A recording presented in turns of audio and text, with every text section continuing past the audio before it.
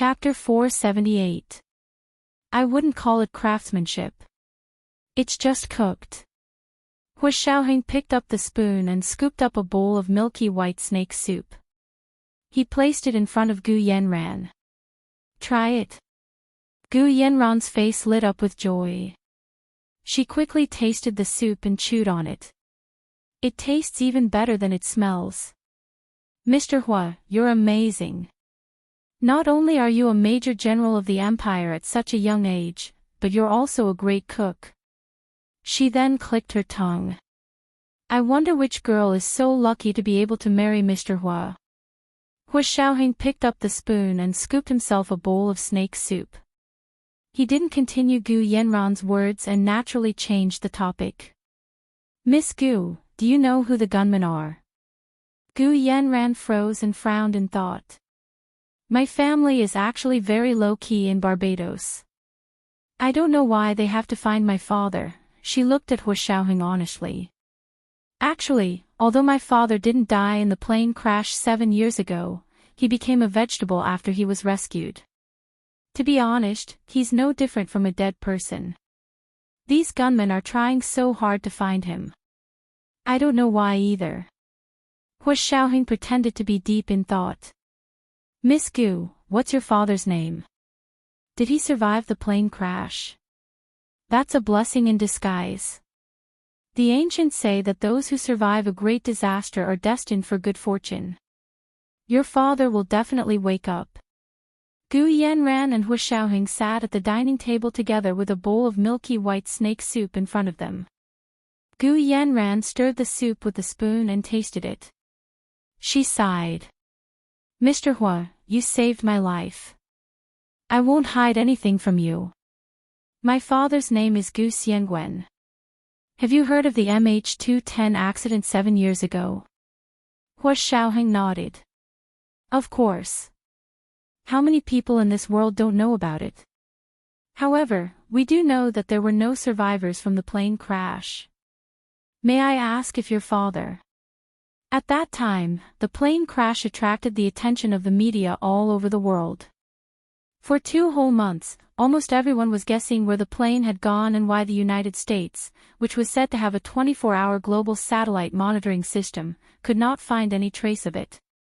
All kinds of hypotheses were rampant and had almost developed into an academic school. It was not until 2 years after the accident, which was 5 years ago, that the wreckage of the flight was found on a small island in the Indian Ocean that the whole thing came to an end. Gu Yanran ate a few mouthfuls of the snake soup and finished the soup in the small bowl before lowering the soup. She wiped her mouth with a napkin and said quietly, Since you asked, I won't hide it from you. Although my father keeps a low profile, he's not an unknown person. On the contrary, he's a very famous scholar in an international academic institution. It's just that he's very protective of our family and has never appeared in public. Hu Xiaoheng stirred the snake soup slowly with his spoon and listened to Gu Yanran speak without saying a word. When she paused, Hu Xiaoheng would look at her attentively. His encouraging gaze would make anyone open their heart and say what was on their mind. Gu Yanran was no exception. She became excited. Before the plane crash, my parents were on a flight from Southeast Asia to the United States to attend an academic conference before returning to Barbados from the United States. However, there was a problem with the flight midway. The entire plane suddenly deviated from its flight path and disappeared from radar before finally crashing on a small island in the Indian Ocean. My father's phone was modified by him. Even under such extreme circumstances, it could still locate our family. I used the modified mobile phone at home to confirm my father's location and rushed over in advance. Hu Xiaoheng was a little surprised. Your father is that amazing. What kind of phone is it? Can I see it? Gu Yanran nodded and took out her phone to put on the dining table. Please take a look, Mr. Hua. Hu Xiaoheng picked up Gu Yanran's phone and looked at it carefully. On the surface, Gu Yanran's phone was just the most popular iPhone. Gu Yanran pried open the socket on the side of the phone and showed it to Hu Xiaoheng. Here, my father developed a small positioning system himself. It can use any monitoring satellite in space to locate him. It said that it's a very simple physics principle, but unfortunately, I don't understand it. Hu Xiaoheng looked at it for a long time before picking up the small tweezers in his Swiss Army knife and carefully picking out a chip from the socket. The chip was unbelievably small. To clearly see the circuit system on it, he would need a magnifying glass that was magnified 100 times. He really didn't know how Gu Xiangwen came up with such an advanced thing. When it came to chips, Hu Xiaoheng was half an expert. He asked Gu Yanran, "Do you have a magnifying glass?" Gu Yanran nodded quickly. "I have one in my father's study." "Mr. Hua, do you want to come to the study to talk?" Hu Xiaoheng looked down at the almost invisible chip in his hand. His gaze swept over the snake soup that Gu Yanran had just finished drinking. He nodded. "Okay, thank you, Miss Gu." Gu Yanran brought Hu Xiaoheng to her father's study. As soon as they entered, Hu Xiaoheng became completely vigilant. The more he learned about Gu Xiangwen, the more he admired him. And in this world, there were only a handful of people who could earn his sincere admiration. Gu Yanran found Gu Xiangwen's magnifying glass and passed it to Hu Xiaoheng. Hu Xiaoheng took the magnifying glass and carefully looked at the small chip on his finger. He was amazed by the craftsmanship. Did your father really make this himself? Or did he draw the blueprints and someone else made it? The most sophisticated machine tools were not made by machines, but by hand. My father made it himself. Gu Yanran's tone was filled with natural pride. My father is very amazing. Hu Xiaoheng looked at it again and again before putting the chip back into Gu Yanran's phone.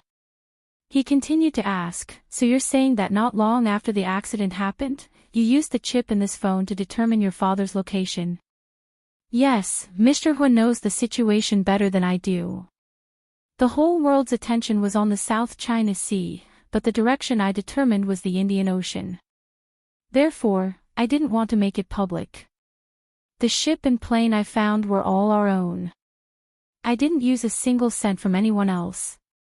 Gu Yanran recalled the situation at the time, and her eyes couldn't help turning red again. She choked and said, "But what's the use of this GPS?"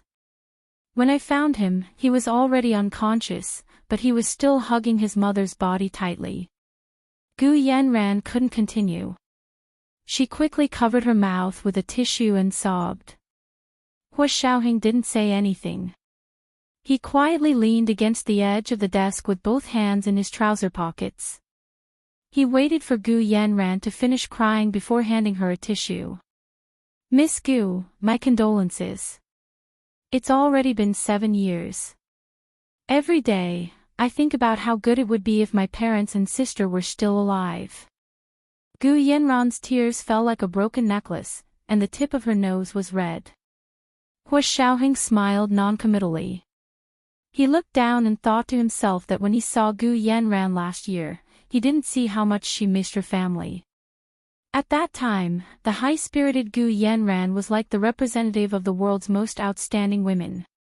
Her gestures were full of poise, and she was very good at seeking benefits for herself based on the actual situation. The timid and helpless look she had now was actually very unsuitable for her. It was more suitable for Gu Nianji. Hu Xiaoheng's thoughts involuntarily drifted back to Gu Nianji. His heart felt like it was being gripped by a pair of small hands and twisted violently. He felt a bit of heartache and pressed his hand against his chest. "Mr. Hua, what's wrong? Are you not feeling well?" Gu Yanran noticed Hu Xiaoheng's subtle movements and quickly asked, "Are you hurt? Let me take a look." She hurriedly rushed to Hu Xiaoheng's side. Just as she was about to approach him, she stopped and said, "I'll go get the medical kit." She then ran to the door, but just as she reached the door, she suddenly fell to the ground without warning. She seemed to have fainted, but also seemed to have fallen asleep. Her breathing was even, and her chest rose and fell slightly. Her face was much more rosy than before. Hu Xiaoheng put both hands in his trouser pockets and walked over slowly. He smiled and said, "Silver ring, snake soup and sleeping grass. That's enough to let you sleep peacefully for the night." With that, he walked away from Gu Yanran. Before he left, he even carefully closed the door to the study for her. As soon as he walked out of the study, Hu Xiaoheng's entire aura changed. He completely removed his disguise in front of Gu Yanran, and now he had returned to his usual shrewd and capable self. He took out the transparent membrane gloves that he carried with him and put them on. He then cut off the electricity in the entire house, and the small wooden house immediately fell into complete darkness. After the power was cut off, all the surveillance systems couldn't operate anymore. This way, there really was a surveillance system that they couldn't find, and they couldn't see Hu Xiaoheng's movements. He put on his night vision goggles and began to search the entire wooden house for traces of Gu Xiangwen. Hu Xiaoheng didn't expect to find Gu Xiangwen's whereabouts here, but this was the first place he could get close to where Gu Xiangwen had lived. Perhaps it was also where Gu Nianji had lived. As he walked down the dark wooden corridor, his eyes scanned the wooden walls one by one. He couldn't help but imagine the little Gu Nianji from back then. Had she also walked down this corridor, wearing little leather shoes and a fluffy little skirt as she ran forward? There were 5 rooms on the second floor. 4 of them were bedrooms, and the last one was a chess room that doubled as a gym. He could tell that Gu Xiangwen was someone who loved sports. There was all kinds of fitness equipment, but it had been covered in dust for a long time. It was probably because no one had used it since his accident. Gu Yanran obviously wasn't someone who loved sports, and Gu Nianji, Hu Xiaoheng thought of Gu Nianji, and he couldn't help smiling. No one knew better than him how much Gu Nianji didn't like sports. Because the room had a wooden floor and was covered in dust, he didn't walk into the room to avoid leaving any traces. He only looked at the door. The curtains were half open, and moonlight shone in through the gaps between the trees. He could see the dust dancing in the moonlight. Hu Xiaoheng closed the door gently and walked to the largest bedroom on the second floor. That should be Gu Xiangwen and his wife's room. He pushed the door, only to find that it was locked. Hu Xiaoheng didn't need to go back to Gu Yanran to find the key. Instead, he took out his small tools and fiddled with the keyhole. The lock clicked open. The room was covered in thick carpet, so he didn't have to worry about leaving footprints. Hu Xiaoheng walked in. The entire bedroom was about 50 square meters and was very spacious. There were large wooden windows, and the glass was made of single-sided crystal. It could be seen from inside the room, but it couldn't be seen from outside the room. It was a great protection for privacy. There was a fireplace on the east wall of the bedroom, and there were some framed pictures on it. There should be pictures inside. Hu Xiaoheng walked over and adjusted his night vision goggles to the brightness to take pictures. He looked at the picture frames. Even with his years of cultivation and composure, he couldn't help but pause for a few beats. The picture frame in the middle was obviously a picture of a family of 4. A gentle and elegant man and a quiet and gentle woman sat in the middle. There were 2 girls standing next to them. The older girl was about 16 or 17 years old, and the younger girl was about 11 years old. The older girl was definitely Gu Yanran because she didn't look much different from when she was 16 or 17 years old. However, the younger girl was definitely Gu Nianji from 7 years ago. But just looking at the picture, no one would be able to guess that the little girl in the picture was the adult Gu Nianji. This is the 3,500 words of the second chapter. Remember to vote for monthly and recommendation votes. It's still double the monthly vote now. Oh, N_N. Oh. Good night everyone. You must vote for monthly votes. Nagging.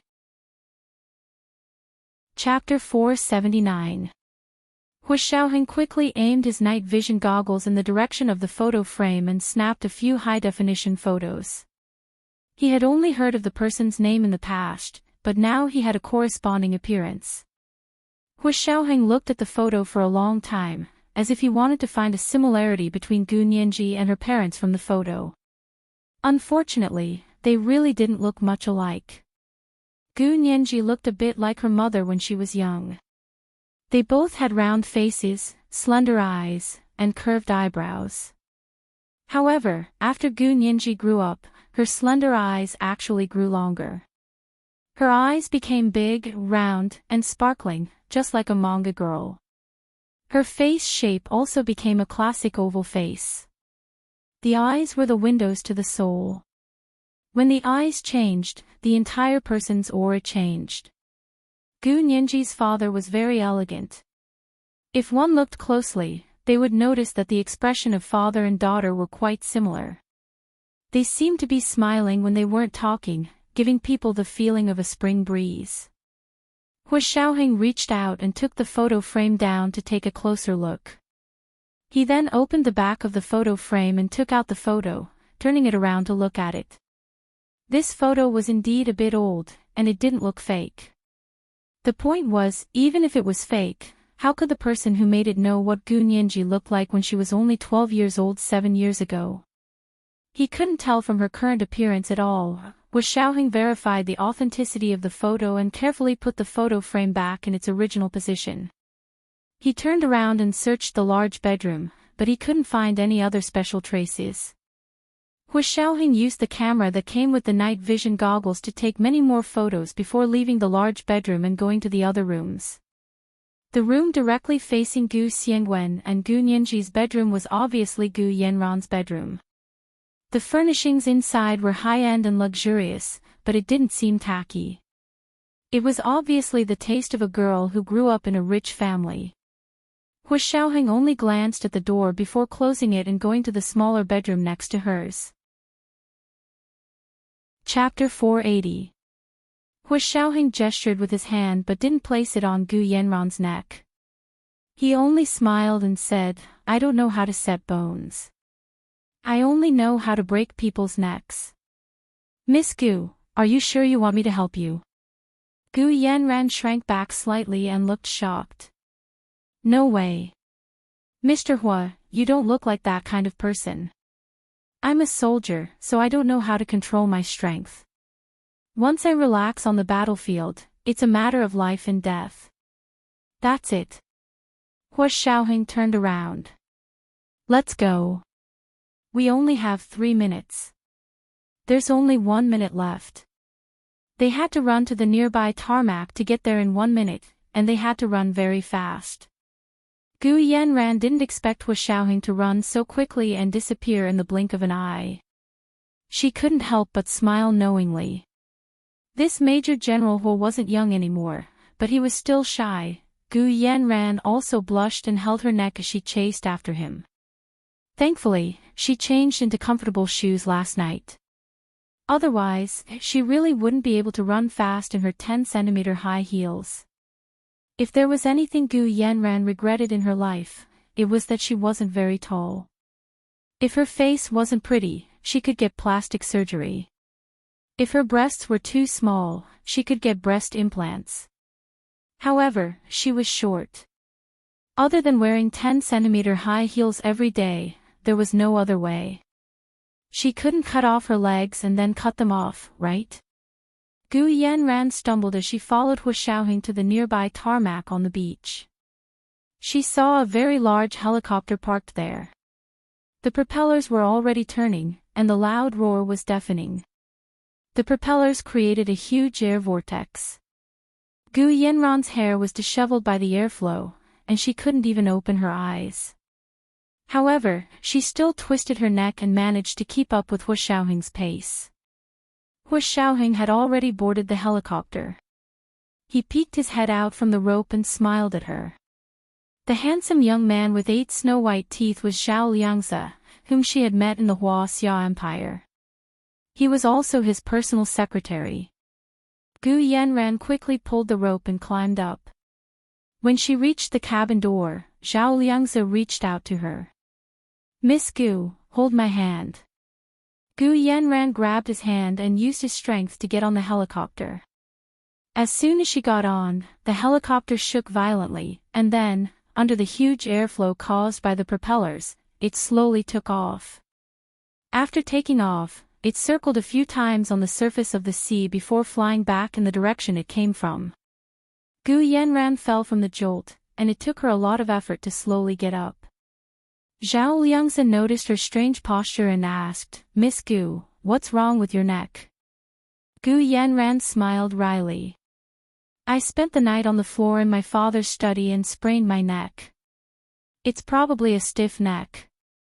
As she spoke, she looked around the cabin. "Where's Mr. Hua? I saw him coming up first, didn't I?" A young man with thick eyebrows and big eyes turned around from the driver's seat and smiled. "Mr. Hua is piloting the plane. Miss Gu can talk to little Zay if you have something to say." Gu Yanran froze. She recognized the person as Hua Xiaoheng's other personal secretary, Yin Shixiang. Holding her neck, she stood up and exclaimed, "Mr. Hua knows how to fly a helicopter. That's amazing." "That's right. Our Mr. Hua knows a lot of things." Yin Shixiang nodded at her with a smile. "Please sit. Little Zay, move a seat for Miss Gu." Zhao Liangzi asked her to sit on the seat next to him and fastened her seatbelt. Gu Yanran quickly said, "I sprained my neck and need to set my bones. Don't fasten my seatbelt yet." Before Zhao Liangzi could speak, Hua Xiaoheng's voice sounded from the front. "Big Xiong, isn't your family an ancestral healer? Go, set Miss Gu's bones." Yin Shixiang looked at Hua Xiaoheng in shock and mouthed silently, "When did my family become an ancestral healer?" Hua Xiaoheng didn't need to look to know what expression Yin Shixiang had on his face. With a smile on his lips, he looked straight ahead and focused on piloting the helicopter. He said calmly, "Go quickly. This is an order." Military orders were hard to disobey. "You win." Yin Shixiang looked at Hua Xiaoheng as if he couldn't take it anymore. However, when Hua Xiaoheng glanced at him from the corner of his eyes, he immediately smiled. Okay. My family is an ancestral healer. I'm the best at setting bones." Yin Shixiang unbuckled his seatbelt and squeezed out from the front seat to stand in front of Gu Yanran. He tilted his head to look at her neck and extended his thick arm to gesture at her slender neck. "Miss Gu, which side do you need to set?" The corners of Gu Yanran's mouth twitched. She asked suspiciously, "You really know how to set bones?" "Of course I do. You came to me just in time." Yin Shixiang boasted as he rubbed his hands together. Gu Yanran was even more afraid now. Shrinking back, she twisted her neck and said, "No. No need. I'll go back and see my family doctor." "You really don't need to." Yin Shixiang pretended to step forward. "But Mr. Hua gave the order. Military orders are absolute. You can't just say no. Come on, stretch out your neck." Yin Shixiang rolled up his sleeves heroically. Gu Yanran looked at his thick arm and wide palm reaching for her neck. She had no choice but to close her eyes and scream, "No need. Mr. Hua. I don't need you to set my bones." Yin Shixiang only listened to Hua Xiaoheng's orders, so he pretended not to hear Gu Yanran no matter how loud she screamed. His large hand wrapped around her neck and squeezed. He suddenly pointed in the opposite direction. "Why is there someone over there?" Gu Yanran looked over instinctively. Yin Shixiang took the opportunity to turn her neck half a circle.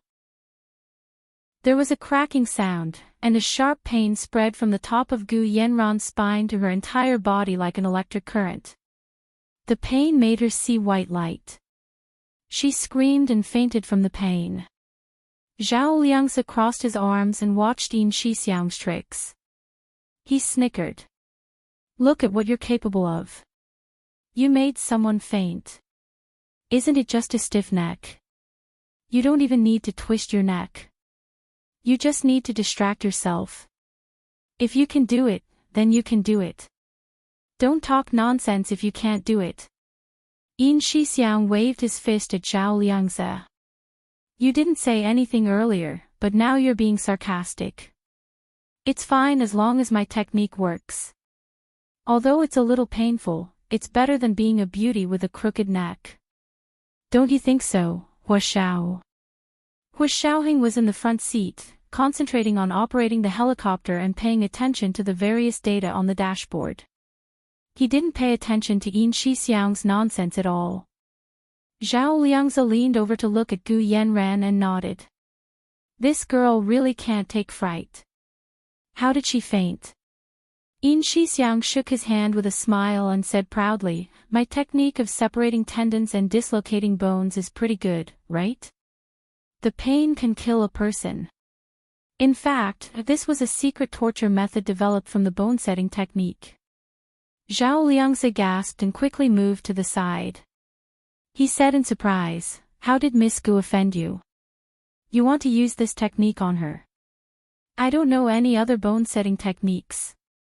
Hua Xiao also knows that I only know this one. Yin Shixiang felt wronged. He walked to the front seat and sat down.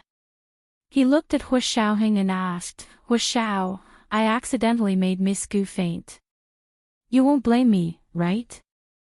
Hua Xiaoheng didn't turn around. What was my order? To set Miss Gu's bones. Then did you do it? Yes. Her neck is fine now, but... Yin Shixiang scratched his head. He still felt like something was wrong.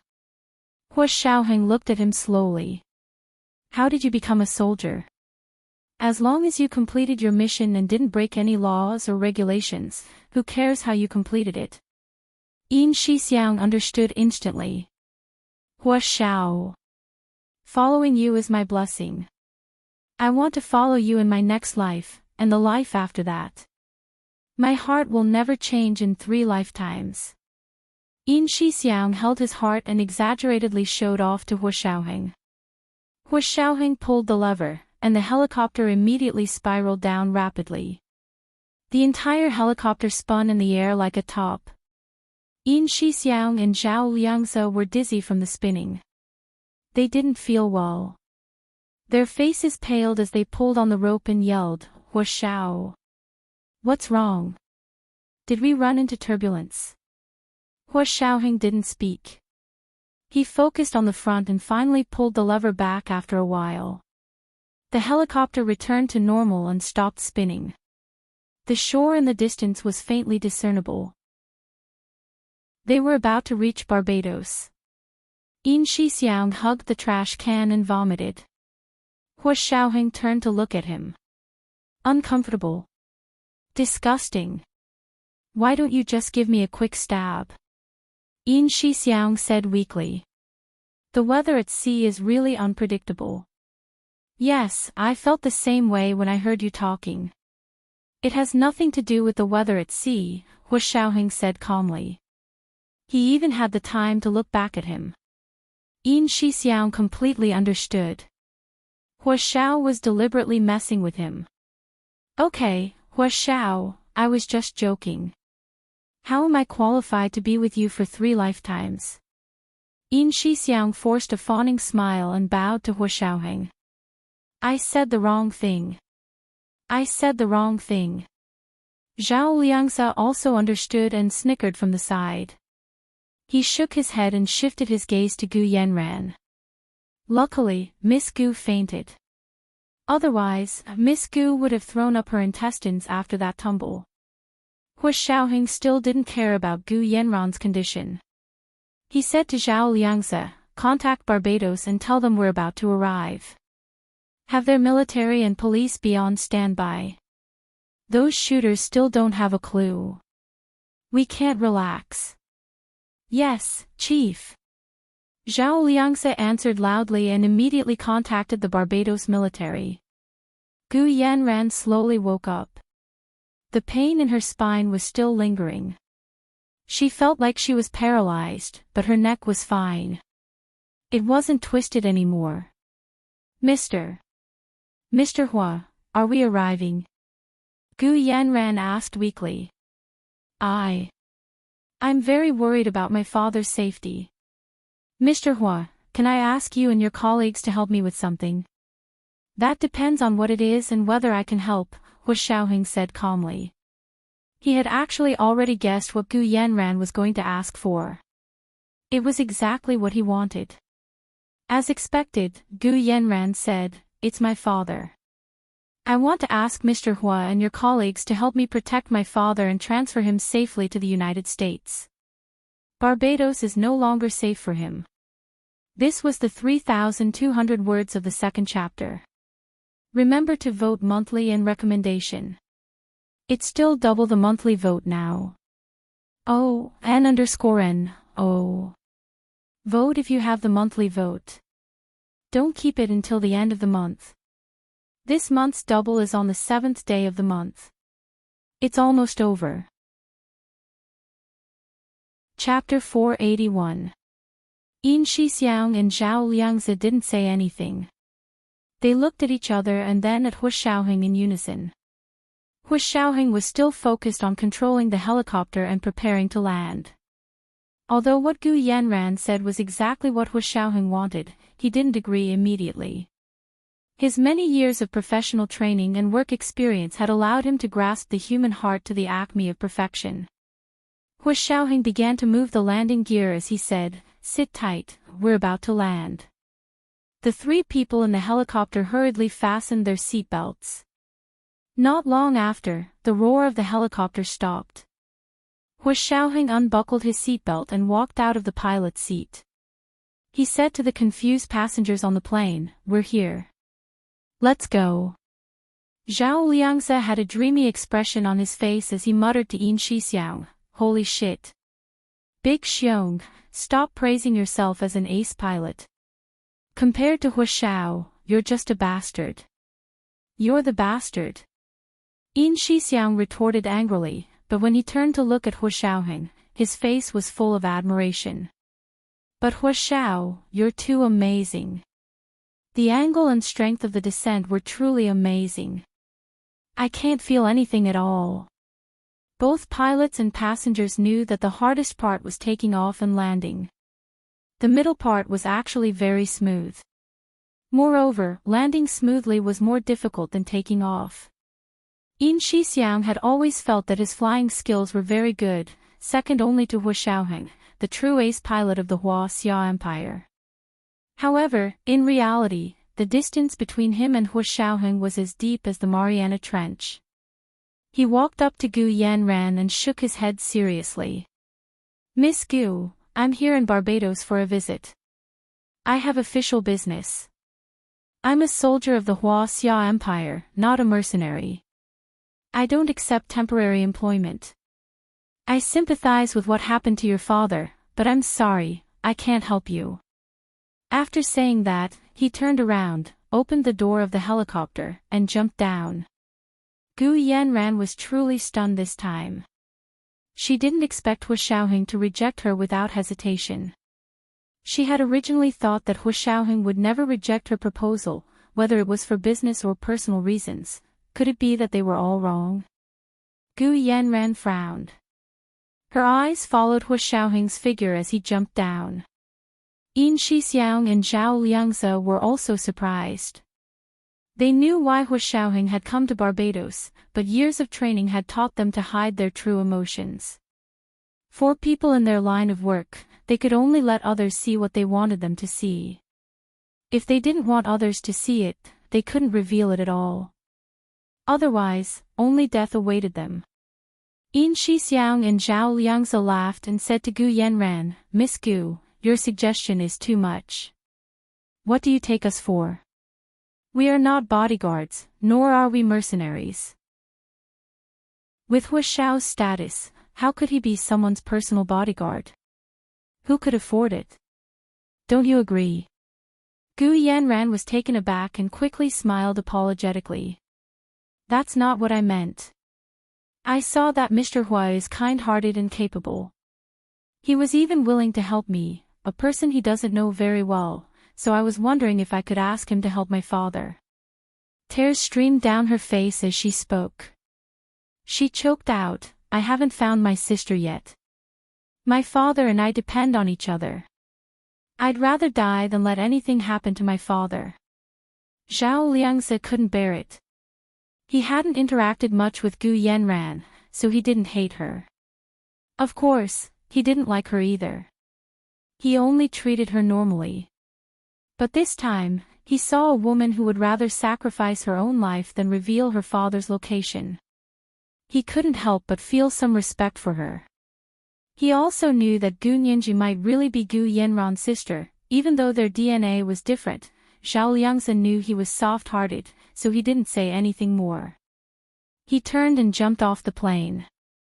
Yin Shixiang, however, was different.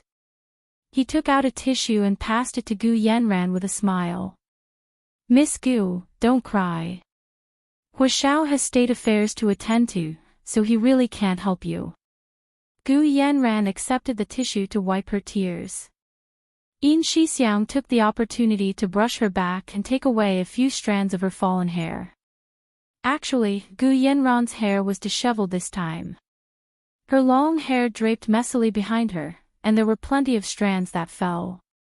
Just to be safe, Yin Shixiang secretly kicked a small metal plate used to hold the plane near the cabin door. The absent-minded Gu Yanran had just walked to the cabin door when she tripped on the metal plate. Gu Yanran hit her nose on the metal frame of the cabin door with a loud bang. Her nose started to bleed. Yin Shixiang yelled and chased after her. This time, he took out a handkerchief to wipe the blood from Gu Yanran's nose and stuffed it with a tissue. Gu Yanran was very embarrassed. After getting off the helicopter, she refused to see Hua Xiaoheng again and asked Yin Shixiang to take her home. Yin Shixiang quickly said, "I have to ask for instructions." He quickly ran to where Hua Xiaoheng was and whispered, "Hua Xiao, we got Miss Gu's hair and blood samples. However, she wants me to take her home." Hua Xiaoheng glanced at him and said calmly, "Give it to me." She took the sample from Yin Shixiang's hands and said slowly, "Little Zay and I aren't mercenaries. Are you? Or are you starting a second career as a part-time driver and bodyguard?" Yin Shixiang's face turned pale from Hua Xiaoheng's mockery. He hung his head and said, "I'm doing this for Nianji. If Gu Nianji was really Gu Yanran's sister, then Gu Nianji would be stuck in the middle if things went sour with Gu Yanran now." Hua Xiaoheng also thought of this, but he didn't care. Gu Nianji was his woman, so he wouldn't make things difficult for her. However, there were priorities. The most important thing now was to find her father, Gu Xiangwen. Although Gu Yanran's suggestion just now was very much in line with Hua Xiaoheng's intentions, he didn't want to agree immediately. That would be too obvious. Also, Hua Xiaoheng didn't know Gu Yanran's way of doing things, so it was better to be cautious. There were also the shooters who hadn't been caught yet. If those people still had backup plans and were still watching them from somewhere, then wouldn't it be perfect for the people secretly hunting Gu Xiangwen to find clues if they followed Gu Yanran to Gu Xiangwen and sent them to the United States? Hua Xiaoheng had planned countless secret operations, and many of them were still unsolved mysteries in the intelligence agencies of various countries. Trying to play tricks in front of him would be overestimating themselves. Therefore, no matter what, Hua Xiaoheng couldn't agree to it right away, no matter what. Find someone to tell Gu Yanran that you still have work to do and can't send her. Ask the governor of Barbados to find someone to send her back. Hua Xiaoheng turned to get into his private car. You and little Zay can find someone to follow her secretly. Don't let them find out. Yes, Chief. Yin Shixiang obeyed Hua Xiaoheng's order and went to speak to the governor of Barbados. When they found out that the wealthiest person in their country, Miss Gu Yanran, needed someone to escort her home, many people immediately volunteered to send her home. In the end, the governor sent a company of armed soldiers to escort Gu Yanran back to the Gu's mansion. Yin Shixiang and Zhao Liangzi were amused by the sight of Gu Yanran being escorted into the military vehicle with a stunned expression. Gu Yanran didn't dare to enter her mansion when she returned. This place was almost exactly the same as when she was kidnapped yesterday. However, there were several long yellow strips of cloth at the entrance and a police notice board indicating that it was a crime scene. Walking into the living room, she discovered that the bodies of the servants were no longer there. However, there were large and small drawings of people drawn with chalk on the ground to show where the bodies had been. The spacious living room was filled with these drawings that looked like graffiti. Gu Yanran was sad and disgusted. She turned around and ran away. Returning to the main door, she held onto the metal pillar and vomited until her face was pale. The people from the Barbados governor's office who had followed her here were very sympathetic and quickly came up to her. "Miss Gu, you can't stay here anymore.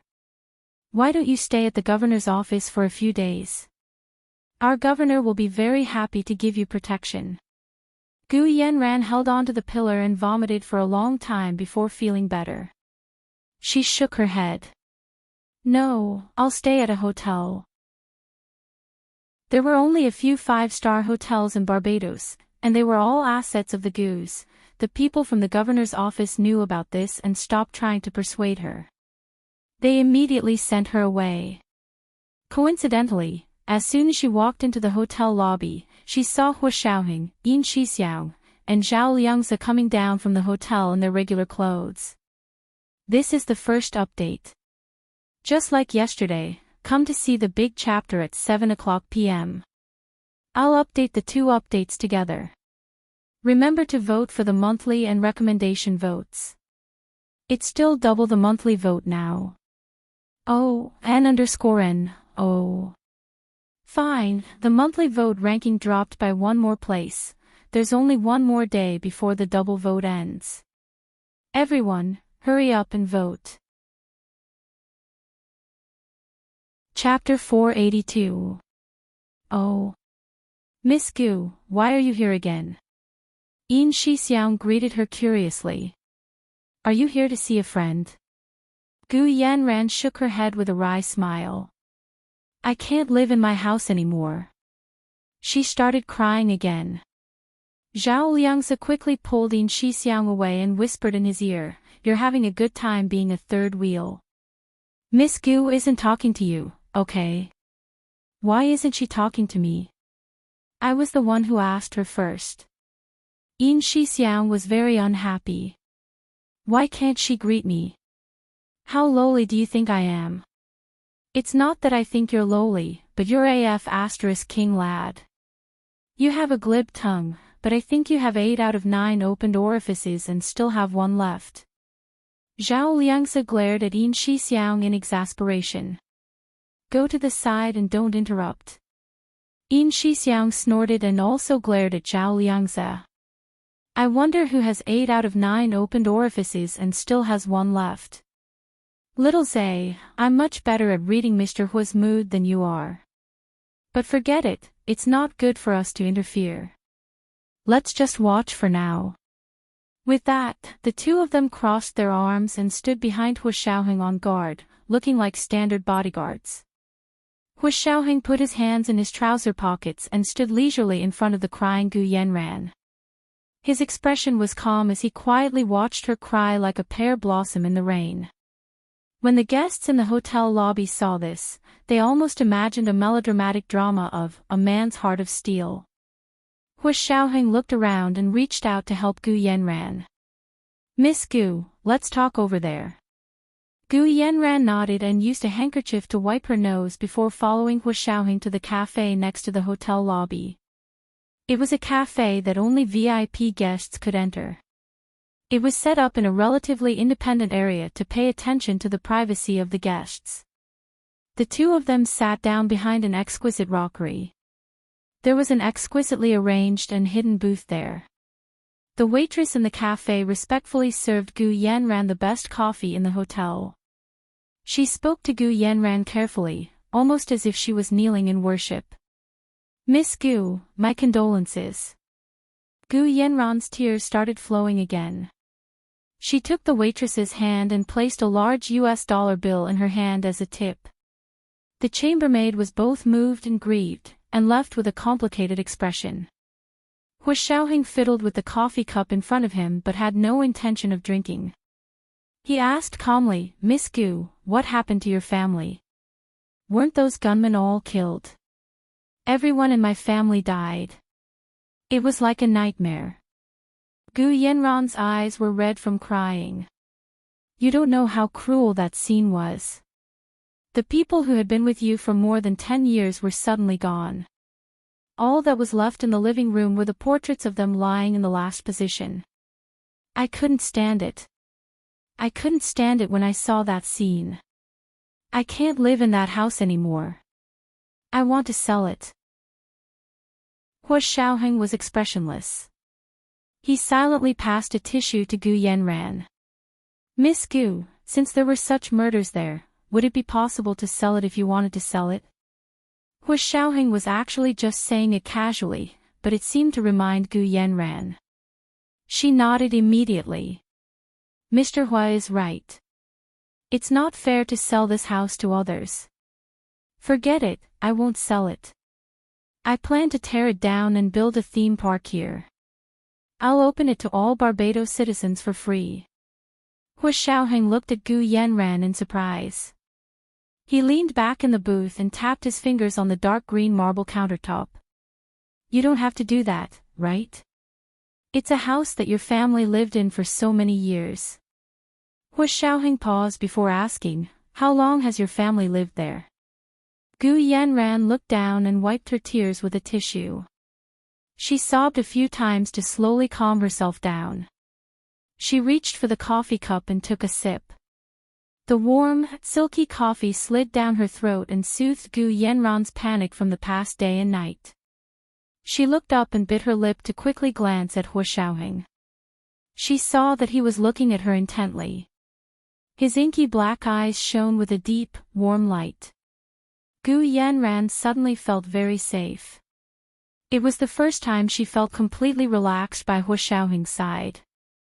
This man, who was as quiet as a mountain, had this kind of soothing charisma.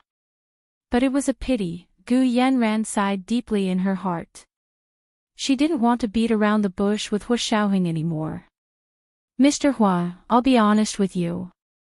Gu Yanran twirled the white porcelain coffee cup in her hand and looked at Hu Xiaoheng frankly.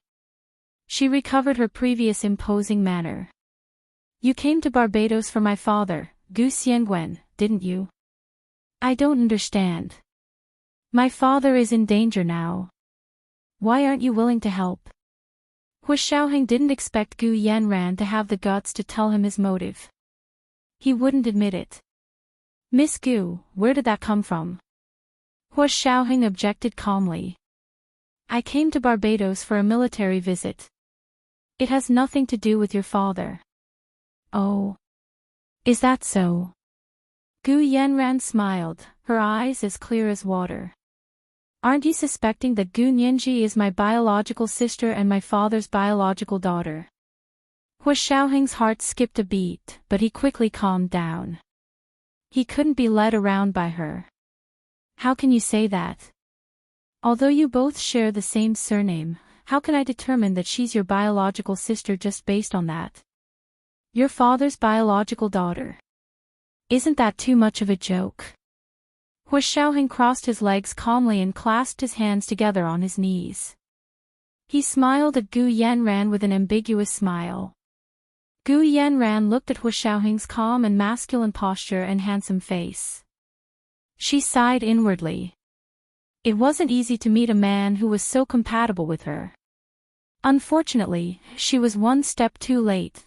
Of course it's not that simple. Gu Yanran raised a brow and put down the coffee cup in her hand. "Actually, it's not just you. Lawyer, he is also looking for evidence." Hu Xiaoheng was speechless. There was a trace of impatience in his heart, but he didn't show it on his face. He continued to look at Gu Yanran quietly and allowed her to continue. "Mr. Hua, to be honest, when I first saw Gu Nianji, I fell in love with her immediately. It was from the bottom of my heart, but looking at her, I really didn't think she was my sister. It was only because she had the same name as my sister that I had a good impression of her. Gu Yanran was even more honest as she revealed the secrets that He Jichu and Hua Xiaoheng were both pursuing. Hua Xiaoheng nodded. Is that so? We didn't see that. Forgive me for being blunt, but Miss Gu, you don't seem to have met Nianji that many times, right? Gu Yanran was choked by Hua Xiaoheng's words. She looked at Hua Xiaoheng with pity and said quietly, Mr. Hua, have you never experienced the feeling of meeting someone by chance but feeling like old friends at first sight? Hua Xiaoheng said calmly, never. I believe time reveals a person's heart. Yes, it seems like you're a very cautious person. Gu Yanran nodded and understood Hua Xiaoheng a little better. But I believe in the feeling of turning white is new, the feeling of turning white is new. Turning white is new. The feeling of turning white is new meant that some people would be like strangers even after spending a lifetime together, while some people would feel like old friends at first sight when they just met. Turning white is new, the feeling of turning white is new. Hua Xiaoheng smiled. I didn't expect Miss Gu to grow up overseas. Your Chinese is so good. Mr. Hua, you flatter me. Gu Yanran smiled, then suddenly became sad. My parents paid a lot of attention to my Chinese education. When my sister was young, she was naughty and didn't like to speak Chinese. My parents spoiled her and said she didn't need to learn. Unfortunately, I couldn't do it. Even if I didn't like it, I had to be forced to learn. Sigh, but now they can't force me to learn even if I wanted to. This heartfelt feeling of lost parental love was very sincere and touching. If the person Gu Yanran was facing wasn't Hua Xiaoheng. Unfortunately, the person she was facing was Hua Xiaoheng. Hua Xiaoheng was indeed a very cautious person. His personality had always been like that, and after enlisting in the military, his secret work had magnified his cautiousness 100 times over. Therefore, it was harder than reaching the heavens to walk into someone like him's heart. Hua Xiaoheng looked at Gu Yanran noncommittally and wasn't moved by her feelings. He only continued to ask, did Professor He also look for Miss Gu? Yes, of course. I'm much closer to him than I am to you. Gu Yanran was very honest. She had already realized that honesty was probably the only way to get Hua Xiaoheng's sincere help. She had no way out now.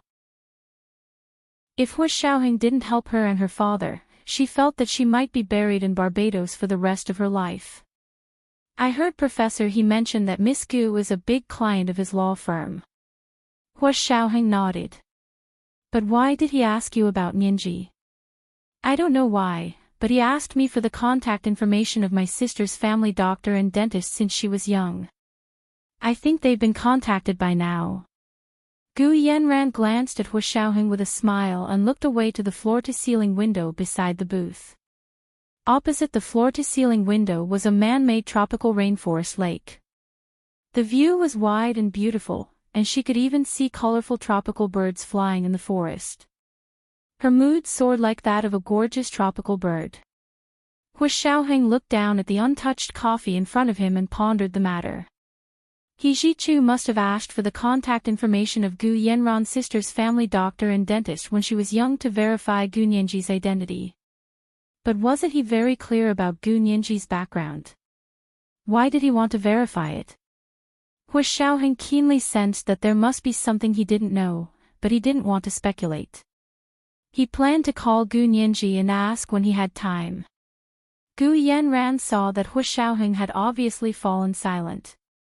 She bowed and called him tentatively, Mr. Hua. I still have this request. Can you help me? Help my father. Maybe Gu Nianji really is my sister.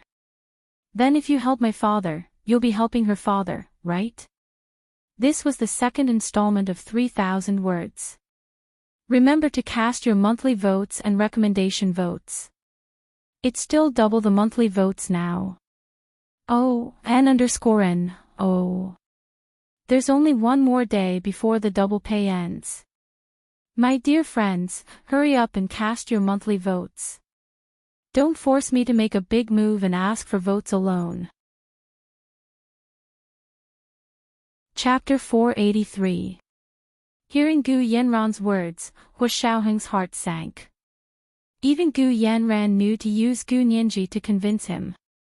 Did everyone know how important Gu Nianji was to him? She couldn't be his weakness, and he didn't need one. Hu Xiaoheng shook his head and rejected Gu Yanran's suggestion again. Even if Gu Nianji is your sister, and even if your father is her father, do I have a reason to save your father? Gu Yanran couldn't help frowning. Why was Hu Xiaoheng so stubborn?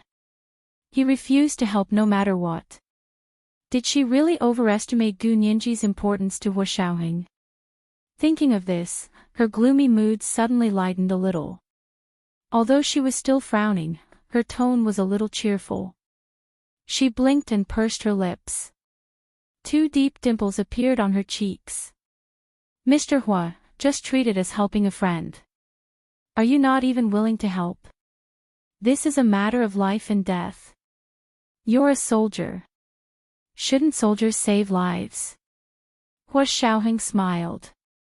Saving lives is a doctor's duty, not a soldier's. I take back what I said earlier. Miss Gu's Mandarin still needs to be practiced. Don't fail to convey your meaning. Hu Xiaoheng stood up. If Miss Gu doesn't have anything else, I'll be leaving now. With that, Hu Xiaoheng turned around and left without any hesitation. Gu Yanran sat in the booth and stared at Hu Xiaoheng's back for a long time before looking away. Hu Xiaoheng walked out of the booth calmly and met up with Zhao Liangze and Yin Shixiang in the hotel lobby. Let's go. We'll act according to plan. They left the hotel lobby and hailed a taxi at the entrance. They told the driver that they wanted to do some sightseeing in Barbados and to let him drive wherever he wanted. It would be best if he drove to places with more people and better scenery. They would give him a big tip. When the taxi driver heard that he could also work as a tour guide and earn 2 salaries, he was so happy that he grinned, revealing his white teeth. What are the 3 of you interested in? Is it the sea, food, or women or medicine? The driver turned around, his eyes flashing with surprise. He looked at the 3 people sitting in the car as if he was looking at 3 walking banknotes. Hu Xiaoheng wore sunglasses and sat in the back row by the window on the right. He did not speak. Yin Shixiang sat in the passenger seat. He chuckled and said in English with a thick black accent, "We want to see a mansion. Can you take us there?" Mansion. The taxi driver scratched his head. There are many mansions in Barbados. What kind do you want to see? He thought for a moment and said, the mansions here are guarded by many bodyguards. Ordinary people can't get in. If you want to see it, you can only watch from afar. Zhao Liangse followed Hu Xiaoheng to the back seat near the left window. Oh, he asked. Really? Why did he need a bodyguard? Barbados looks very safe. It's very safe. The driver shrugged his shoulders and said disapprovingly, but you know, the richer they are, the more afraid they are of death, so they have to put themselves in a cage. This sentence made everyone laugh, and the atmosphere in the car became lively. Hu Xiaoheng also said slowly, actually, Barbados isn't really safe, right? There was a gunfight at the airport where your governor was welcoming VIPs yesterday. That's the governor's business, the driver said nonchalantly. How can normal people like us encounter something so exciting? I heard it's like filming a movie. The driver became even more animated as he spoke. As he drove, he turned around and said, it's not just the airport. There's also the Gu family. Do you know the Gu family? Hu Xiaoheng tightened his grip. What Gu family? I don't know. We just came to Barbados for business. Oh, that's fine. Let me tell you, the Gu family is the richest family in Barbados. Not only are they rich, but they are also very charitable. Barbados' largest hospital, orphanage, and the largest charity organization, food bank, were all set up by the Gu family. The driver became excited as he spoke and even honked a few times. Zhao Liangzi was shocked and quickly said, "Big brother, drive carefully. Drive carefully. Don't turn around, we can hear you." "Oh. Don't be afraid, I'm a good driver." As soon as the driver turned around, he saw that he had almost driven into the opposite lane. He immediately turned the steering wheel back and broke out in a cold sweat. After this close shave, the driver didn't turn around anymore. However, he continued to tell Hua Xiaoheng and the others about the good deeds the Gu family had done in Barbados. In addition to opening hospitals, orphanages, and food bank, they provided free meals to the poor. They also donated to schools and invited famous doctors and professors from other countries to teach in Barbados. It could be said that the development of this country was inextricably linked to the Gu family. But good people don't live long. The driver sighed after he finished telling them about the good deeds the Gu family had done. Mr. Gu of the Gu family did so many good things, but he still couldn't escape the plane crash. He was already in a vegetative state when he was rescued. Now that 6 or 7 years have passed, he still hasn't woken up. I think he'll never wake up. Really? That pitiful. Yin Shixiang followed up on the driver's words. Their family is so rich. If they hire the best doctors, he'll definitely wake up, right? That's what everyone says, but it's been 6 or 7 years, and he still hasn't woken up. I don't think there's much hope. The driver shrugged again and turned the car into a quiet tree-lined road. Hua Xiaoheng immediately recognized that this was the road to the Gu residence. However, they were stopped by a group of police officers on the way. That's the crime scene up ahead. You can't go in, a police officer said to the driver as he knocked on the window. The driver was a bit excited. Sir, can we go in and take a look? Just one look. These 3 esteemed guests came to our country for business and were interested in luxurious mansions. Of course, I brought them to see the most luxurious mansion in our country. Unfortunately, they came a day too late. Otherwise, they would have been able to take a good look around. Hua Xiaoheng and the others found out from the driver that before Gu Xiangwen's accident, they had opened their special garden-style mansion to the public for free every week. Of course, only a portion of the mansion was open to the public. The Gu family's own residence was not open to the public, but the attractions and buildings that were open to the public were enough for a normal person to see for an entire day. After Gu Xiangwen's accident, Gu Yanran took over the Gu residence. She said that it was for Gu Xiangwen's recovery, so she only opened it to the public for 1 day a month. Yesterday was the day they opened their mansion to the public for free. I didn't expect something like this to happen. Those rich people won't do something like this again in the future. The driver was very emotional. Originally, the Gu family was the most generous in our country. They didn't lock themselves up in a cage and instead opened it to the public. In the end, something like this happened to a family like that. How tragic. Those rich people will definitely hire more bodyguards in the future. It's no wonder. Hua Xiaoheng glanced at Yin Shixiang. Yin Shixiang understood and took out a roll of US dollars from his pocket. He secretly stuffed it into the driver's hand. Brother, help us. Think of a way. You made it sound so interesting. You've already piqued our interest, but you won't let us in. That's not nice. The driver grasped the roll of US dollars and realized that it was really a thick wad. He immediately opened the car door and walked out. He shook the police officer's hand and stuffed $3 into the officer's hand. Sir, do me a favor. We're only going in to take a look. We won't drive in. Can we walk there? Look, we're tourists.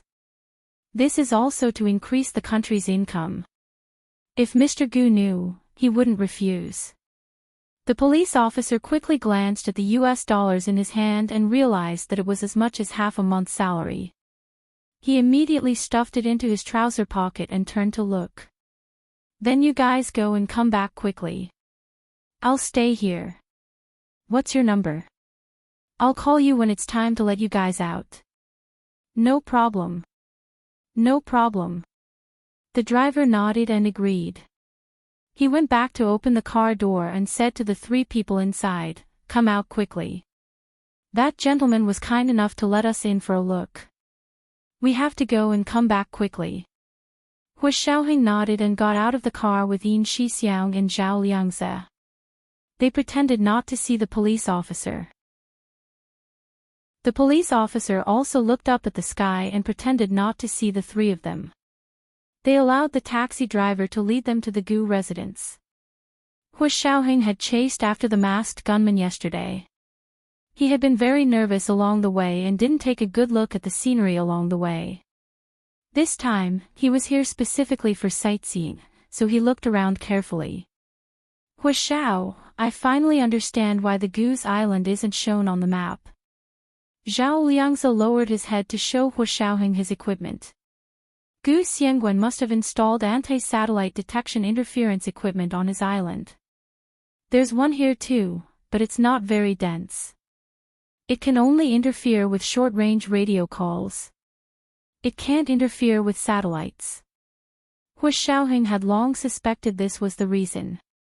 He understood the principle of anti-interference, but he was afraid that even his mother, Song Jining, wouldn't be able to make such equipment. In addition to having a profound knowledge of physics, it also required superb hands-on skills. If Gu Xiangguan had really made these equipment himself, then he had already surpassed the most famous craftsmen in the world. It was said that machines were better than humans, but in fact, the most sophisticated machine tools, chips, and intelligent driving instruments were all made by humans. Machines couldn't achieve the required precision. The three of them followed the driver to the large iron gates of the Gu's mansion. There was still a yellow police line in front of the iron gates, but it wasn't high. The driver stepped over it easily. There were no police officers in front of the gates. It was probably the only one on duty here. After all, there was no one living here anymore, so there was no need to send extra people to guard it. The police force in Barbados was very scarce. Hu Xiaoheng looked at the yellow police line and was speechless. It was useless at all. He lifted his head and stepped over it. The three of them followed the driver into the living room of the Gu's mansion. They saw all kinds of human bodies drawn with chalk in the living room, and a solemn atmosphere washed over them. They suddenly had the urge to take off their caps and mourn. They touched their heads and realized they weren't wearing their military caps. Yin Shixiang coughed and asked, "Where are the people here? I heard they're all dead." "Only Mr. Gu and his eldest daughter are still alive," the driver said softly as he looked around in fear. This was the first watch. Chapter 484. They're all dead. Yin Shixiang's eyes widened and he said in an exaggerated tone, "The criminals are too cruel, aren't they?" "Yes, they're indeed too cruel. Everyone is saying that these gunmen are here for Mr. Gu. They're still guessing that it must be Mr. Gu's old enemies who are here for revenge." The driver's spittle flew everywhere as if he was about to write a legend. Zhao Liangze was speechless. He turned his head to look out the window and muttered, "You guys know that too. If you're so imaginative, why don't you become a scriptwriter?" Hu Xiaoheng listened with great interest. He crossed his arms and rubbed his chin with one hand. He asked the driver in a low voice, "Didn't you guys say that Mr. Gu is very kind and does a lot of charity? Why would he have a big enemy?" "Sir, think about it. Mr. Gu is so rich, but he keeps a low profile. To be honest, before he met with the plane crash, his charity work was done anonymously. We had no idea who it was. He became a vegetable, and his eldest daughter specially invited the Vatican's Pope to their house to pray for her father before he announced the news. We only found out that Mr. Gu had done so much for us without saying a word." The driver was very emotional. He bowed to the living room and said, "Please leave. So many people have died here. No one will dare to come here again." Hu Xiaoheng and the others weren't afraid of dead people, but they still acted a little scared in front of the driver to act like normal people. Yin Shixiang shivered exaggeratedly and said in a trembling voice, "Sir, let's go. It's so creepy here." As he spoke, he glanced around the living room and didn't see anything suspicious. He turned back and gave Zhao Liangzhe a look. The two of them stood behind Hu Xiaoheng and lowered their heads to take out a cigar bought in Cuba. They cut off the end with a knife and lit it. Hu Xiaoheng also reached out to him. "Give me one." The three of them lit the cigars and said to the driver, "We're going out to smoke." "What about you?" The driver finally became happy and said, "Cuban cigars. Good stuff. I can tell it's good stuff from the smell." As he spoke, he also took out a cigar and waved it at them. "I have one too, but it's not as good as yours. It smells so good." Yin Shixiang handed a Cuban cigar to the driver. "Come, let's smoke together." Under the pretext of smoking cigars, they walked out of the living room and walked around the Gu family's mansion. The security of the Gu family's mansion used to be very tight, but a lot of the equipment was old and in disrepair. No one had maintained the equipment after Gu Xiangxing's accident, right? Hu Xiaoheng and the others were experts in this field, so they were itching to see the exquisite equipment being wasted. They wanted nothing more than to dismantle the equipment and bring it back to the Hua Xia Empire to study it carefully. Hu Xiaoheng held the cigar and looked at the Gu mansion with a complicated expression. He thought that his attitude toward Gu Yanran wasn't very professional. They stayed in the Gu mansion for more than an hour before leaving. The taxi driver drove them to a tavern before leaving. Hu Xiaoheng, Yin Shixiang, and Zhao Liangzhe wouldn't eat in a pub like this. They were only here to find a place to talk. It was the safest to talk in a noisy place like this where all sorts of people gathered. "Hu Xiao, what do you plan to do after seeing so much?" Yin Shixiang gave Hu Xiaoheng a bottle of blueberry rum brewed by the locals. "Try this. It's not bad. I tried it, and it's fine." Hu Xiaoheng played with the glass for a long time before saying, "If Gu Yanran wants us to escort her father, she'll think of a way. It's better for us to stay put than to act." "But Hu Xiao, what if she finds someone else? Didn't we come here for her father?" Zhao Liangzhe was a bit worried. "Yes, we are determined to get Gu Xiangwen, but Gu Yanran might not necessarily want us to escort her father to the United States." Yin Shixiang took a sip of rum and clapped his hands to the rhythm of the female singer who was swaying on stage. "Yes, I remember she's very close with Professor He. With the He family's influence in South America, it's only a matter of time before they send some people to escort them to the United States." "Hu Xiao, are you really going to keep pushing it?" Zhao Liangzhe voiced his concerns and broke out in cold sweat at Hu Xiaoheng's actions. Hu Xiaoheng wasn't very sure either. Yin Shixiang's words were also something he had considered. However, after thinking about it, he felt that his actions were right. He never explained his actions to his subordinates, but this time, he needed Yin Shixiang and Zhao Liangzhe to cooperate with him. Therefore, he told them his thoughts. "Think about it this way. If Gu Yanran doesn't look for us and goes to the He family, then she can make the He family move. We don't need to go to South America to see the He family's power more clearly. If Gu Yanran insists on us escorting her, then it means that her relationship with the He family isn't as close as she claims.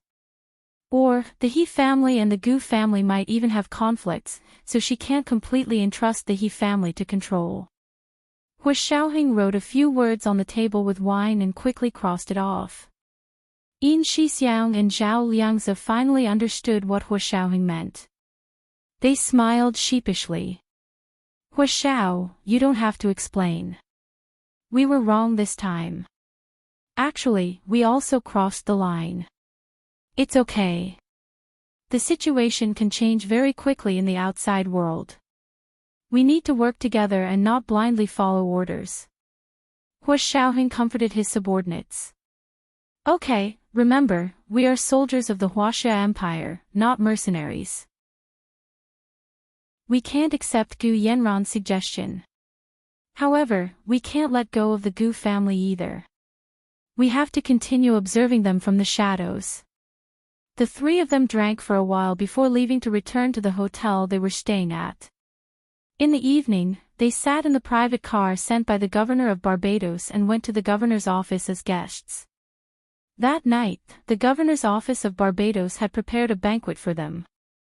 It could be considered a state banquet, but the standards weren't as high. After all, Hua Xiaoheng was only a representative of the Huaxia Empire, not the entire country. They got out of the car in front of the tall European-style governor's office of Barbados. Hua Xiaoheng looked up at the two huge white pillars in front of the governor's office. Many religious stories from the Bible were engraved on the pillars. The carvings were exquisite, and the figures were lifelike. Even the creases on the robes could be seen clearly. Hua Xiaoheng folded his hands behind his back and looked at the carvings with interest. He nodded at the governor who came out of the room to welcome him. Hello, Governor. Hello, Major General Hua. It's our honor to have you attend our banquet. The governor was a chubby black man in his 60s, but he was very polite. It was obvious that he came from a wealthy family and didn't grow up in the slums. Hua Xiaoheng nodded at him and shook his hand briefly before following him into the governor's office of Barbados. The spacious hall was decorated with jewels and jewels. 5 large crystal chandeliers hung from the ceiling, illuminating the entire hall as if it were daytime. The lighting was especially gentle, and the makeup of every woman in the living room was exquisite and beautiful. It was like professional spotlights in the film and television industry, and it made one's skin look exquisite and flawless. Gu Yanran wore a bright red fishtail dress with black trim. Her long hair was coiled into a bun at the back of her head, and she wore a diamond tiara as a headband. The quality of the diamond was very good, and the crystal chandelier's light practically refracted a tiny rainbow on it. She was as beautiful as jade under the rainbow, and her eyes sparkled. Everyone in the living room, regardless of gender or age, was captivated by Gu Yanran's appearance. She was obviously very familiar with everyone here. She held a glass of rainbow-colored cocktail and mingled with the distinguished guests in the living room. From time to time, she would whisper and laugh with the guests, clinking glasses with them as if she was half the host. After a while, she came to Hua Xiaoheng and took a cocktail from the waiter's tray. She handed it to Hua Xiaoheng. Cheers. Hua Xiaoheng accepted it and smiled. Miss Gu seems to be in a good mood. Yes, because my problem has been solved. Gu Yanran smiled amiably. Mr. Hua, you'll find out soon. With that, she turned and left, leaving only her snow-white back and slender neck to Hua Xiaoheng. Yin Shixiang and Zhao Liangzi stood beside Hua Xiaoheng and looked at Gu Yanran's evening gown in shock. They gasped. This evening gown is so eye-catching. Yes, yes. The front is completely wrapped up, and nothing is showing. But the back is completely bare.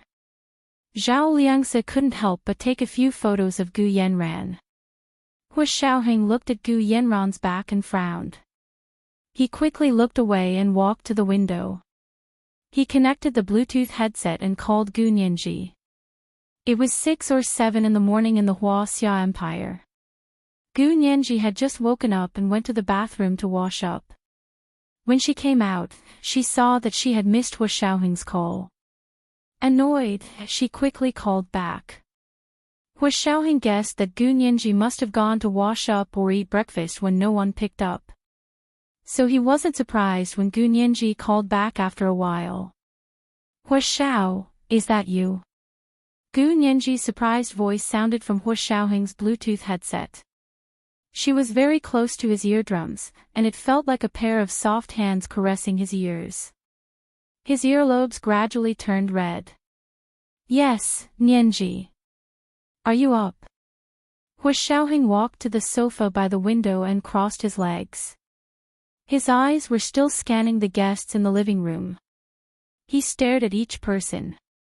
I just woke up. I went to the bathroom to wash up and missed your call. Gu Nianji's crisp voice was like an oriole's. She couldn't stop talking. Hua Xiao, what are you doing? What time is it over there? It's 7 or 8 o'clock over here. I'm at a dinner party at the governor's office in Barbados, Hua Xiaoheng said nonchalantly. He had no intention of hiding anything from Gu Nianji. There was no need to hide these things. He was on an official visit and not a secret operation. Therefore, his itinerary was open to the Hua Xia imperial government, military, and senate. As his family, Gu Nianji could also know his itinerary. Gu Nianji laughed when she heard that. Is there a lot of good food? What are the specialties of Barbados? Hua Xiaoheng laughed and shook his head. You only know how to eat. He was just about to tell Gu Nianji about the specialties of Barbados when Gu Yanran's voice suddenly sounded clearly behind him. Is Mr. Hua here? I have to go. I came to say goodbye to Mr. Hua. The Bluetooth headset's reception was too good. Gu Nianji also heard the voice over the phone. She froze for a moment before realizing it was Gu Yanran. Then she remembered that Gu Yanran was in Barbados. Could Hua Xiaoheng's visit actually have something to do with Gu Yanran? She was a bit unhappy. Hua Xiaoheng had said he was going to Cuba. He never said he was going to Barbados. This is the second update. Today is the third update. Please get monthly votes and recommendation votes. There's still the third update at 7 p.m. Chapter 485. Hearing Gu Yanran's voice, Hua Xiaoheng had no choice but to turn around. It was impossible for him to be impolite in front of so many people. Hua Xiaoheng whispered to Gu Nianji, something came up. I'll hang up now. He turned off his Bluetooth headset and got up from the sofa to see Gu Yanran being blocked by Yin Shixiang and Zhao Liangzi behind a large bonsai. Miss Gu is leaving. Hua Xiaoheng walked over. So early. Yes, something came up at home.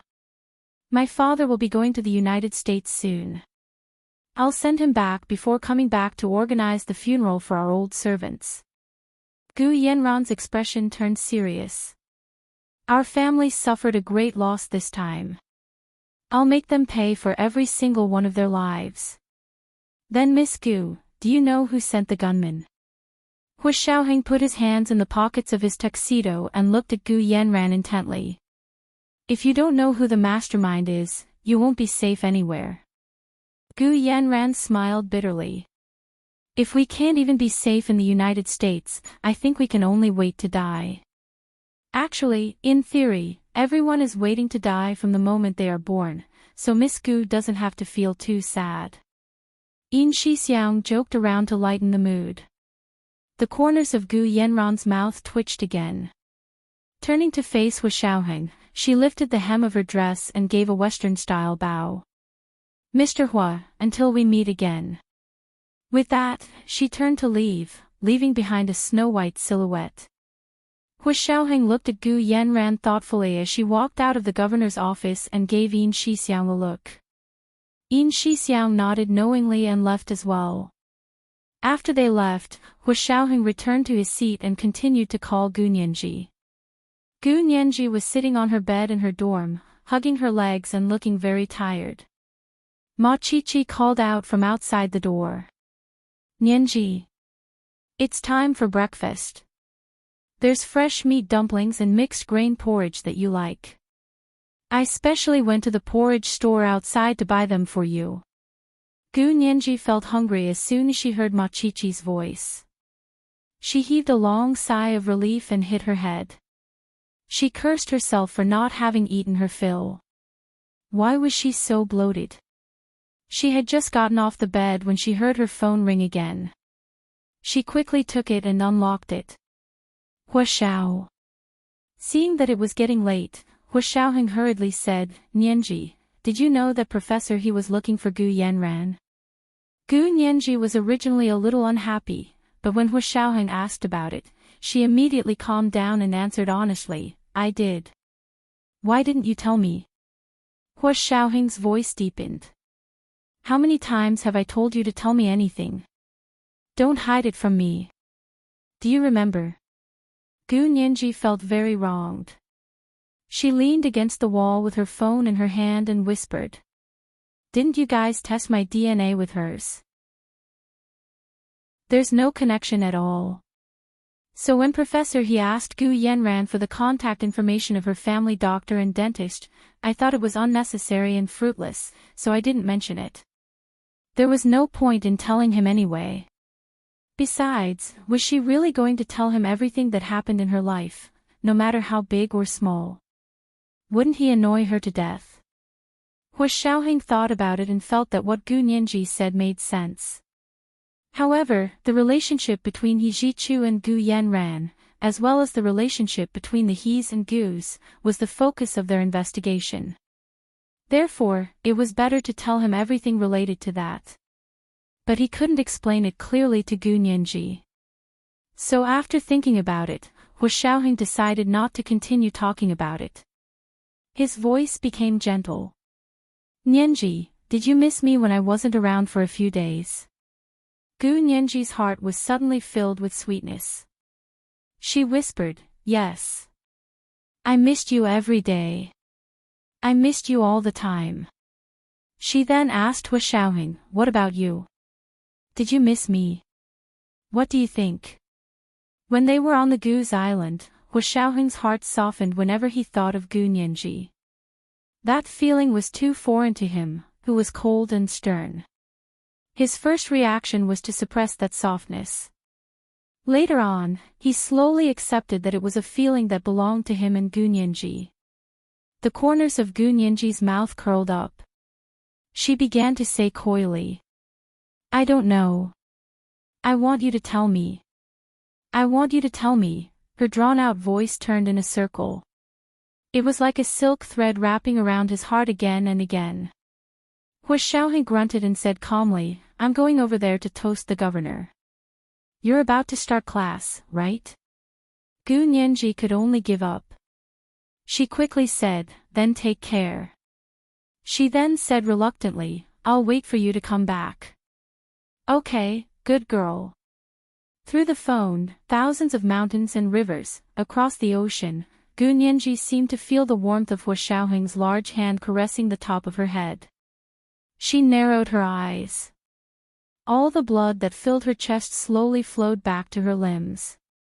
Opening her eyes, she felt like she was alive again. She was in high spirits. The world looked so much better than it did a second ago.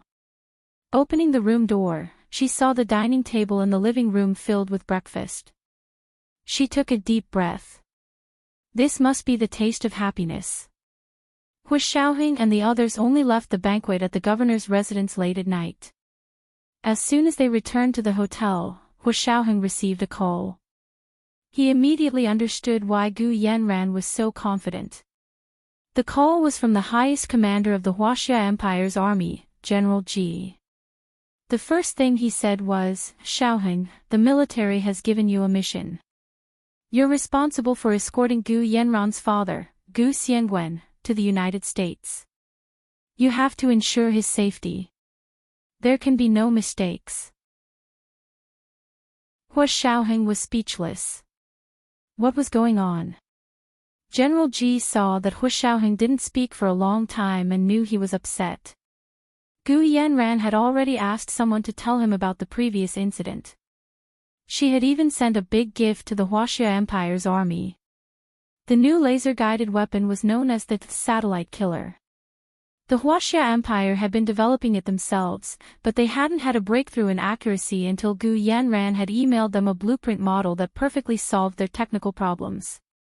Gu Yanran had always been in contact with the Huaxia Empire's higher-ups. The donation incident last time had caused some unhappiness, but Gu Yanran apologized very sincerely this time and sent her own gift first. Her only condition was that Hu Xiaoheng bring people to help escort her and her father to the United States. From Barbados to the United States, as long as they got on the plane, they would be halfway to success. However, the problem was that Gu Yanran was still hiding her father somewhere. Even the gunman couldn't find him.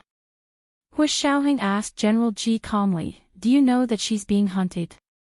Do you know why she's being hunted?" General Ji froze. "I know that she's being hunted.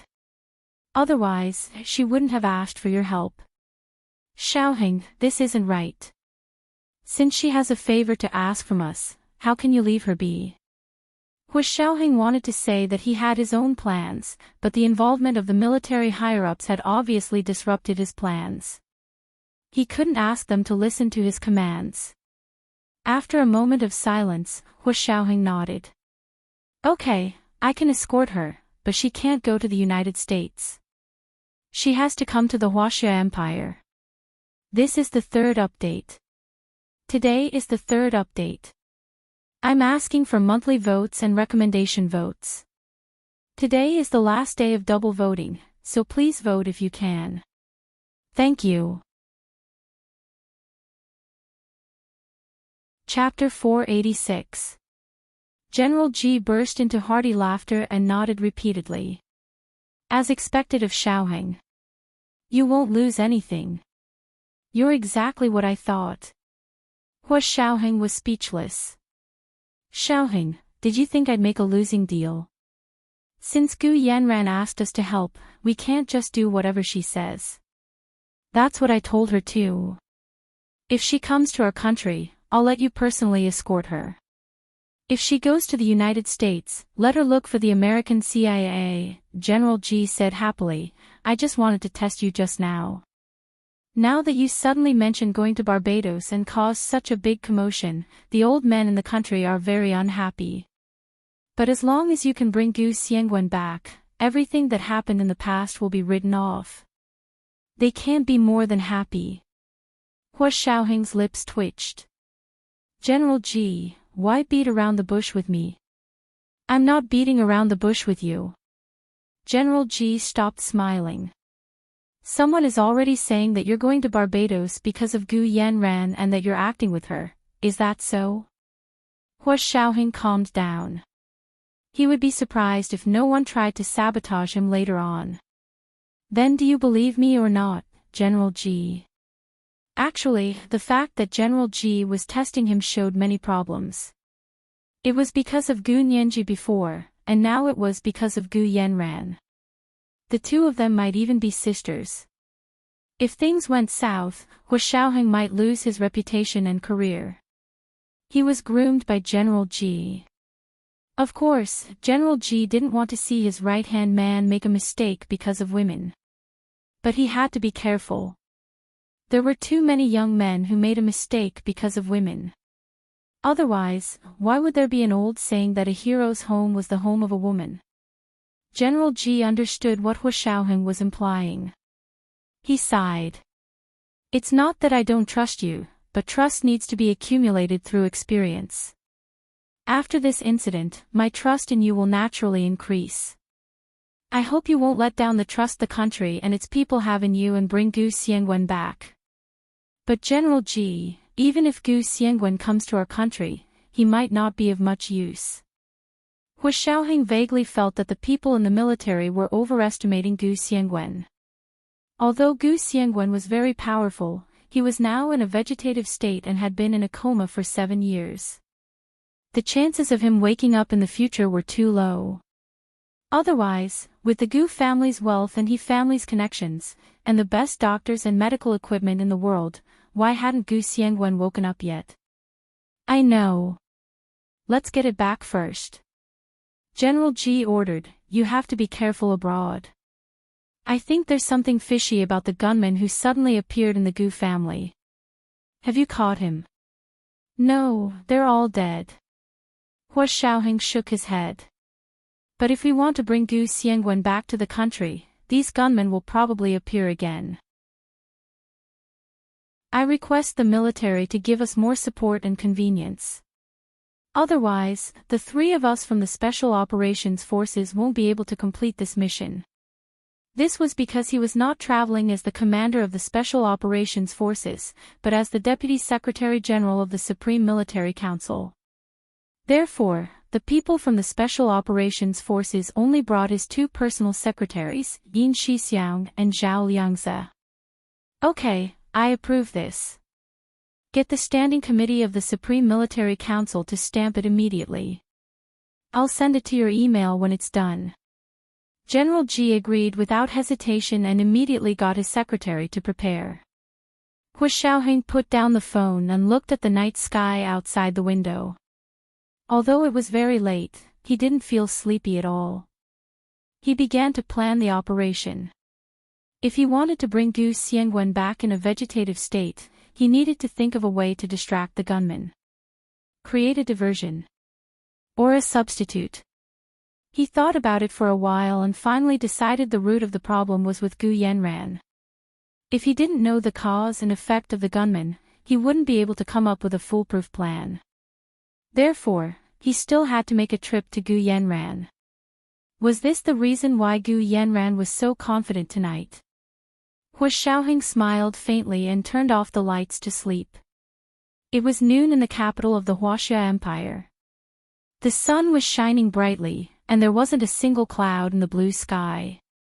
It was as blue as a transparent blue crystal. Gu Nianji rode her bicycle to He Zhichu's building. He Zhichu's Maserati happened to drive over. Gu Nianji put the bicycle in the shed and stood under the shade to wait for He Zhichu. He Zhichu lowered the window and said to Gu Nianji, "Get in." "Where is Professor He going?" Gu Nianji walked to his window with a smile. "Don't you have class today?" "The information I got from Gu Yanran's family doctor and dentist has arrived. Do you want to go to the hospital with me to verify it?" He Zhichu's shimmering, sultry eyes looked at Gu Nianji silently. He didn't seem to have any feelings, but it also seemed like he had 1,000 things to say. Gu Nianji didn't think there would be any results, but He Zhichu had worked so hard to get this information. It didn't seem right for her to not go. Of course, the key was He Zhichu mentioning the name Gu Yanran. Because of Hu Xiaoheng's trip to South America, Gu Nianji valued the name Gu Yanran again. She opened the car door. "Then it would be impolite of me to refuse. Professor He, why do you think I have something to do with Gu Yanran? Although her sister is also named Gu Nianji, she has never asked me to confirm anything about her identity." Gu Nianji felt that she needed to remind He Zhichu to prevent his expectations from being too high. It would be terrible if he didn't meet them. He Zhichu smiled and didn't say anything. He started the car again and drove away. They went to a famous private hospital in the imperial capital, Meihua Home. This hospital focused on high-end medical examinations and healthcare. At the same time, they also had very advanced DNA identification technology. They had a long-term partnership with Johns Hopkins Hospital, the world's top hospital in the United States. He Zhichu was very familiar with the director, Dr. Douglas. He had also been one of the hospital's donors. "Dear Mr. He, it's nice to see you again." Dr. Douglas was a plump Caucasian woman in her 50s. She was very kind and kind. She turned to look at Gu Nianji and asked He Zhichu, "Who is this?" He Zhichu put both hands in his trouser pockets and said coolly, "She is my student, Mrs. Douglas. I have a dental record and some blood samples here. Can you help me test them?" "Okay, Mr. He. How do you want to test them?" Dr. Douglas looked at Gu Nianji. "Is it related to your student?" He Zhichu nodded. "I want you to test these dental records and blood samples to see if they have anything to do with my student." Dr. Douglas often did DNA testing and identification, so she understood He Zhichu's intention immediately. In addition to DNA, dental records were also an important method for identity verification. Dr. Douglas nodded and took Gu Nianji's hand. She smiled widely. "Little classmate, this way. My name is Gu Nianji." You can call me Little Gu. Gu Nianji quickly said her name. Since He Jichu didn't say anything, she could only say it herself. Okay, Little Gu. Dr. Douglas readily agreed. Come with me. She took Gu Nianji to the lab and first gave her an X-ray and took her dental records. Then she took a drop of blood from her fingertip for a DNA test. Okay, you can leave now. I still have something to discuss with Dr. Douglas. He Jichu raised his chin at Gu Nianji. Wait for me outside. Okay. Gu Nianji walked out nonchalantly. She took her phone and sat in the reception room outside. When she saw that there was Wi-Fi, she immediately connected it to play games.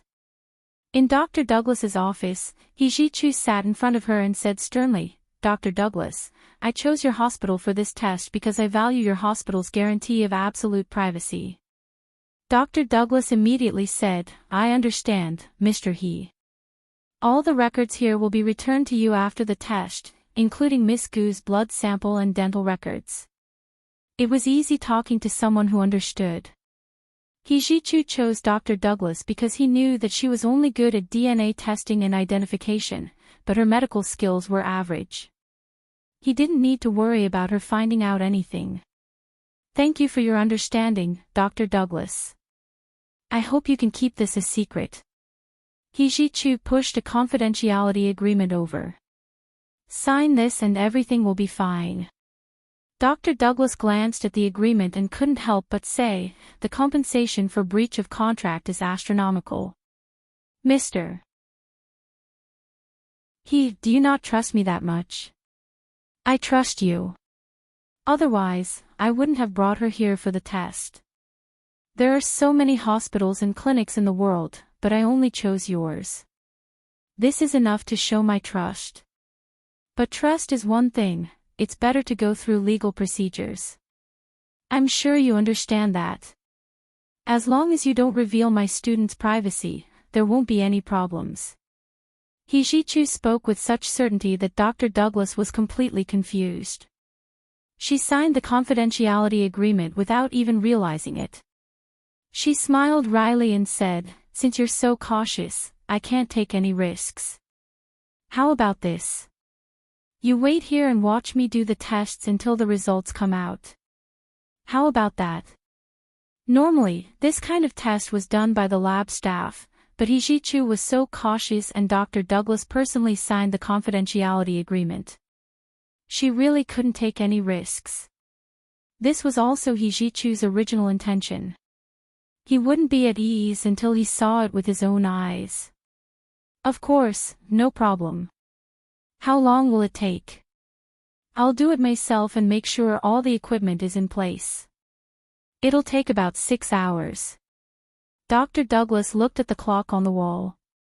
It's 12:30 now, so the results should be out by 6:30 at night.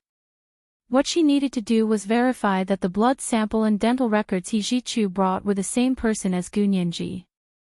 So in addition to testing He Jichu's blood sample and dental records, she also needed to test Gu Nianji's and compare the two results. Because they were two experiments of the same nature, two machines could be used at the same time to save half the time. Otherwise, 6 hours wouldn't be enough. Gu Nianji was so engrossed in playing games in the reception room that she forgot the time. By the time she felt her neck ache, she realized that 2 hours had passed and He Jichu still hadn't come out. This was the first update. There would be an extra update at 7 p.m. Thank you for the He's Jade gift yesterday. Thank you for everyone's gifts. Thank you for the group kisses. Thank you for the double monthly passes. Oh, N_N, oh. Chapter 487. Why wasn't it out yet? Gu Nianji's phone was almost out of battery. She took out the charger from her backpack and went to the guest room to look for a plug. She texted He Jichu, Professor He, do you have anything else? He Jichu was sitting in Dr. Douglas's lab at the moment. He watched Dr. Douglas perform tests and record data as he checked his work email. When Gu Nianji's text came in, he immediately saw it. He hesitated for a moment before texting her back. There are still 4 hours. Do you want to go back to school first, or do you want to wait here? Gu Nianji stared at her phone in disbelief. She still had to wait for 4 hours. What about dinner? Gu Nianji felt a little hungry.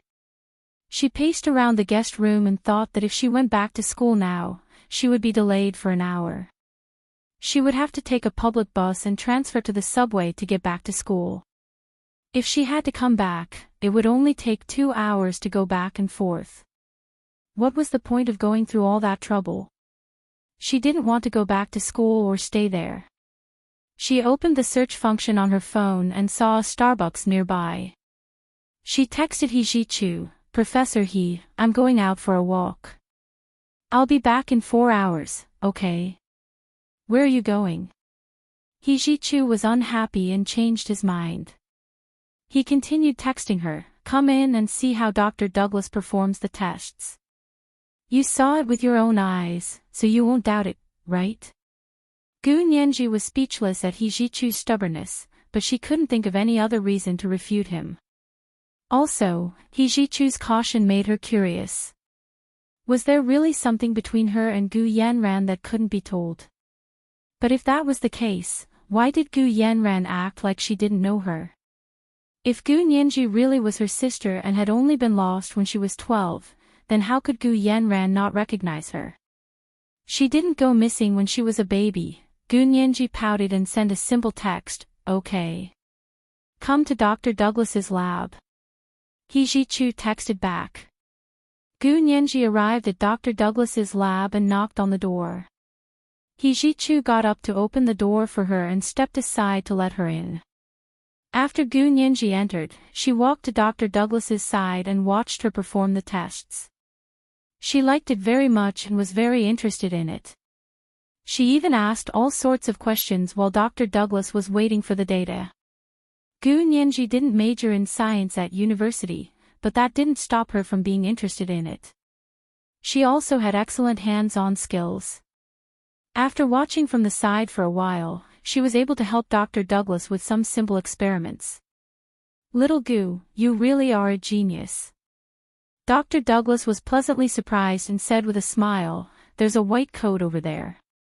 Go, put it on and help me with the experiment. He Jichu would be more at ease if Gu Nianji did it herself, right? Dr. Douglas looked at He Jichu inquiringly. He Jichu nodded slightly. Nianji, help Dr. Douglas well. Don't be naughty. Gu Nianji rolled her eyes inwardly. Naughty. She had stopped being naughty 800 years ago, because there was something to do. Gu Nianji didn't feel like waiting was very boring. She wore Dr. Douglas's white lab coat and walked among the instruments. She occasionally stopped to make notes and bring the data to Dr. Douglas to ask if there was anything she didn't understand. Although it was her first time doing experiments, her intuition was very sharp and her hands were very smooth. Some of the parts that required precise hand gestures were demonstrated by Dr. Douglas once, and Gu Nianji was able to accurately repeat them. He Jichu looked up from his phone and looked deeply at Gu Nianji, who was completely focused. His lips involuntarily curved into a knowing smile.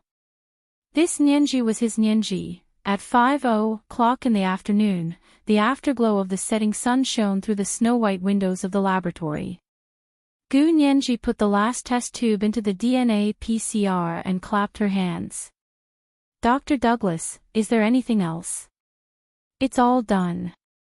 Dr. Douglas smiled. That's all. The results will be out in an hour and a half. Come, let's order some takeout. What do you want to eat? Gu Nianji really felt hungry and immediately said, I want shrimp, fresh meat dumplings, and some fruits. Do you have cantaloupe? Dr. Douglas laughed. Little Gu, aren't you afraid of getting fat? You're eating so much. Not much. Gu Nianji looked at He Jichu. Is it a lot? Dr. Douglas took out the phone to order and said, I never eat carbohydrates at night. I only eat vegetables and fruits, and I have to eat them raw. Gu Nianji smiled sheepishly and shook her head. She didn't eat what rabbits ate. He Jichu ate even less at night. Most of the time, he finished with a glass of red wine. However, seeing Gu Nianji's appetite, he also said, I also want shrimp, fresh meat dumplings, and cantaloupe. 20 minutes later, the takeout arrived. The three of them ate dinner in the small room in the laboratory. Because she had worked all afternoon, Gu Nianji was really hungry and ate a lot. However, she ate with great manners. Although she was hungry, she didn't wolf down her food. Dr. Douglas was secretly amazed and couldn't help being more polite and affectionate to Gu Nianji. Little Gu, where did you grow up? The way you eat, you look like a princess. Gu Nianji swallowed the last mouthful of fresh meat dumplings and rinsed her mouth with water before smiling. Dr. Douglas, I grew up here. Because the person who brought me up was a soldier, he was very strict with discipline, so I was trained to be like this. If you think this is a princess, I don't think the real princesses in Europe would agree. Dr. Douglas laughed at her. Seeing that she was enjoying the food, he ordered dessert and ice cream for her. The three of them ate for more than an hour. The atmosphere was very cheerful and warm. After dinner, Dr. Douglas clapped his hands. Mr. He, it's time. Let's go see the results. He Jichu nodded. He was still as aloof as ever as he followed Dr. Douglas into the laboratory. Gu Nianji also followed. She watched closely as Dr. Douglas took out the things from the equipment. The developed pictures were hung on the special frame in the laboratory. There were also the experimental data reports printed out in triplicate for each of them. As Dr. Douglas looked at the data and pictures, she kept exclaiming, "Oh, my lord." She looked at the pictures, then at Gu Nianji. She turned to He Jichu and said, Mr. He, the blood sample and dental records you brought over are exactly the same as little Gu's blood and dental records. They are the same person. Look at the data. That's impossible. Gu Nianji blurted out. Her heart skipped a beat and she leaned back against the wall of the laboratory. She instinctively wanted to run away but realized there was nowhere to hide. He Jichu stared at her. There was a hint of pain and hurt in his eyes. Nianji, you did the experiments yourself. I got the things myself. You still don't believe me. It was the next morning. Tomorrow was Monday, right? Remember to vote for me. Chapter 488. I don't believe you, Gu Nianji blurted out. Gu Nianji blurted out, then saw the pain and hurt in He Jichu's eyes. She immediately felt guilty, knowing that she had spoken too hastily and arbitrarily. He Jichu had put in so much effort. Even if he hadn't done much, he had still put in a lot of effort. Why did she have to be so hurtful? From the corner of her eye, she saw Dr. Douglas's curious gaze drifting between her and He Jichu. She quickly lowered her head and pursed her lips before whispering, Professor He, there's something I want to talk to you about. Dr. Douglas understood and immediately said, I have to get off work now. Do you want to go downstairs first? He Jichu nodded and took the blood sample, dental records, and today's test results from Dr. Douglas. He put them in the briefcase he had brought with him and walked out with Gu Nianji. They got into He Jichu's Maserati and didn't speak at first. The atmosphere in the car was a bit tense. When the car got onto the highway and merged into the traffic, He Jichu finally turned the steering wheel and looked straight ahead. He said coldly, Speak. Gu Nianji was speechless. Why not? He Jichu glanced at her, his expression cold and indifferent. He looked as if his kindness had been taken for granted. Gu Nianji composed herself and rubbed her watch with her fingers. She thought about how to say it without revealing what happened with Hu Xiaoheng and still express her intentions. Professor He, are you sure I'm Gu Yanran's sister? But why didn't Gu Yanran take the initiative to investigate our relationship? Why did Professor He do it instead? Gu Nianji finally decided to start with Gu Yanran. Gu Yanran had seen her and knew her, but she had never felt even the slightest bit of sisterly love for her. Again, she was saved by Hu Xiaoheng when she was 12, not 2. If she was Gu Yanran's sister, why didn't Gu Yanran say anything about it? Other than saying she had a sister named Gu Nianji, there was nothing else. That was a pretty sharp question. He Jichu's mood improved a bit. He glanced at Gu Nianji and said casually, "So you know I'm the one doing the investigating. You're not so heartless." Gu Nianji was speechless. "Please, Professor He, don't be so sarcastic. Can't we talk properly?" Gu Nianji angrily turned her head to look out the window. She had a look that said, "I'll ignore you if you don't talk nicely." "What's wrong? Are you angry?" He Jichu turned to glance at her and reached out to rub her head. "Little girl, you're still so hot-tempered, humph." Gu Nianji pushed He Jichu's hand away and said angrily, "Professor He, don't try to smooth things over. You haven't answered my question yet." He Jichu smiled and retracted his hand. He continued to hold the steering wheel with both hands and looked at the road ahead. On the highway of the imperial capital, there was still a traffic jam at this time. They didn't drive fast and moved along with the traffic at the speed of a turtle. Row after row of headlights slid past him, forming a long corridor of light. It was a beautiful sight to behold. "Then let me ask you, why don't you believe that you're Gu Yanran's sister?" "I got this information from Gu Yanran's younger sister, Gu Nianji's previous family doctor and dentist." "How do you explain that they have your blood samples and dental records?" "Don't tell them that I gave it to them. I can swear on my life that I absolutely didn't tamper with it," He Jichu said firmly and was more serious than ever. Gu Nianji hesitated. If Hu Xiaoheng had said this, she would definitely believe him. But she was still in the stage of half-believing and half-doubting He Jichu. But she couldn't say that she didn't believe him completely. After all, during this period of time, He Jichu had already proven that he was also someone she could trust.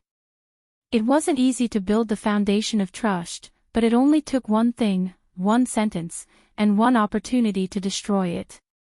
But... Gu Nianji stuttered. She really wanted to say that Gu Yanran wasn't related to her by blood, but if she said that, she would betray Hu Xiaoheng's side of the situation. So she absolutely couldn't say that. Her mind turned 1,000 times, but it all happened in the blink of an eye. Gu Nianji finally found the perfect excuse. "But Professor He, why do you need to verify the family doctor's and dentist's records? Why don't you directly verify the blood relationship between me and Gu Yanran? Isn't that easier and more direct? And it's even more convenient. You are very familiar with Gu Yanran, and you are also my instructor. As long as you get a sample of Gu Yanran's blood, or even a strand of hair, you can immediately test the DNA, right?" She finally got to the point. He Jichu looked at her with approval.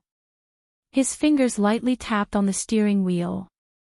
"Yes, why do I have to go so far and not directly verify the blood relationship between you and Gu Yanran, but verify the relationship between you and Gu Nianji from the Gu family? Why?" His voice was originally cold and aloof, but when he said it slowly, there was an indescribable softness to it. Gu Nianji's heart skipped a beat, and her brain immediately started working. She murmured, "Not verify the blood relationship between me and Gu Yanran, but directly verify the relationship between me and Gu Nianji from the Gu family. This means... I understand." Gu Nianji's eyes lit up. She turned to He Jichu and said eagerly, "Is it that Gu Nianji from the Gu family has no blood relationship with that Gu Yanran at all?" Only this explanation could provide the perfect footnote for He Jichu's actions. Therefore, He Jichu had always wanted to prove that Gu Nianji was the Gu Nianji that the Gu family had lost, and not that she was related to Gu Yanran by blood. Otherwise, why would He Jichu go so far and ignore what was near? He Jichu glanced at her with a smile. His shimmering almond-shaped eyes were indescribably flirtatious. Yes, you're quite smart. You've finally overcome this hurdle. But Gu Nianji was confused again. If Gu Nianji from the Gu family isn't related to Gu Yanran by blood, then how are they sisters? What does that have to do with anything? Who says that people can't be sisters if they aren't related by blood? He Jichu snickered and tapped his fingers on the steering wheel. You don't need me to teach you that, do you? It's not uncommon for two sisters in a family to not be related by blood, but still legally part of the family, right? Nianji, don't tell others that you're my student in the future. How embarrassing. Gu Nianji blushed. She had indeed been too stubborn when it came to her relationship with Gu Yanran. He Jichu's words seemed to have opened the door to a whole new world. She suddenly saw the light before her eyes. Knowing that Gu Yanran wasn't related to her by blood, Gu Nianji felt like a huge weight had been lifted from her heart. As for the legally recognized sisterhood that was completely unrelated by blood, there were only a few situations. It could be a sisterhood brought about by a second marriage, or a sisterhood brought about by adoption. No matter what the situation was, they weren't blood-related sisters. Without a natural bond, she didn't need to care what Gu Yanran could do to her. Gu Nianji rested her chin on her hand and rested her elbow on the end of the car door. She said thoughtfully, "Then Professor, he is so sure that I'm Gu Nianji from the Gu family. But why didn't they look for me before?" He Jichu sighed. "Nianji, you'll have to find out for yourself.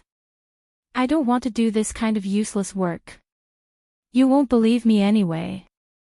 Gu Nianji knew she had hurt He Jichu when she blurted out that she didn't believe him. She withdrew her hand and twisted her fingers nervously as she looked at He Jichu timidly. "Professor He, I'm sorry." Gu Nianji was so careful with her expression. He Jichu's heart ached. He didn't speak for a long time. After a long time, he finally said in a hoarse voice, "You don't have to apologize to me.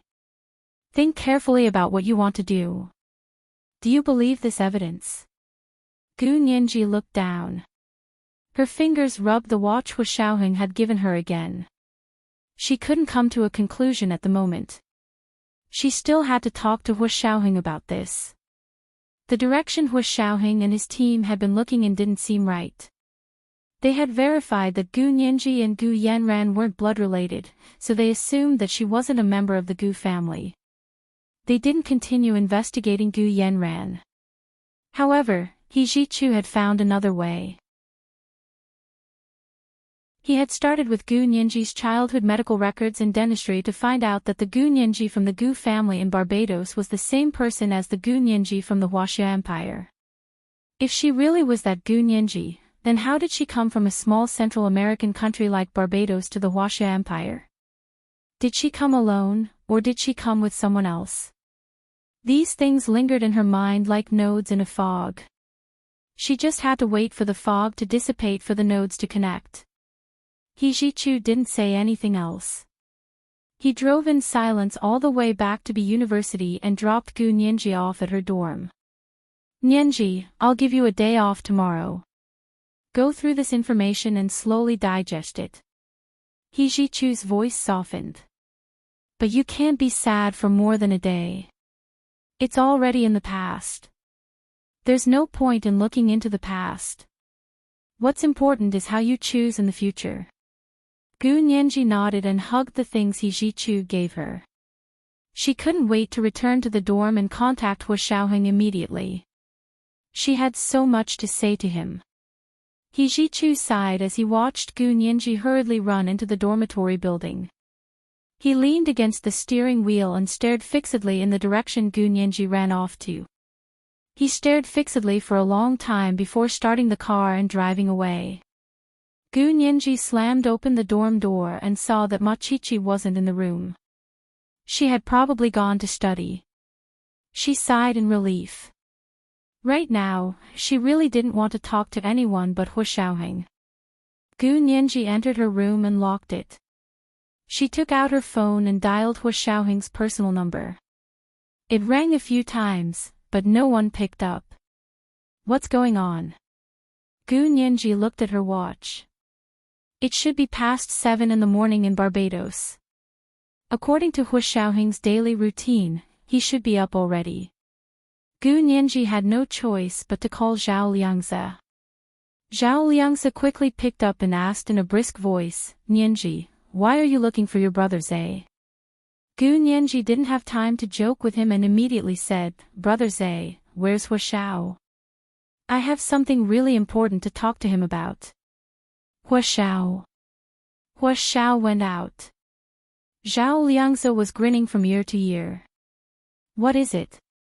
Nianji also needs to check on his attendance. What attendance? Gu Nianji was anxious. Brother Zai, I really have something really important to talk to Hu Xiao about. It has to do with the Gu family in Barbados. Oh. Zhao Liangzi stopped smiling. Really? What news do you have? It's news from Professor He.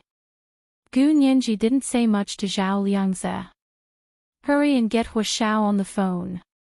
I've called a few times, but no one is picking up. This is the 3,200-word first update. A reminder for the monthly votes and recommendation votes. Today is Monday, so recommendation votes are very important. There will be an extra update at 7 p.m. ___.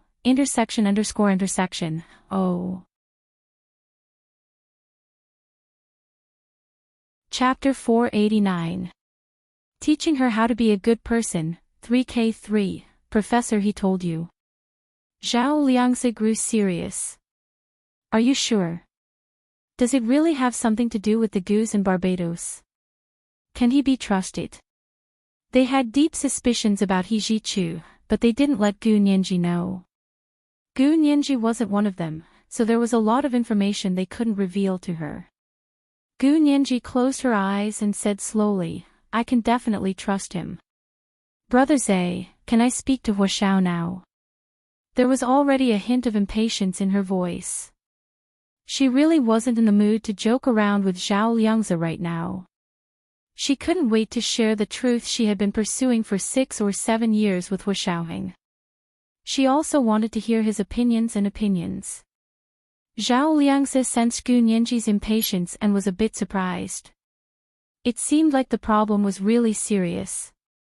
He thought about it and said, Hu Xiao went out to meet people this morning and didn't bring his personal phone. Why don't you call his work number? He went out to work so early in the morning.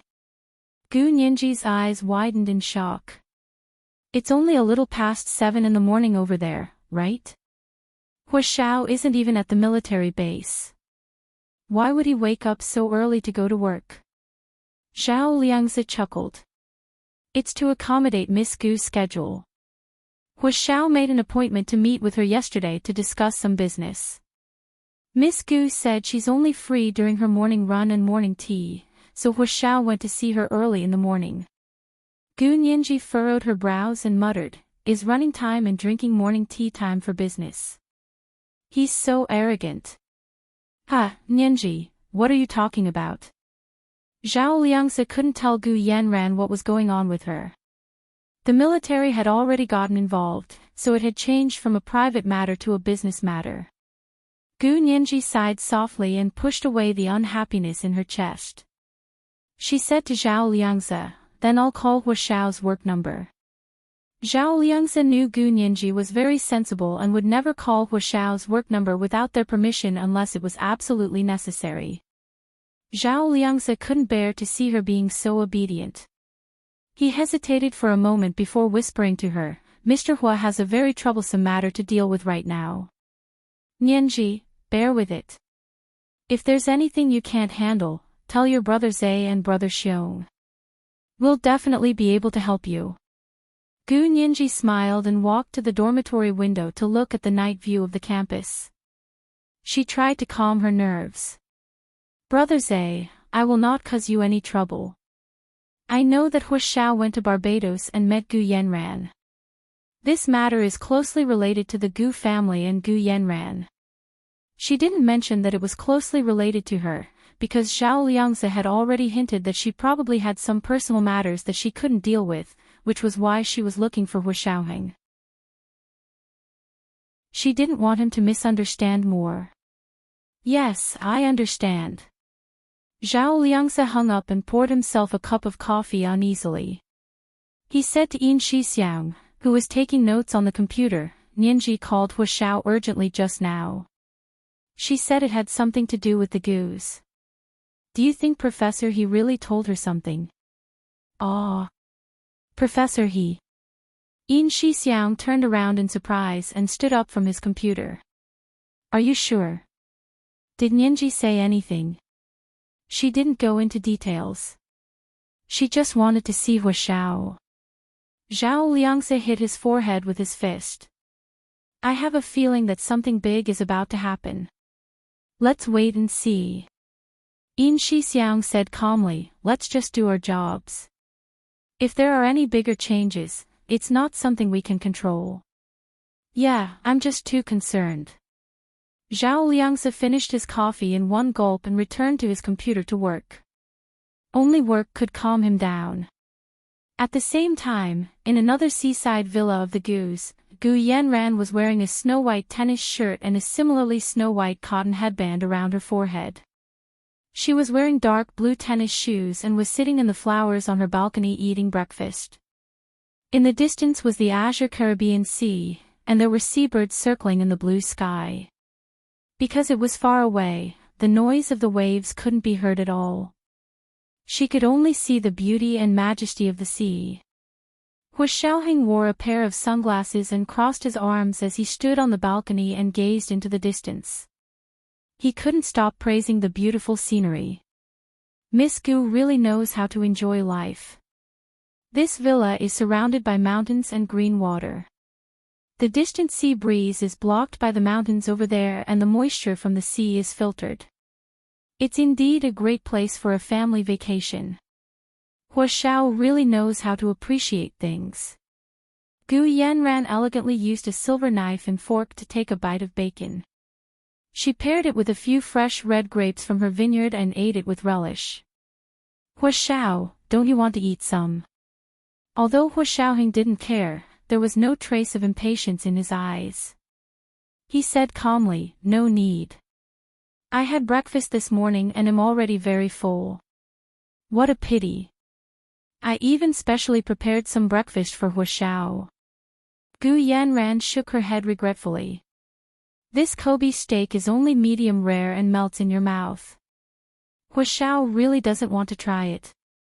Hu Xiaoheng shook his head and walked over to sit across from Gu Yanran. Can we talk about business now? May I ask where Mr. Gu is? When do you plan to leave? Gu Yanran smiled slyly, revealing two deep dimples on her face. Mr. Hua, can't you see that I'm eating breakfast? She was the one who said that there was only breakfast for Hu Xiaoheng to talk about business. Now she was the one who said that they couldn't talk about business during breakfast. Was she messing with him? Hu Xiaoheng was a bit angry, but he didn't show it at all. He still nodded politely and said, okay, then we'll talk after breakfast. Yes, it won't take too long. Gu Yanran secretly thought that it wouldn't be that easy. She obviously slowed down her eating speed. Whenever Hu Xiaoheng looked over, she would look up and smile sweetly at him. You're anxious, aren't you? Hu Xiaoheng could tell that she was stalling, so he took out his phone and played with it. He said slowly, there's no rush. Take your time. There are blue skies and white clouds here.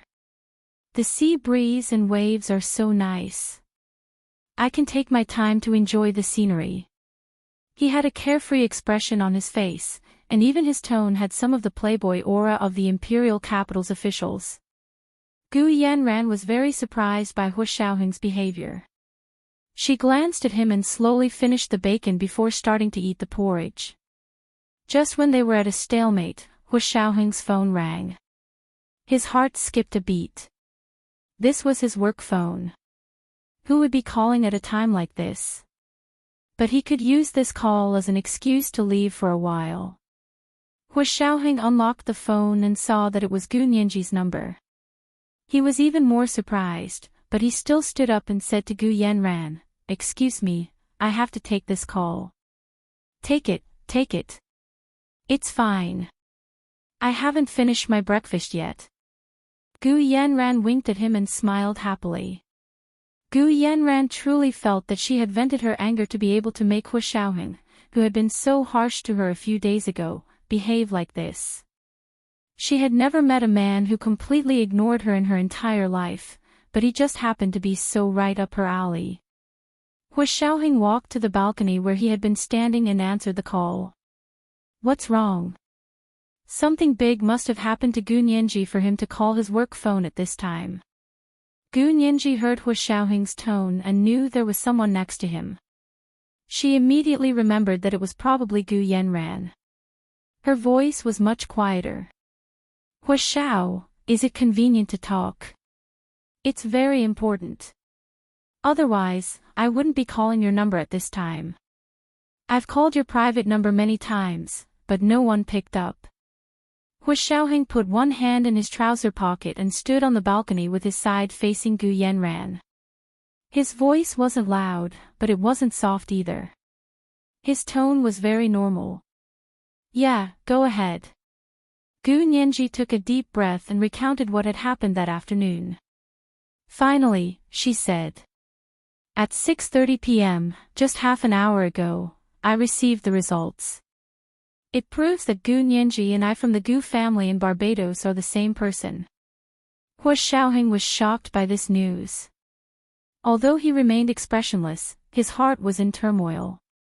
He closed his eyes and took his other hand out of his trouser pocket to rub his forehead. Then he paced back and forth on the balcony near the railing as he digested this important news. Gu Nianji didn't hear Hu Xiaoheng's response for a long time. She thought the call had been disconnected. She checked her phone several times to make sure there was nothing wrong with it before she heard Hu Xiaoheng's voice from the phone. "Do you still have the test materials?" "Yes, Professor, he brought them back for me." After a pause, Gu Nianji continued, "All the experiments were conducted under Professor He's and my personal observation. Also, many of the experiments were personally conducted by me under Dr. Douglas's guidance. So the authenticity can be guaranteed." Hu Xiaoheng pursed his lips and stopped calling. Instead, he texted Gu Nianji. "But you and Gu Yanran really aren't related by blood. What's going on?" Gu Nianji also texted him. "Even if they aren't related by blood, they can still be related by blood. According to the law, a sisterhood from a second marriage, as well as a sisterhood from adoption, is legal." Hu Xiaoheng immediately understood that they had made a mistake in their previous investigation. Also, they really didn't expect that although Gu Yanran and Gu Nianji were sisters, they weren't related by blood. He turned around to look at Gu Yanran, who was eating breakfast. He didn't expect Gu Yanran to also be looking at him. Seeing him look over, Gu Yanran gave him a bright smile and waved her hand. "Mr. Hu, you really don't want to have breakfast together?" Her voice was very loud, so Gu Nianji heard it. However, Gu Nianji was completely calm now. She was concerned about Hu Xiaoheng's reaction to this, not Gu Yanran. Hu Xiaoheng immediately made a decision. "Hurry up and fax all the information to little Zay. I'll go back immediately. After confirming it, I might need your help with some things. Don't hang up. We'll talk as we walk." Hu Xiaoheng pressed the pause button and walked to Gu Yanran's dining table. He spread his hands. "Miss Gu, I have something urgent to attend to. I don't have time now. That's all for today. Goodbye." Before Gu Yanran could react, Hu Xiaoheng had already left her house. Looking at Hu Xiaoheng's tall and handsome back, Gu Yanran frowned. What urgent matter was it? Could it be more important than her father's whereabouts? Weren't these people in a hurry to get her father to their country? As soon as Hu Xiaoheng sat in the car, he told her about how Gu Yanran had been stalling and refusing to hand over Gu Xiangwen. Gu Nianji and Hu Xiaoheng's thoughts were very in sync.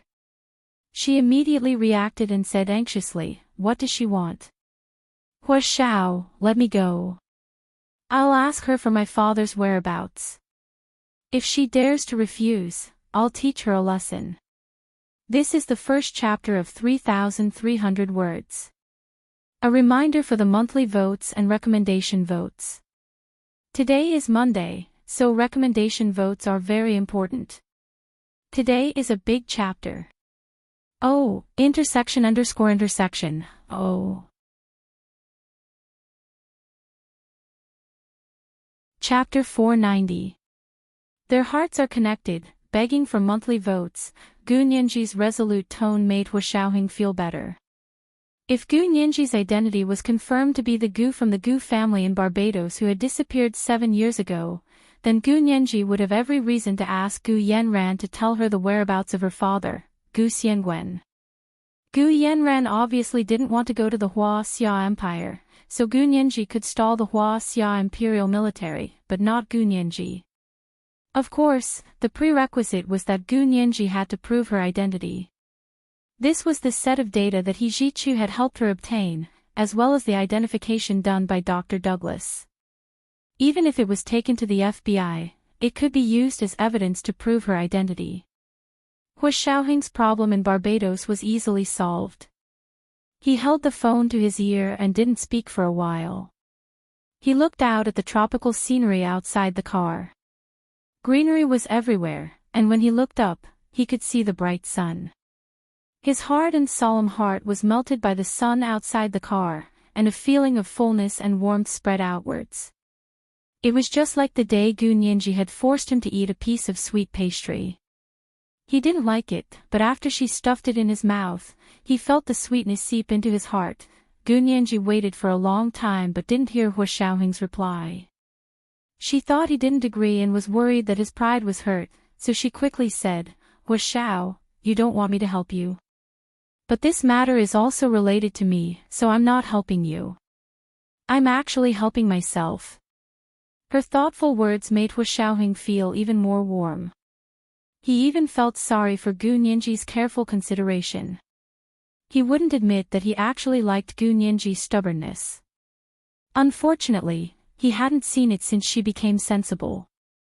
Hu Xiaoheng held the phone and sighed deeply. He said in a steady voice, "I'm very happy that you're willing to help me. Also, I wanted you to help me in the first place, so we thought the same thing." It was Gu Nianji's turn to be speechless for a long time. Her heart also felt numb and full from the inside out. It was just like that year when she went to the hot spring resort with Hu Xiaoheng to soak in the hot spring. That warmth was like a lover's embrace, and it was irresistible. Ever since she was a young girl, her eyes had secretly followed Hu Xiaoheng's figure. However, he was too mature, too capable, and much older than her. Of course, he was also much more experienced.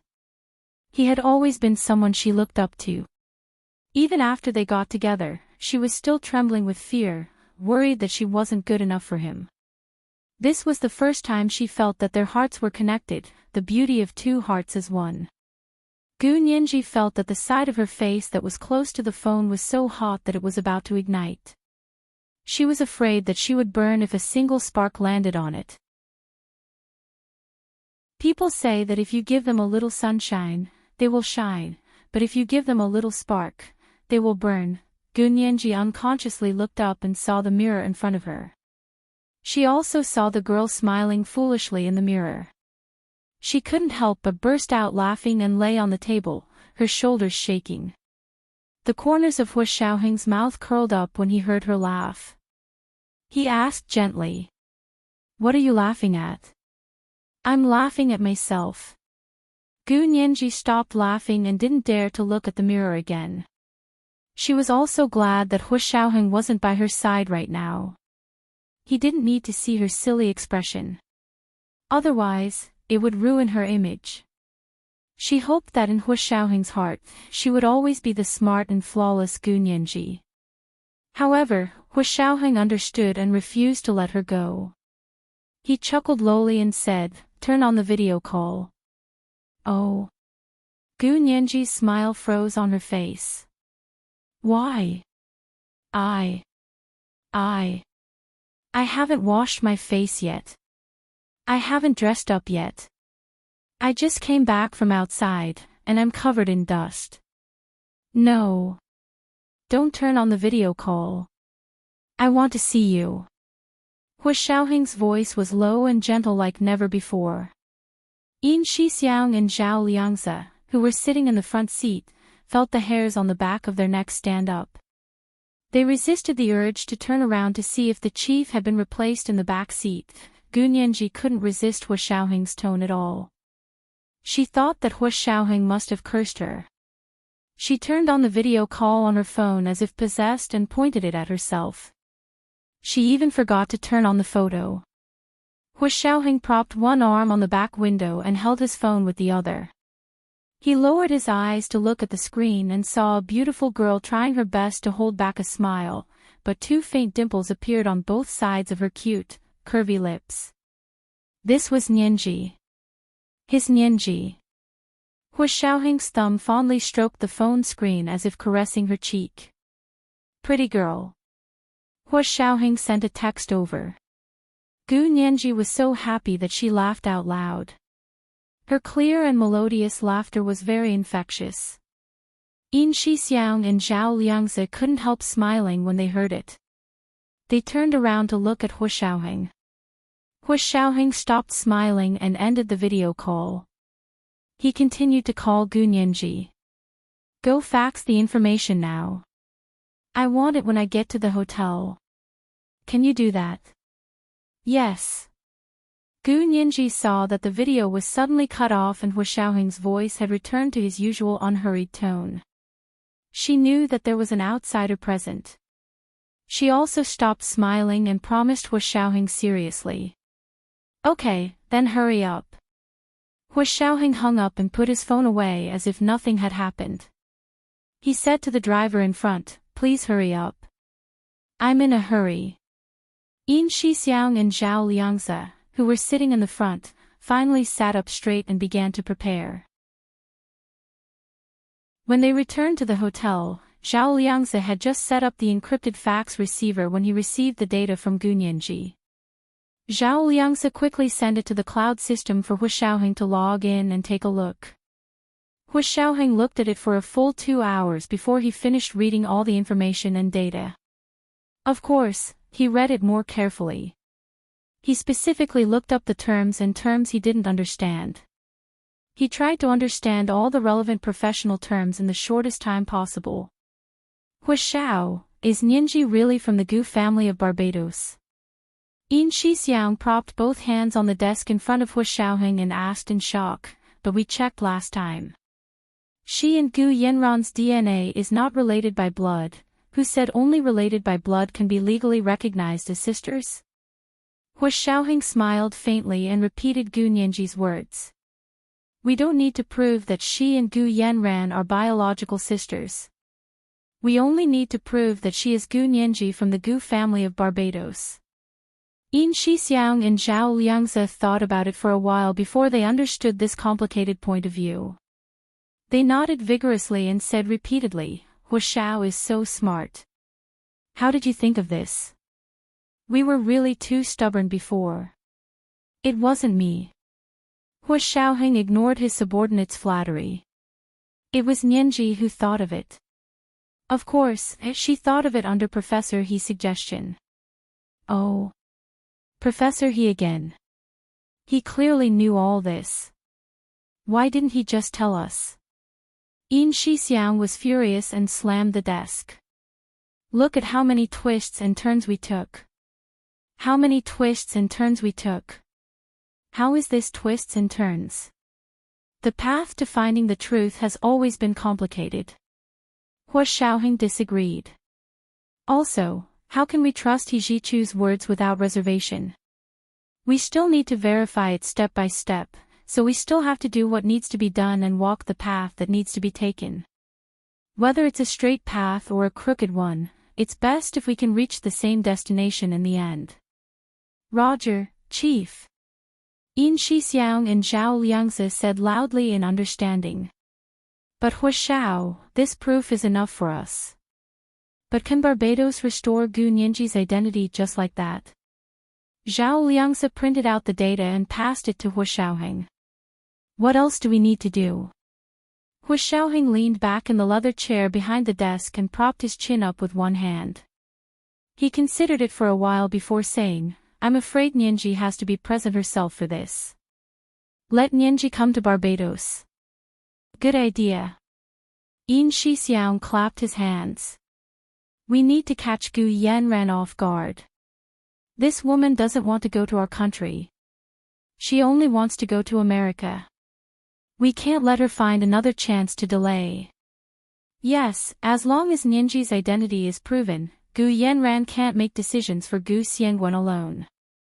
Zhao Liangzi followed. Nianji is already 18 years old and is fully capable of taking responsibility. As Gu Xiangwen's daughter, she can make half of Gu Xiangwen's decisions. More than half. Yin Shixiang sneered and crossed his arms as he looked around.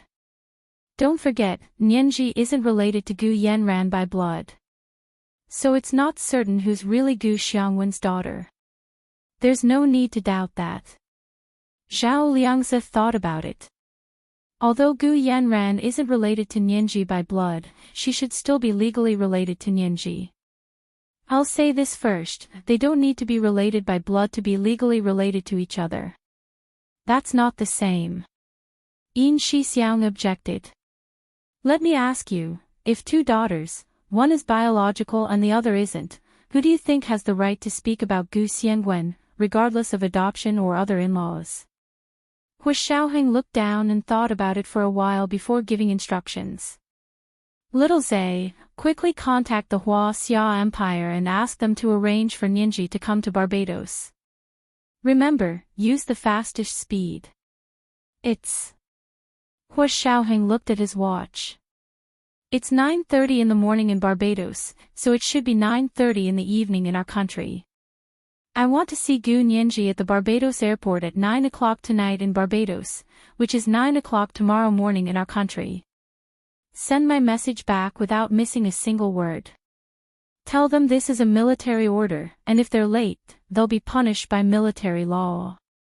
This is the first update. Remind them about the monthly votes and recommendation votes. There will be an extra update at 7 o'clock p.m. Chapter 491. Translator, Endless Fantasy Translation Editor, Endless Fantasy Translation Roger, Chief. Zhao Liangzi heard Hua Xiaoheng's commanding tone and instinctively stood on both feet in a military salute in response. Hua Xiaoheng turned to look at Yin Shixiang with a stern expression. Big Xiong, arrange for Nianji's escorts. Remember to keep it a secret and don't alert unrelated people. Roger, Chief. Yin Shixiang quickly followed Zhao Liangzi's salute and responded loudly. They immediately switched to work mode. Hua Xiaoheng was their general now, and they were his soldiers. The general's orders had to be followed and completed unconditionally.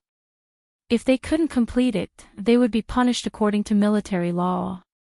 5 minutes later, General Ji of the Huaxia Imperial Military Supreme Council received an urgent secret message from Barbados in his office. General Ji was in the middle of a regular meeting when his personal secretary called him out of the conference room. Chief, Major General Hua sent an urgent secret message from Barbados. General Ji's expression was solemn as he took the secret message from the secretary. Tell the people in the conference room to adjourn today's meeting. I have something urgent to attend to. Write a report and send it to me. I'll be leaving now. He hurried back to his office and took out the password book from his safe. He compared it line by line and finally understood what Hua Xiaoheng meant. After reading the secret message, General G's heart felt like it was on a roller coaster. It went up and down, and he felt like he was about to have a heart attack.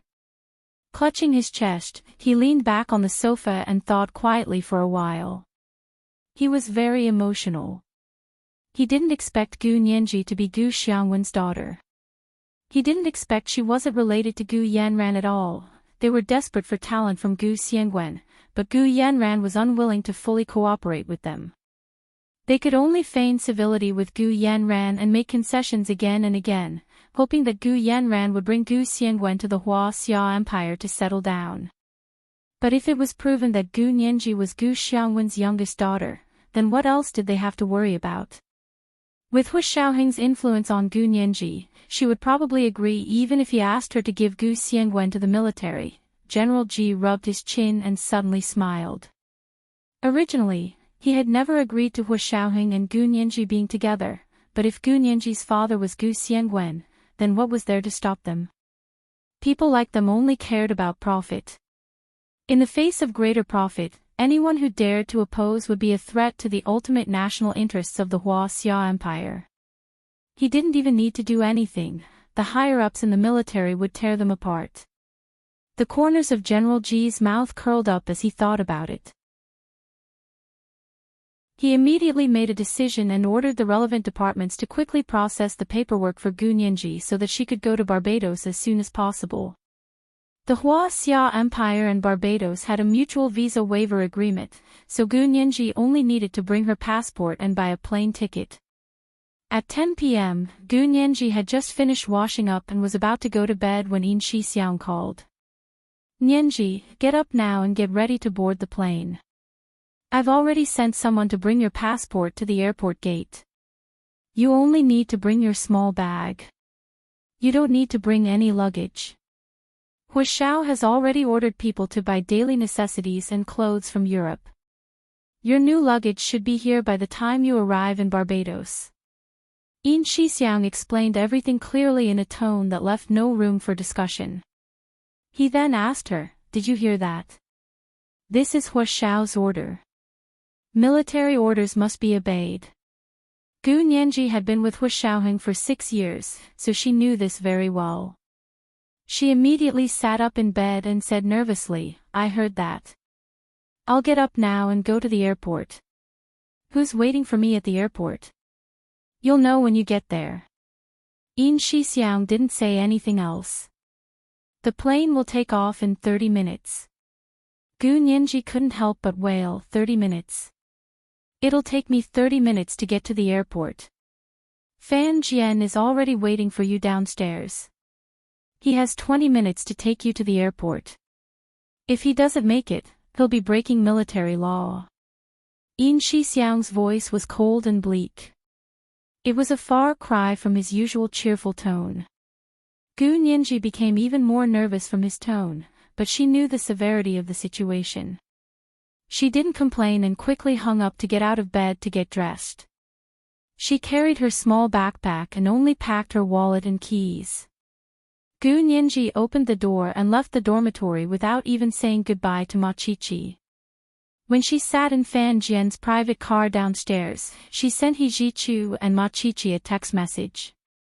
She sent Ma Qiqi a message saying that she had an emergency and needed to leave for a while. She asked for her help to apply for leave from the faculty. She sent He Zhichu a direct request for leave. She only said that she had an emergency and didn't say where she was going. Ma Qiqi saw her message and opened the door in shock. She knocked on Gu Nianji's door and found that there was no one inside. "What's the rush? What happened?"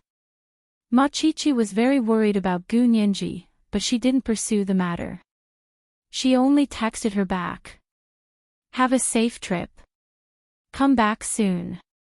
He Zhichu was calling his family when he received Gu Nianji's text. He knew where she was the moment he received Gu Nianji's text. He thought about it and put his phone away. He also sent a message to his people to ask them to prepare a private plane. He was going back to South America the next day.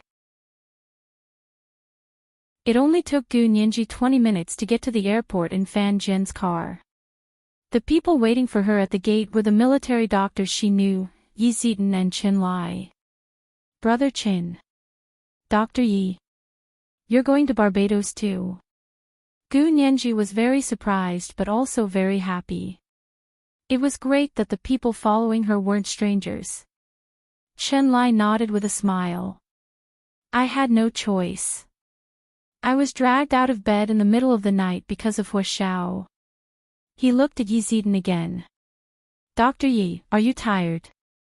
Are you hungry? Yi Zidan shook her head. Hurry up and get on the plane. It's just the three of us. They had special passes from the military and the Ministry of Foreign Affairs, so they didn't need to go through airport security. They directly boarded the plane through the VIP passage. The military was very generous this time and booked first-class seats for them. Of course, it was also because they were in such a hurry that only first-class seats were available. In order to be as secretive as possible, they didn't send a private plane to escort them. Instead, they used a civilian plane that had a secret connection with the Special Operations Forces. There were no direct flights to Barbados from the capital of the Hua Xia Empire.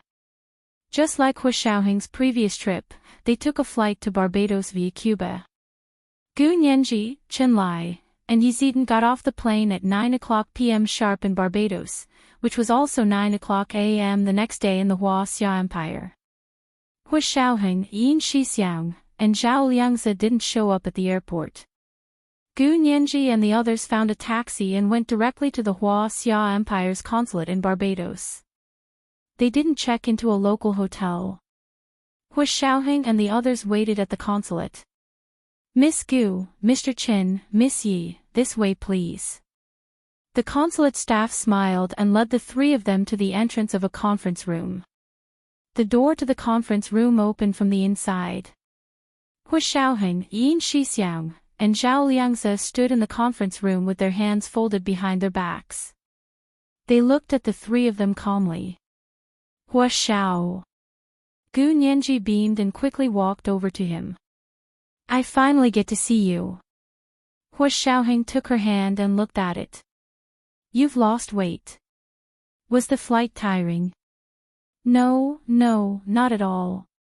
Did you lose weight? That's great. Gu Nianji suddenly felt the tiredness and nervousness from the flight dissipate. She grabbed Hua Xiaoheng's hand and didn't let go. Hua Xiao, I'm hungry. Is there anything to eat? The consulate made dumplings for you. They'll be serving them in a bit. Hua Xiaoheng took Gu Nianji's hand and walked into the conference room. Qin Lai and Yi Zidan followed them in. Yin Shixiang and Zhao Liangzi waited behind them and closed the door for them. They stood at the door like two door guards. There were only 4 people in the small conference room: Hua Xiaoheng, Gu Nianji, Qin Lai, and Yi Zidan. Hua Xiaoheng pulled Gu Nianji to sit next to him and looked up at Qin Lai and Yi Zidan, who were sitting across from him. This is an urgent mission, so I'll make it short. Nianji, come with me later to prepare to meet the Barbados government officials. Qin Lai and Dr. Yi, make a list. We're bringing a patient who has been in a vegetative state for 7 years back to the Hua Xia Empire. What kind of medical equipment do we need? Qin Lai rolled his eyes and snapped, What? You called me to Barbados so urgently just to bring a vegetative patient back to the Hua Xia Empire? Don't you know that vegetative patients are in a vegetative state because they won't react no matter what you do to them? Why do you need medical equipment? Just carry him on the plane. This person is very important. We don't want any accidents along the way. Hua Xiaoheng paused and felt Gu Nianji's small hand suddenly twitch nervously in his palm. He held her hand, and his warm large palm enveloped her small hand, gradually calming her uneasy heart. When Gu Nianji felt better, Hua Xiaoheng said to Qin Lai, Also, I suspect his condition is more complicated. It's not as simple as being in a vegetative state. We haven't seen him yet, so it's better to have you prepare more medical equipment just in case. Chen Lai finally became interested. He crossed his hands and yawned. Okay, tell me the situation again. I'll make a list. I'm too tired today. Can I go to bed now? Go ahead. You and Dr. Yi can stay here. I'll take Nianji to do something. Hua Xiaoheng said as he stood up. A strange smile suddenly appeared on Chen Lai's face. He nodded. Go do something. Do it well. Ahahaha, this was the second update. A reminder for the monthly votes and recommendation votes. The beginning of the year had been busy. This month would be much easier.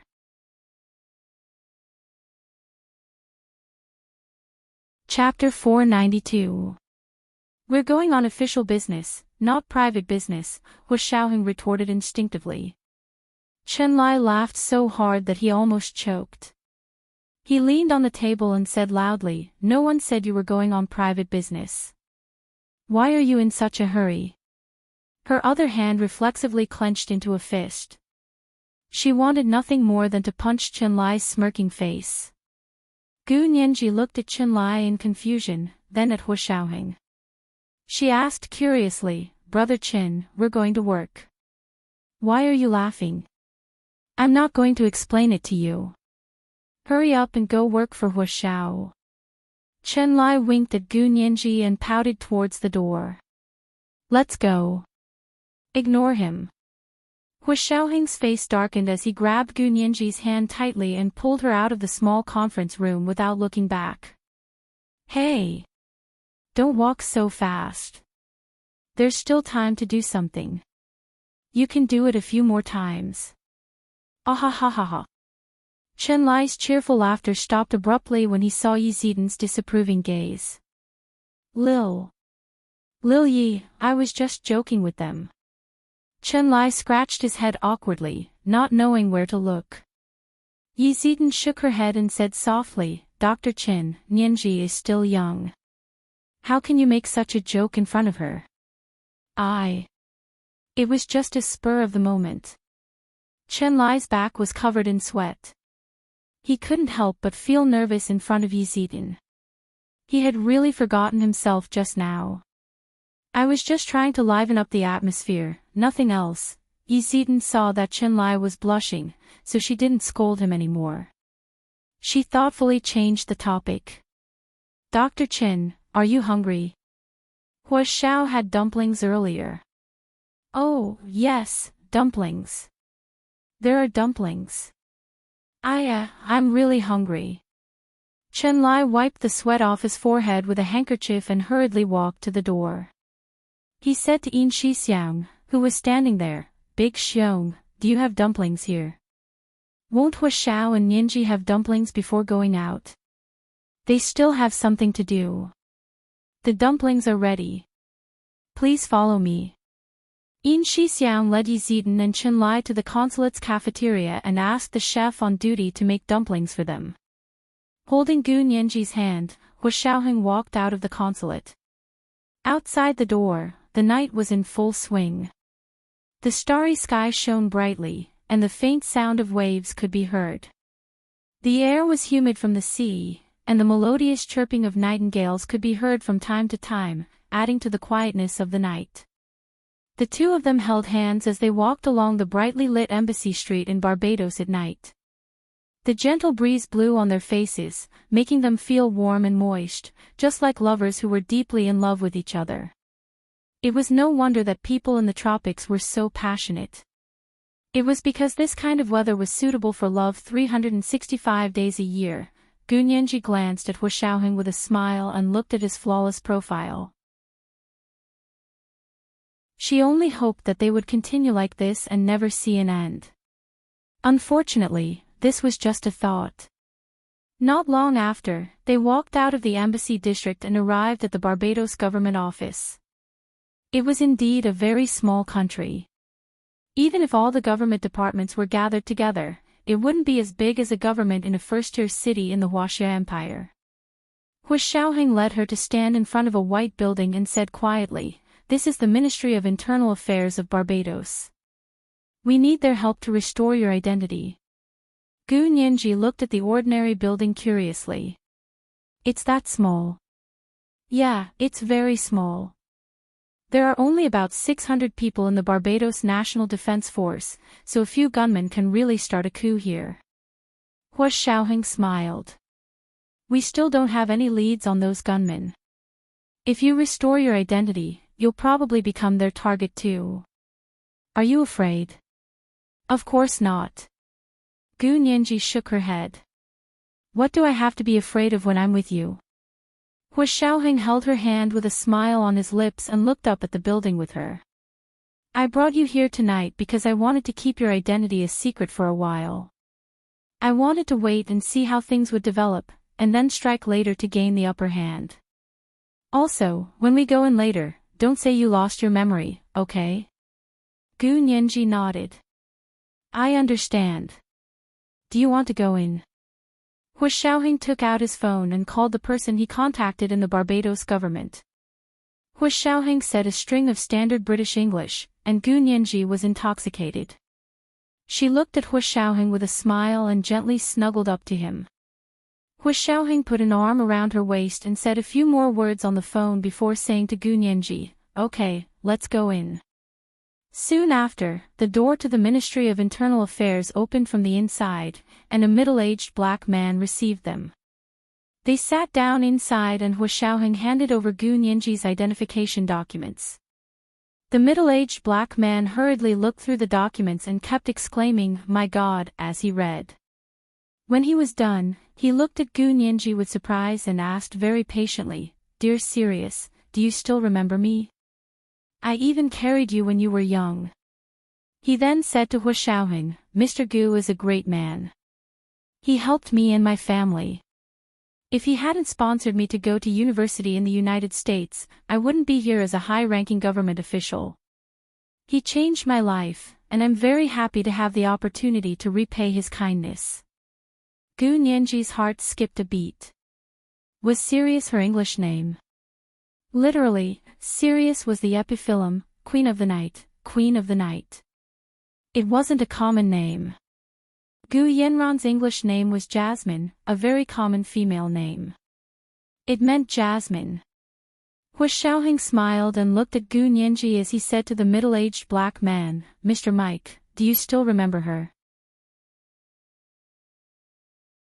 "I remember what Sirius looked like when she was young." The middle-aged black man studied Gu Nianji carefully.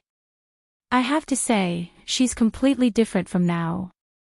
If it wasn't for your investigation documents, I wouldn't have believed it." He couldn't believe she was Mr. Gu's youngest daughter. Yes, that's understandable. If I hadn't watched her grow up, I wouldn't have believed it either. Hua Xiaoheng nodded politely. "May I ask if you need any more proof?" Nianji was a missing person in Barbados back then, right? Yes. Mike had already found all the documents on Gu Nianji. She disappeared 7 years ago. To be precise, in 2 weeks, she'll have been missing for 7 years. You know, after 7 years, a lot of things won't be easy to do. Yes, so it's Mr. Gu's good fortune to have Nianji return to the Gu family before the 7 years are up. Hua Xiaoheng took Gu Nianji's hand. "Take a look and see what other proof you need to restore her identity and close the case. I need time to verify these documents." Mike still spoke in a businesslike tone. "But don't worry, I'll keep it a secret. I swear in the name of Christ, Jasmine won't find out." "I believe you." Hua Xiaoheng shook Mr. Mike's hand. "The reason I asked you is because you are Christ's most loyal servant. Mr. Gu will thank you when he wakes up." Mike carefully placed his right hand on his chest and saluted Hua Xiaoheng. "Don't worry, Mr. Hua. I'll take care of it." Gu Nianji didn't speak for a long time after walking out of the small building of the Ministry of Internal Affairs in Barbados. "What is it?" Hua Xiaoheng looked down at her. "You don't believe Mike can keep it a secret?" "That's not it. Gu Nianji stopped in her tracks and looked up at Hu Xiaoheng. I was thinking, if Hu Xiao could give such an important thing to him and trust him, then his identity can't be that simple, right? Hu Xiaoheng froze. His sharp gaze was like an X-ray that could see through a person's heart. It swept over Gu Nianji's face. Why do you say that? It's just intuition. Gu Nianji smiled shyly. Maybe I'm wrong. No, you're right. Hu Xiaoheng smiled slightly. He took Gu Nianji's hand and kissed the back of it. My Nianji is the smartest. Gu Nianji's cheeks flushed. Under the moonlight, her smile was even more beautiful than the epiphyllum flower. It was also more alluring. Hu Xiaoheng seemed to be tempted. He couldn't help lowering his head and kissing her bright cheek. Then the kiss automatically moved to her lips. He kissed her once, then again. Reason told him to stop, but his feelings took over. He cupped Gu Nianji's face and tasted her lips again. Gu Nianji tiptoed and was dizzy from Hu Xiaoheng's kiss. She seemed to hear the nightingale's cry in her mind, and large epiphyllum flowers bloomed under the moonlight. The moonlight penetrated the darkness in her mind, and some sporadic images appeared in her memory. Someone held her in his arms like a child. He pointed at the epiphyllum flower in front of her and taught her to pronounce it word by word. Sirius, Sirius, that's your English name. She couldn't see the person's face, but the voice was familiar. Who was it? Gu Nianji closed her eyes. A spasmodic pain in her mind made her stop searching for this memory. She hugged Hu Xiaoheng tightly and rubbed his neck like a kitten. Sleepy. Hu Xiaoheng patted her head and finally stopped the long kiss. Gu Nianji's plump lips were already bright red and even a little swollen. Looking at Gu Nianji like this, Hu Xiaoheng seemed to hear Chenlai's teasing tone. Go do your job. Do it well. He took a deep breath and suppressed the restlessness in his body. He moved himself away slightly. Go back to sleep. Stay at the consulate for the next few days and don't go anywhere. Okay. Gu Nianji leaned her head against Hu Xiaoheng and began to act shamelessly. Hu Xiao, I'm tired. I can't walk anymore. Hu Xiaoheng, I really can't walk anymore. Look. Gu Nianji tried to lift her legs. I can't even lift my legs. Hu Xiaoheng couldn't help but laugh. He turned around and bowed. Come on, I'll carry you. A tall figure bent down in front of her. Gu Nianji was excited and touched. There was also a slight sourness in her chest. Finally, it intertwined and turned into sweetness. She lay on Hu Xiaoheng's back and was carried forward by him. The streetlights stretched their shadows so long that she couldn't see the end. It was already 11:00 at night when they returned to the consulate. Chenlai walked out of the room and saw Hu Xiaoheng carrying the sleeping Gu Nianji. He chuckled and clicked his tongue. Hu Xiao, you should take it easy. You made our Nianji faint on the first day of work. What are you going to do in the future? This is the first update, 3,300 words. It's a big chapter. A reminder for the monthly votes and recommendation votes. There will be an additional update at 7:00.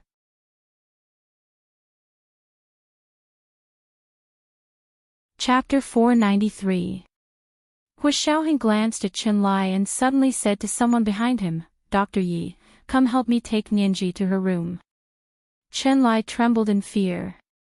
His face was pale as he stood there helplessly, not daring to turn around.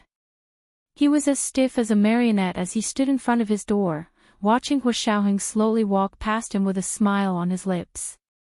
Chenlai only realized what was going on when Hu Xiaoheng took Gu Nianji to her room.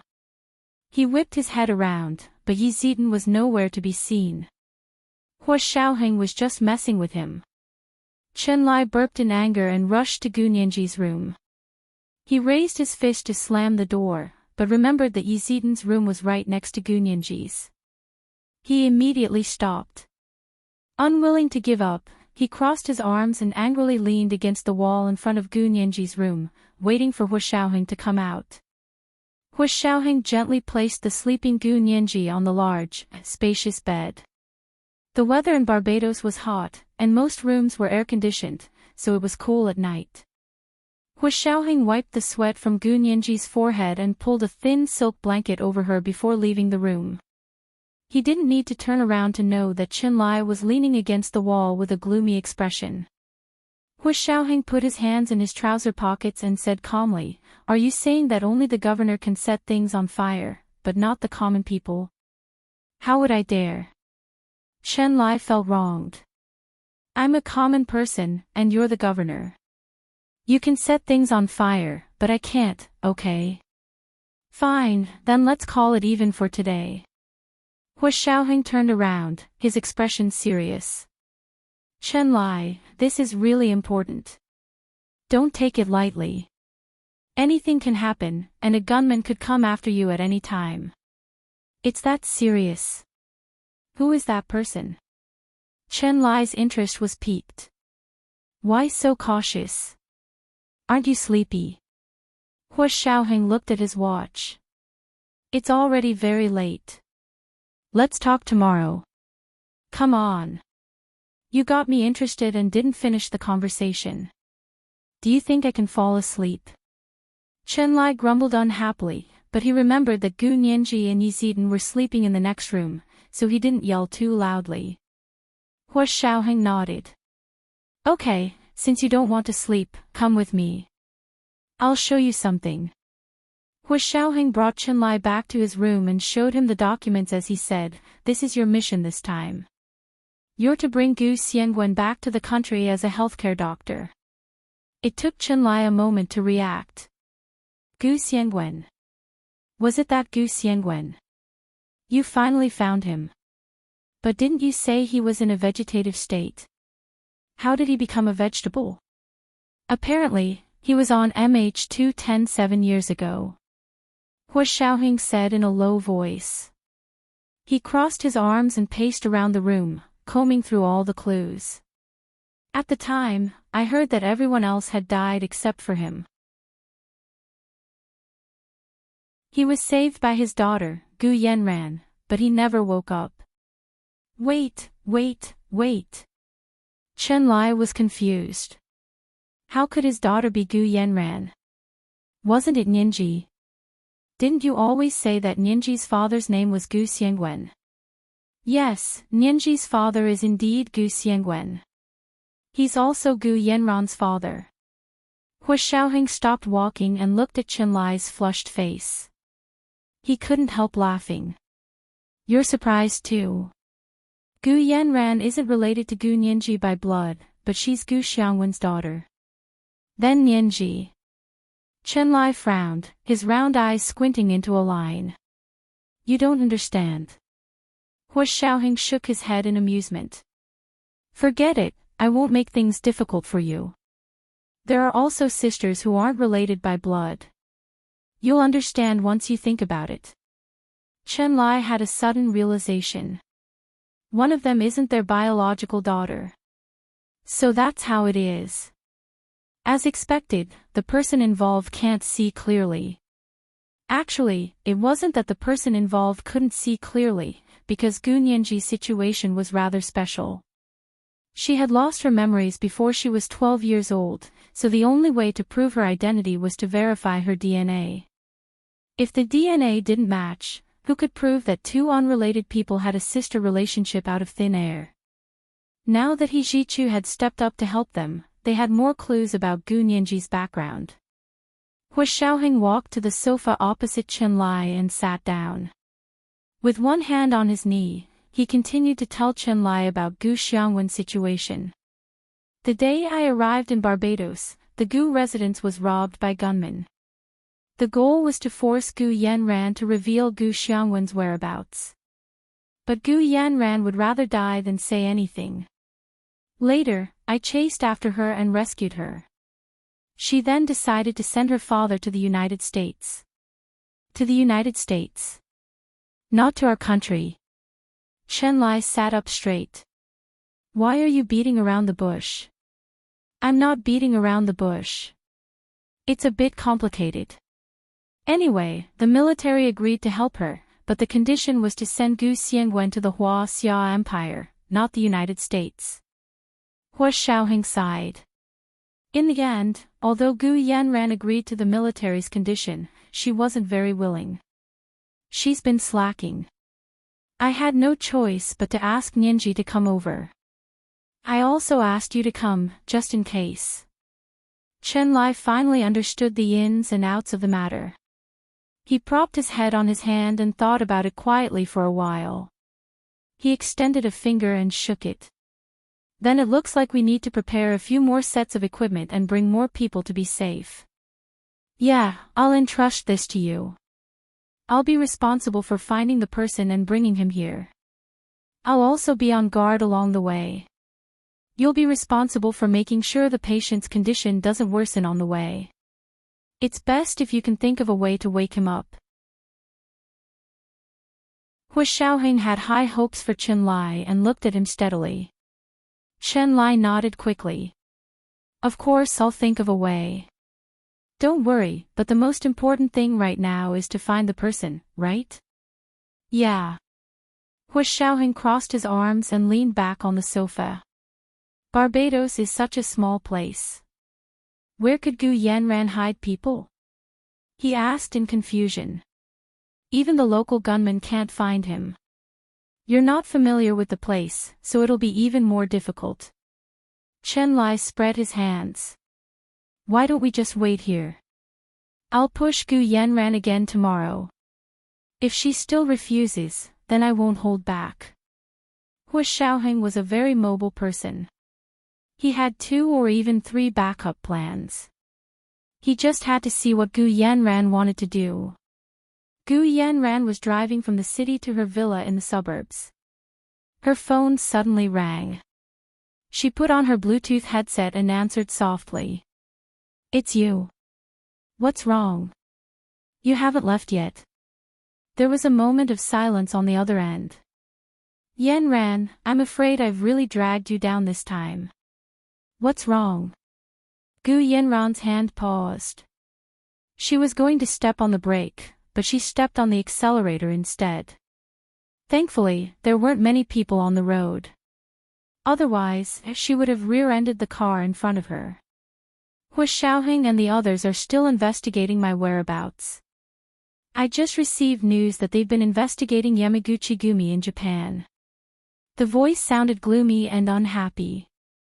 Oh. No way. Gu Yanran was shocked. What does Yamaguchi-gumi have to do with you? Don't scare yourself. The person on the other end didn't speak for a long time. He couldn't explain in detail to Gu Yanran. In the end, he only said, we have to cut off each other. We can't let anyone find evidence of our relationship. Otherwise, you're dead, and I'm dead too. It's that serious. Gu Yanran wasn't worried at all. She giggled. This isn't like you, it's really serious. The person on the other end was very cautious. I've escaped twice, but I can't do it thrice. I don't know if I can escape a 3rd time. If I can't. The person paused. Just pretend that you don't have me as a friend, that you've never seen me, and that I don't exist in this world. Oh. Gu Yanran finally slammed on the brakes and stopped the car on the shoulder of the road. Tell me clearly. What's going on? What did you do? The more you know, the worse it will be for you. Are you sure you want to know? The person on the other end snickered. Let's not get to the bottom of this. Yanran, you're my friend. I won't let anything happen to you. Be careful for the next few days. The person muttered a few more words on the phone before hanging up. Gu Yanran frowned and stared blankly at the road ahead. Had going to the Hua Xia Empire become her only way out? But she wanted to go to America even more. It was easy for her to go alone, but she couldn't leave Barbados quietly with a vegetable. She sighed and leaned against the steering wheel as if she'd fallen asleep. After a while, a black Mercedes SUV stopped behind her car. A tall and handsome man got out of the car and knocked on Gu Yenran's window. "Miss Gu. What's wrong?" "It's you." Gu Yenran turned to see the familiar face and opened the door. The man got in. "Miss Gu, what's troubling you? I can help you." The man's eyes were black and white, and the whites were so pure they were blue. He was like a child with a pure heart. Gu Yenran touched his face, then moved her hand down his arm to hold his palm. She looked down at his hands, the hands that had helped her countless times. They were not clean, and they smelled of blood, but they had once been the only thing she could rely on. Now, those hands couldn't help her anymore. Gu Yenran shook her head. "You don't have to stay by our side. Yi Xian, you're free now." This is the second update. A reminder for monthly votes and recommendation votes. They've been modified.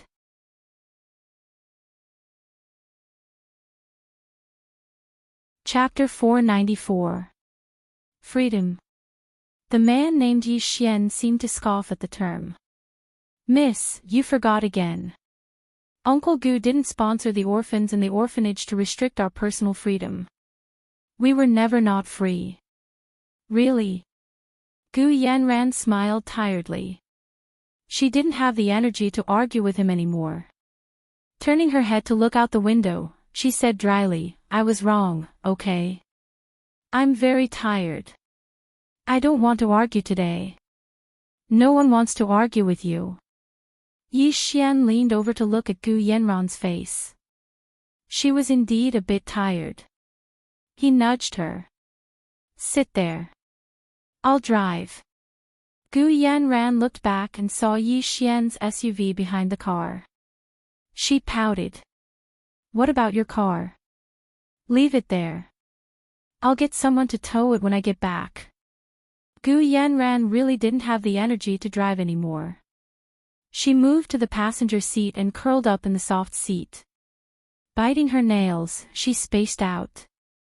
Yi Xian started the car and asked her, "Where are we going?" "Back to the manor," Gu Yenran murmured. She seemed to have a lot on her mind that she couldn't say. Yi Xian was quiet for a while before driving onto the highway. He opened the window again, and the cool night breeze blew in with the humidity from the sea. It was refreshing.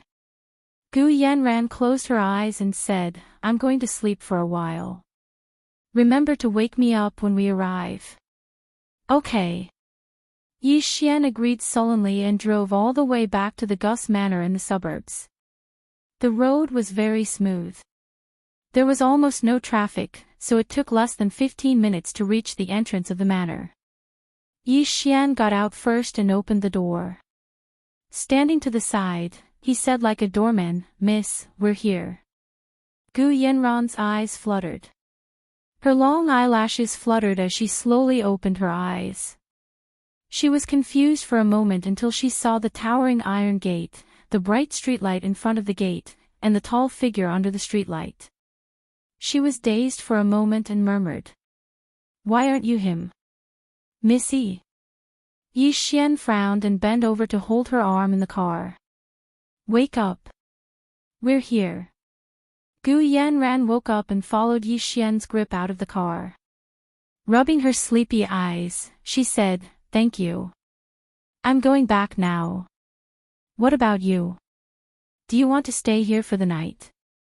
Yi Xian's car was abandoned on the shoulder of the highway. It was the middle of the night, and they couldn't find anyone to tow it. "Do you want me to stay here for the night?" Yi Xian placed one hand on the metal door and blocked Gu Yenran's way in. Gu Yenran looked up at Yi Xian in surprise. He had thick brows, large eyes, a high nose bridge, and deep-set eyes. He had the appearance of a typical mixed-race person, and he was a particularly handsome one. "Yi Xian, do you miss me?" Yi Xian stubbornly refused to let go. He took a step forward and lowered his head, his question almost touching Gu Yenran's lips. Gu Yanran wanted to say no, but before she could refuse, Yi Xian had already bitten her. He sucked on her lips and blocked her mouth, not allowing her to refuse. Gu Yanran moaned a few times before Yi Xian lifted her up and walked through the metal door. The two of them were entangled the entire way, and their clothes were all over the place. By the time they reached the living room of the large house, they couldn't wait to get into it. Gu Yanran was in a very bad mood, and Yi Xian's arrival was like an antidote. It allowed her to temporarily forget all the recent troubles and just enjoy the sex between a man and a woman with him.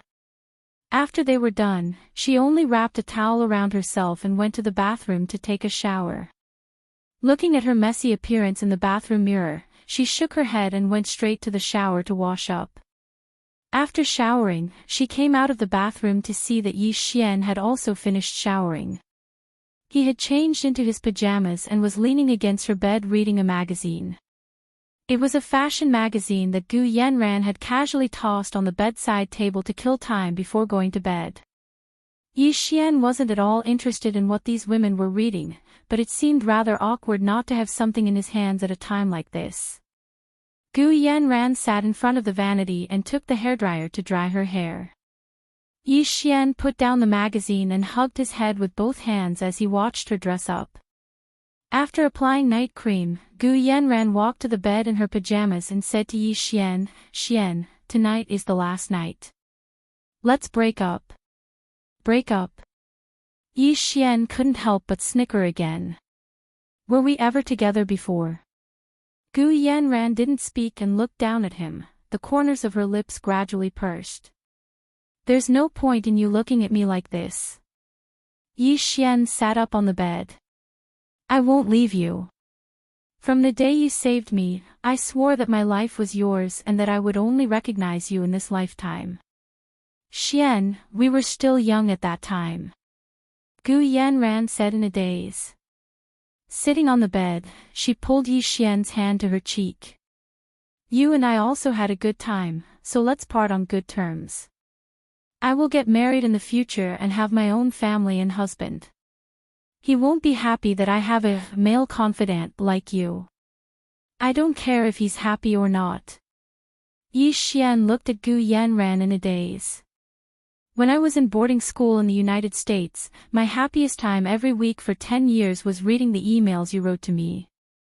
For so many years, it was one every week without stopping until Uncle Gu's accident. I had already set my heart on you. Although you were still young at that time, you didn't know." Gu Yanran covered his mouth with her hand. "Don't say any more. It's all in the past. We've already grown up. You were still young at that time. You saved me and got seriously ill because of it. Uncle Gu sent me to boarding school in the United States for 10 years. I didn't expect that when I came back, Uncle Gu would already be in a vegetative state." Yi Xian thumped the bed with his other hand. "I saw the news about you being held hostage by the gunman that day. Yanran, you see, you can't live without me. You just asked me to leave, and then something like this happened. Tell me, how can I not worry?" Gu Yanran looked at Yi Xian. She was touched. Ever since Gu Xiangwen's accident, she had been supporting the entire Gu family on her own. There were very few people in the Gu family to begin with. With such a large fortune in her hands, she felt like a naughty child parading around the downtown area with a huge fortune. No wonder so many people coveted her. She almost couldn't take it anymore. Yi Xian had interrupted his studies to rush back to Barbados after Gu Xiangwen's accident to help her and be loyal to her. However, although Yi Xian was very good to her, and she had feelings for him, Yi Xian was alone and didn't have the ability to protect her and the Gu family. She needed someone else to rely on. "Yi Xian, we're really not compatible." Gu Yanran sighed and propped her head up with her hand. Her long, curly hair hung down and covered half her face. "I don't want my future husband to be unhappy. You should leave." Yi Xian's hands began to tremble. He half knelt in front of Gu Yanran and held her hand. Yanran, you really won't give me a chance. I can help you. I can definitely help you. You can't help me. Gu Yanran's voice was very calm. I don't want to ruin your entire life. Yi Xian, you should have your own life. Find a girl, fall in love, get married, have your own family, and have a few children of your own. You'll quickly forget everything now. Perhaps you'll even wish that none of this had happened. Yanran.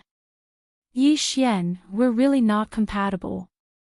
Gu Yanran had already completely calmed down. There was no emotion in her voice. Leave. Don't ever come back. If you come back, don't blame me for being angry. You really want to kick me out. Yi Xian had a very hurt expression on his face.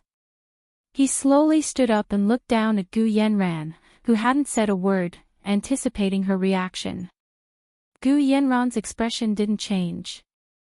She only nodded. I'm not kicking you out. I'm letting you live your own life. Since Gu Yanran had already said it so decisively, Yi Xian had no reason to stay. He changed his clothes with a dark expression and quickly rushed out of the room. Before he left, he didn't forget to slam the door for her. Gu Yanran looked in the direction of the door and smiled bitterly. She took out her phone and dialed Hua Xiaoheng's number. Mr. Hua. Seeing that Gu Yanran had finally called, Hua Xiaoheng calmly put on his Bluetooth headset. He waited for the phone to ring a few times before saying, Miss Gu, what's up? Gu Yanran choked. She secretly thought that Hua Xiaoheng was really good at pretending. He clearly wanted to see her father, Gu Xiangwen, but he was so calm. Forget it. She definitely couldn't compete with Hua Xiaoheng in terms of patience. Gu Yanran smiled. Yes, Mr. Hua, did you forget? Didn't you promise to send my father to your country to recuperate? Oh, I remember that. But Miss Gu doesn't seem to be in a hurry, so we're even less in a hurry. The scenery in Barbados is pretty good. We'll treat it as a public holiday. Hua Xiaoheng put one hand in his trouser pocket and held a cigar in the other. He stood in the hotel's smoking room and stared at the blue sky and white clouds outside the window.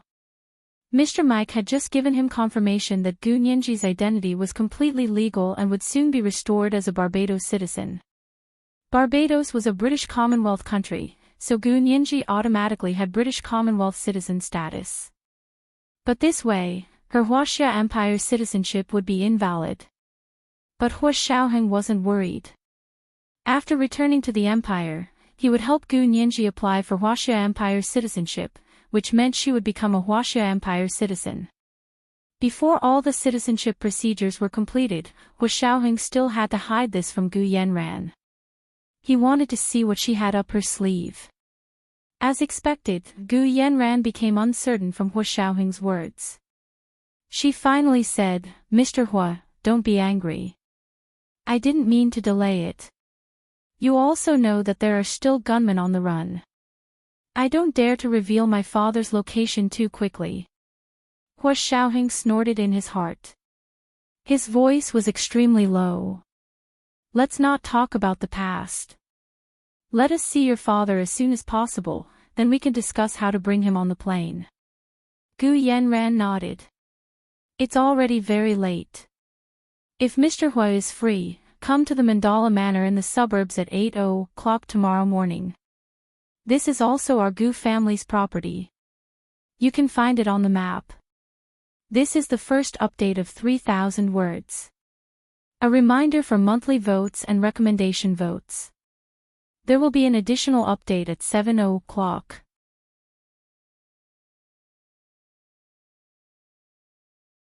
Chapter 495. After ending the call with Gu Yanran, Hua Xiaoheng looked up Mandala Manor. According to the map, it was a large manor of about 10 acres.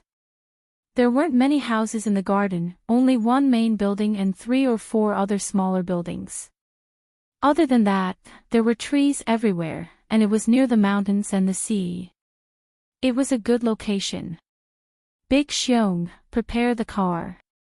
We'll leave at 8 tomorrow morning for Mandala Manor in the suburbs. Hu Xiaoheng sent the address to Yin Shixiang. Little Zay, prepare backup data and be on standby. Roger, Chief. Because he wanted to bring Gu Xiangwen back to the Hua Xia Empire, after consulting with General Ji, the higher-ups in the military gave him the green light to mobilize more people from the Special Operations Forces to Barbados to help. These people were now under Yin Shixiang and Zhao Liangzi's management. Gu Nianji, Yi Zidan, and Chen Lai were under Hu Xiaoheng's management. The three of them stayed at the consulate while Hu Xiaoheng and the others stayed at the hotel. In order to prepare for tomorrow's mission, Hu Xiaoheng, Yin Shixiang, and Zhao Liangzi didn't sleep the entire night to prepare the first step of the plan. Tomorrow is the last time we urge her to hand over Gu Xiangwen. If she still refuses, we'll execute Plan B. Hu Xiaoheng passed the two plans to Yin Shixiang and Zhao Liangzi. If she thinks it through, we can discuss the specifics of returning to Barbados tomorrow. Then we'll execute Plan A. Roger, Chief. Yin Shixiang and Zhao Liangzi took the two plans from Hu Xiaoheng and started preparing. At 7 the next morning, Hu Xiaoheng and Yin Shixiang had already packed up and went to the hotel lobby for breakfast. Yin Shixiang left early and drove the car over. It was a bulletproof car from Cuba. To prevent any ambushes near the Gu Manor, Hu Xiaoheng had specifically contacted the Hua Xia Imperial Embassy in Cuba to ask for the car. Hu Xiaoheng strode out of the hotel, and Yin Shixiang quickly got out to open the door. A few staff members followed him into the car. They were actually Hu Xiaoheng's bodyguards, which meant they were his personal bodyguards. Traffic in Barbados was very smooth in the morning, especially from the city to the outside. It was a bit crowded from the outside to the city. Many people lived in the suburbs but worked in the city. 15 minutes later, Hu Xiaoheng's car arrived at the entrance of the Gu's Mandala Manor. Yi Xian did not leave. He had been hiding in the forest outside the Gu Manor. He wanted to see why Gu Yanran wanted him to leave. When Hu Xiaoheng's car drove over, Yi Xian's heart skipped a beat. He quickly climbed up the tree and hid himself in the foliage. He drove the low-key but luxurious car and stopped in front of the iron gate of the Gu Manor. First, a capable young man got out of the car. He wore sunglasses and looked around before bending down to open the car door. Then, an even taller and more handsome mature man slowly walked out of the car. He was diagonally facing Yi Xian, so Yi Xian could only see the side of his face. However, it was only the side of his face, but the handsomeness of his face was enough to make Yi Xian's breathing almost stop. It must be because of this man, Yi Xian silently concluded in his heart. Not to mention this man's ridiculously handsome face, Yi Xian could tell from the way he stood there that this was a man who had been in a high position for a long time.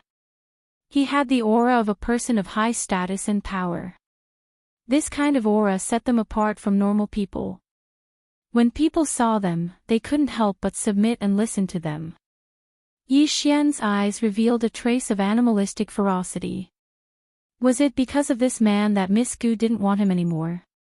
He might never be able to compare to this man in this lifetime, but did he have his heart? As his emotions surged, Yi Xian's body swayed slightly. It was only a very slight sway, almost comparable to the feeling of the wind rustling the leaves of the trees. However, Hu Xiaoheng keenly sensed that someone was secretly spying on them. He raised his hand to cover his mouth and coughed softly. He had already whispered into the receiver on his hand, "There's something strange on the right side at 3:00." Zhao Liangzi, who was in the middle of dispatching, received the news and immediately contacted their people to mobilize satellites to conduct a blanket search of the area. Not long after, Yi Xian's blurry silhouette and face were transmitted to the receiver on Hu Xiaoheng's hand. The receiver looked similar to an Apple Watch, but in reality, its functions were worlds apart. When Hu Xiaoheng looked down at his watch, he could already see Yi Xian's face on the screen. Find out who this person is. Hu Xiaoheng saw that the person's fierce expression carried an inexplicable sorrow and sadness. He didn't think this was the gunman from last time. Every single one of the gunmen from last time looked like outlaws who only cared about money. There was no other way. Zhao Liangzi began to search the database. The first thing he searched was, of course, the Barbados government's population database. There were all the detailed information of Barbados citizens and all tourists who entered the country legally, including photos, passports, and fingerprints. Of course, if this person wasn't a Barbados citizen or a tourist who entered the country legally, but an illegal immigrant, then he wouldn't be able to find them. However, Zhao Liangzi was very lucky. He found this person in the first round of searching the Barbados government database. Overjoyed, he sent all the information to Hu Xiaoheng.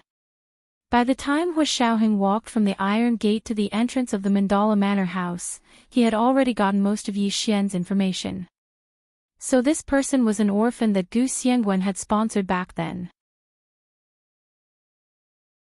He was originally studying in the United States, but after Gu Xiangwen's accident, he returned from the United States and followed Gu Yanran to manage the Gu family's business. He didn't know why he was hiding in the forest to spy. Hu Xiaoheng felt that with this person's relationship with the Gu family and Gu Yanran, he could openly stand by Gu Yanran's side and receive Hu Xiaoheng's group with her. Was there a problem? Hu Xiaoheng's occupational disease was acting up again, and he ordered Zhao Liangzi to continue looking into Yi Xian's information to see if he could find the boarding school he attended in the United States for 10 years. That way, he could learn more information. As soon as he sent the order, the door in front of Hu Xiaoheng opened from the inside. Gu Yanran wore a very close-fitting light gray professional suit and raised her hand at Hu Xiaoheng. Mr. Hua is so punctual. Punctuality is the virtue of an emperor. It's only right. Hu Xiaoheng bowed slightly and led Yin Shixiang inside. Gu Yanran looked curiously at the 4 or 5 smart and capable young people standing outside the door and asked Hu Xiaoheng, They are my subordinates. You don't have to pay attention to them. Hu Xiaoheng glanced at them. Stand guard at the door. Yes, sir. Although there were only 4 or 5 people, the chorus of responses was still very impressive. Gu Yanran was shocked, but she quickly recovered and smiled. Mr. Hua is too cautious. It's actually very safe here. Just in case. Hu Xiaoheng sat down, and a young black girl from Barbados in a white maid dress walked over with a cup of coffee. She placed it in front of Hu Xiaoheng and said in very broken Chinese, Hu Xiansen, please. Hu Xiaoheng nodded and said thank you. Gu Yanran watched the black maid turn and leave. She couldn't help but sigh. These are the servants I just recruited. They haven't trained much. We are going to leave anyway, so what's the point of training? That's it.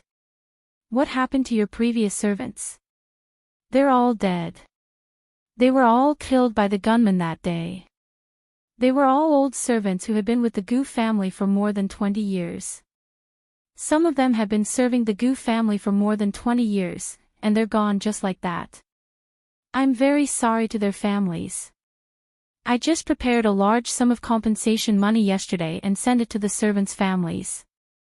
Gu Yanran took a sip of coffee and looked distressed. We don't know what happened either. Everyone in the family is gone. I'm the only one left now. Hu Xiaoheng listened quietly. He turned his coffee cup and put it back on the coffee table. He waited for Gu Yanran to finish before asking, Isn't there still your father? Although he's in a vegetative state, he's still alive. Oh, yes, there's still my father. Gu Yanran wiped the tears from the corners of her eyes. But his condition isn't very good. Recently, his condition has worsened and he's been hospitalized several times. She finally got to the point. Hua Xiaoheng sat up straight and looked at her with concern. He asked in a low voice, "Is he still in the hospital?" Actually, he had already done his research. Before Gu Yanran suddenly returned to Barbados, the He family had stepped in and taken Gu Xiangwen out of the hospital. But no one knew where he went after he was taken out. At least the gunmen didn't know, so they used the lives of all the servants in the Gu family to force her and almost killed her in the end. Gu Yanran tilted her head and thought about it. As expected of Mr. Hua. You got to the point right away. Okay, go ahead. Actually, my father is still in the hospital. But he's being heavily protected by the He family. Gu Yanran said word by word, "A few days ago, my father's condition worsened and he was admitted to the hospital. At that time, the He family said they received news that someone wanted to harm my father, so they came up with a plan. They pretended to take him out of the hospital and made it look like my father had already been discharged to divert their attention. Therefore, the gunmen didn't know my father was still in the hospital. They only changed the ward and all the caregivers. There are many people in the hospital. You're saying no one knows?" Hua Xiaoheng was in disbelief. Now, even my father's doctor and caregivers don't know who they're seeing. Also, I haven't been to the hospital even once since I came back, so they won't suspect anything. Gu Yanran was very confident. But Mr. Hua, if we want to take my father out, I will have to personally handle all the procedures at the hospital. But the moment I go, the people behind the gunmen will know where my father is. When that happens, I don't even dare to think about what kind of fate that will befall the hospital. Tell me, what should I do to get my father out in one piece without alerting the gunmen? This was a dilemma. If Gu Yanran didn't go, they wouldn't be able to take Gu Xiangwen out of the hospital. But if Gu Yanran went, the mastermind who was after Gu Xiangwen's life would immediately know where he was. By then, it was even possible that the hospital would be bathed in blood. Of course, Hua Xiaoheng didn't want to make a big deal out of it. What should he do? This was the second chapter, 3,200 words. A reminder for the monthly votes and recommendation votes. There were some minor typos in yesterday's second chapter.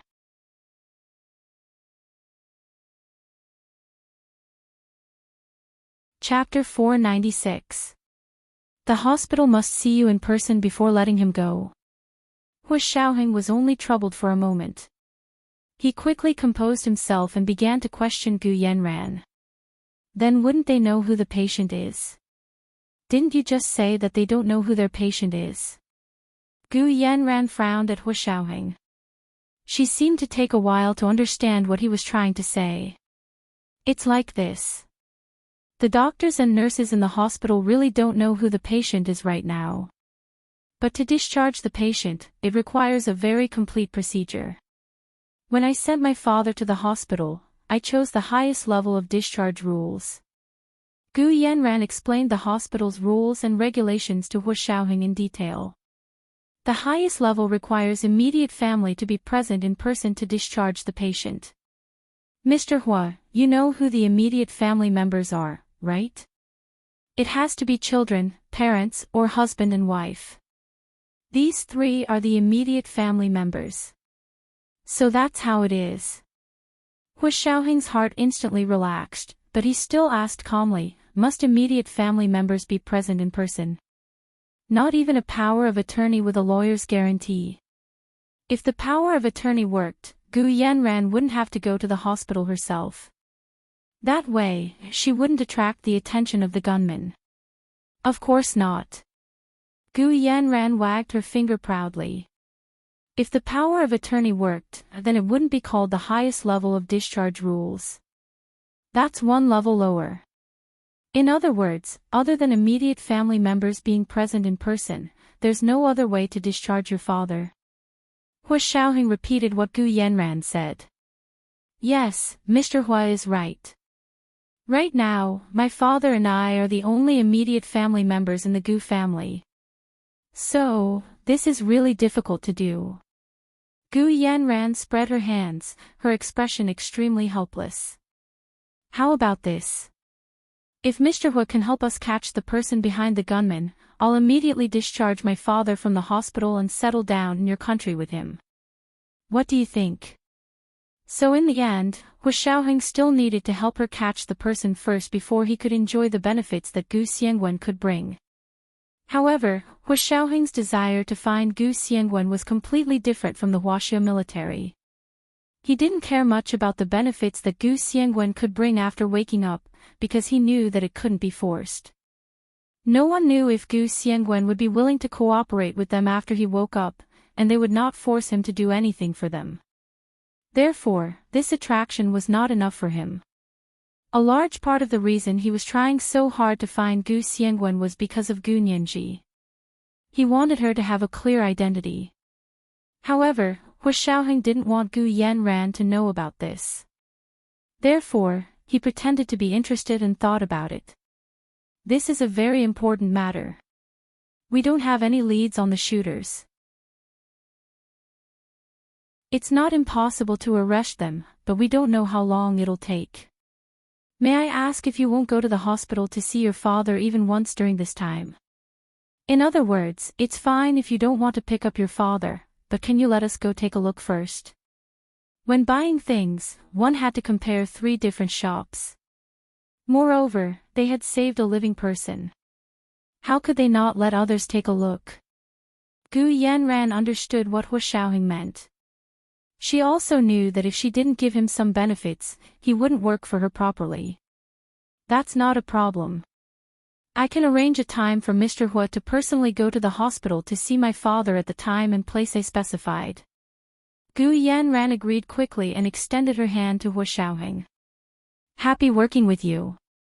Her business-like expression was very generous and straightforward. There was no hesitation at all.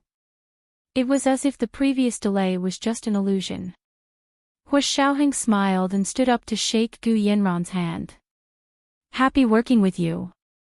Coming out of the Gu's mandala manor, Hu Xiaoheng quickly glanced at the direction where the person had been hiding. He realized that there was no longer any presence in that direction. That person had probably already left. Yin Shixiang walked over to open the car door for him. Hu Xiaoheng sat in the car silently.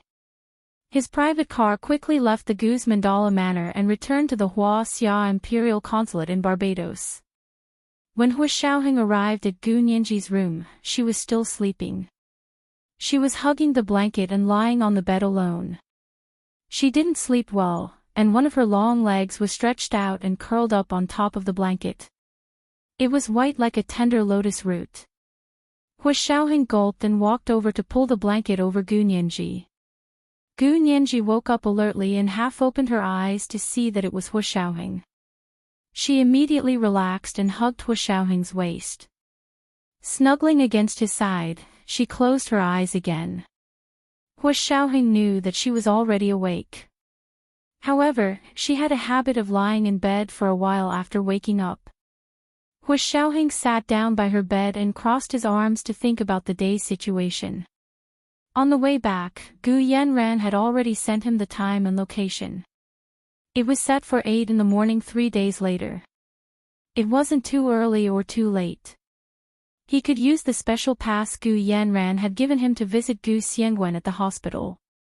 However, that was all he could do. The special pass wouldn't be able to take Gu Xiangwen out of the hospital. Hu Xiaoheng also wanted to take this opportunity to let Gu Nianji see Gu Xiangwen first. That was her father. She hadn't seen her father for 6 to 7 years. Hu Xiao, what are you thinking about? Why are you so engrossed? Gu Nianji hugged Hu Xiaoheng's waist and closed her eyes for a while. She mumbled sleepily, he didn't even kiss me. This doesn't make sense, Hu Xiaoheng laughed and lowered his head to kiss her cheek.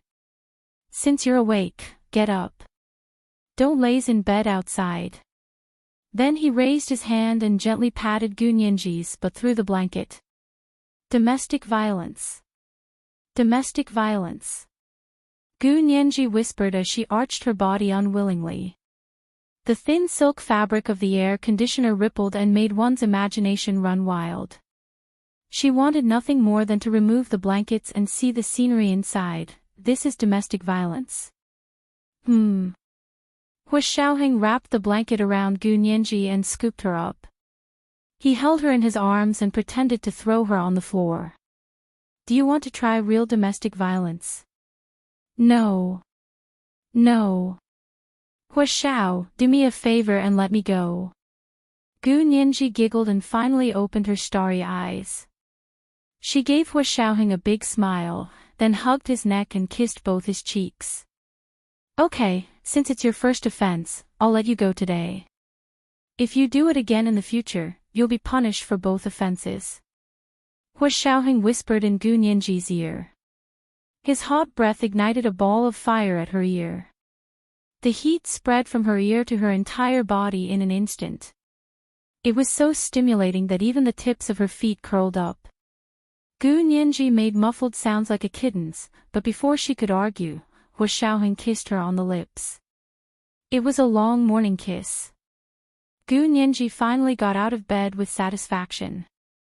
She hummed as she went to the bathroom to wash up. As soon as she walked in, she saw that the toiletries were all the brands she was used to.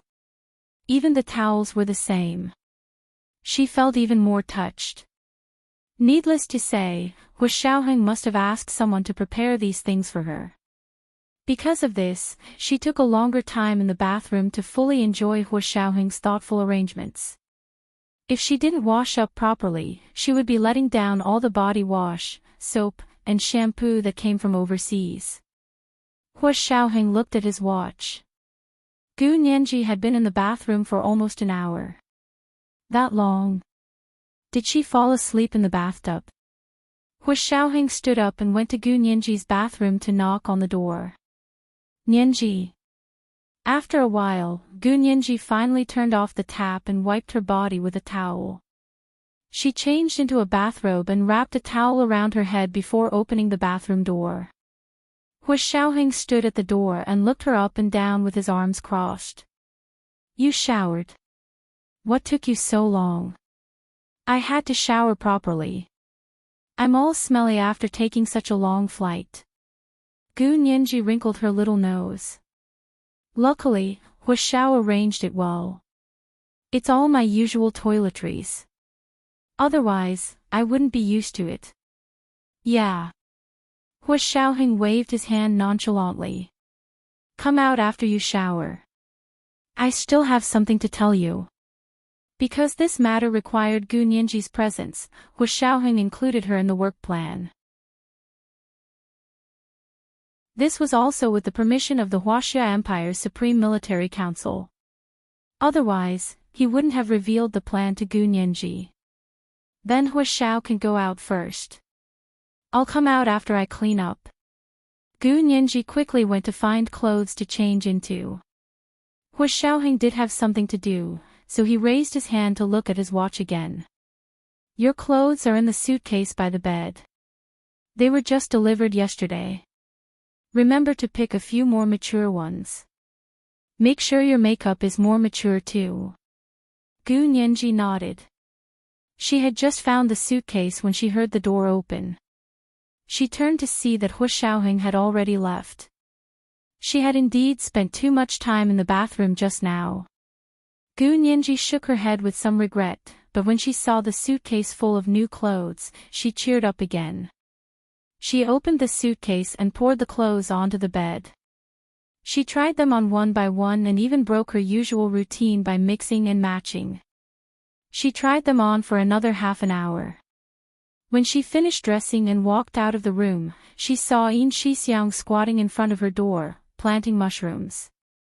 Gu Nianji was speechless. Second Miss Gu, you're finally out. Yin Shixiang looked up at her and blinked. He had just gotten used to Gu Nianji's mature and beautiful makeup. He didn't get up. Your brother Xiong's arms and legs are old. I squatted on the floor planting mushrooms for half a day. I can't get up anymore. Gu Nianji smiled and extended her hand to Yin Shixiang. Brother Xiong, let me help you up. Yin Shixiang took her hand and stood up. He beamed. Nianji is the best. You know how to care for brother Xiong. Gu Nianji pushed him. Come on. Tell me, what are you doing at my door? Did Hua Xiao ask you to come? Yes. Yin Shixiang nodded. Hurry up and come down with me. We're going to discuss the specifics of the operation. We're waiting for you alone. Gu Nianji was a bit embarrassed as she tugged at her clothes. You were waiting for me alone. What do you think? Yin Shixiang led her into the small conference room and closed the door. Hua Xiao, Nianji is here. Hua Xiaoheng looked up to see a radiant young woman walk in. She raised her delicate neck slightly, and her coral-colored lips shone faintly. Her features were stunning, and who could compete with her in this world? This is the first update, 3,200 words. A reminder for the monthly votes and recommendation votes. There will be an additional update at 7 p.m.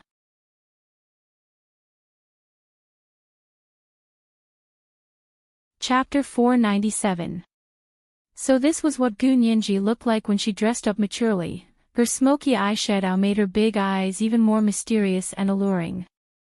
Her snow-white skin was so tender that water could almost be squeezed out of it.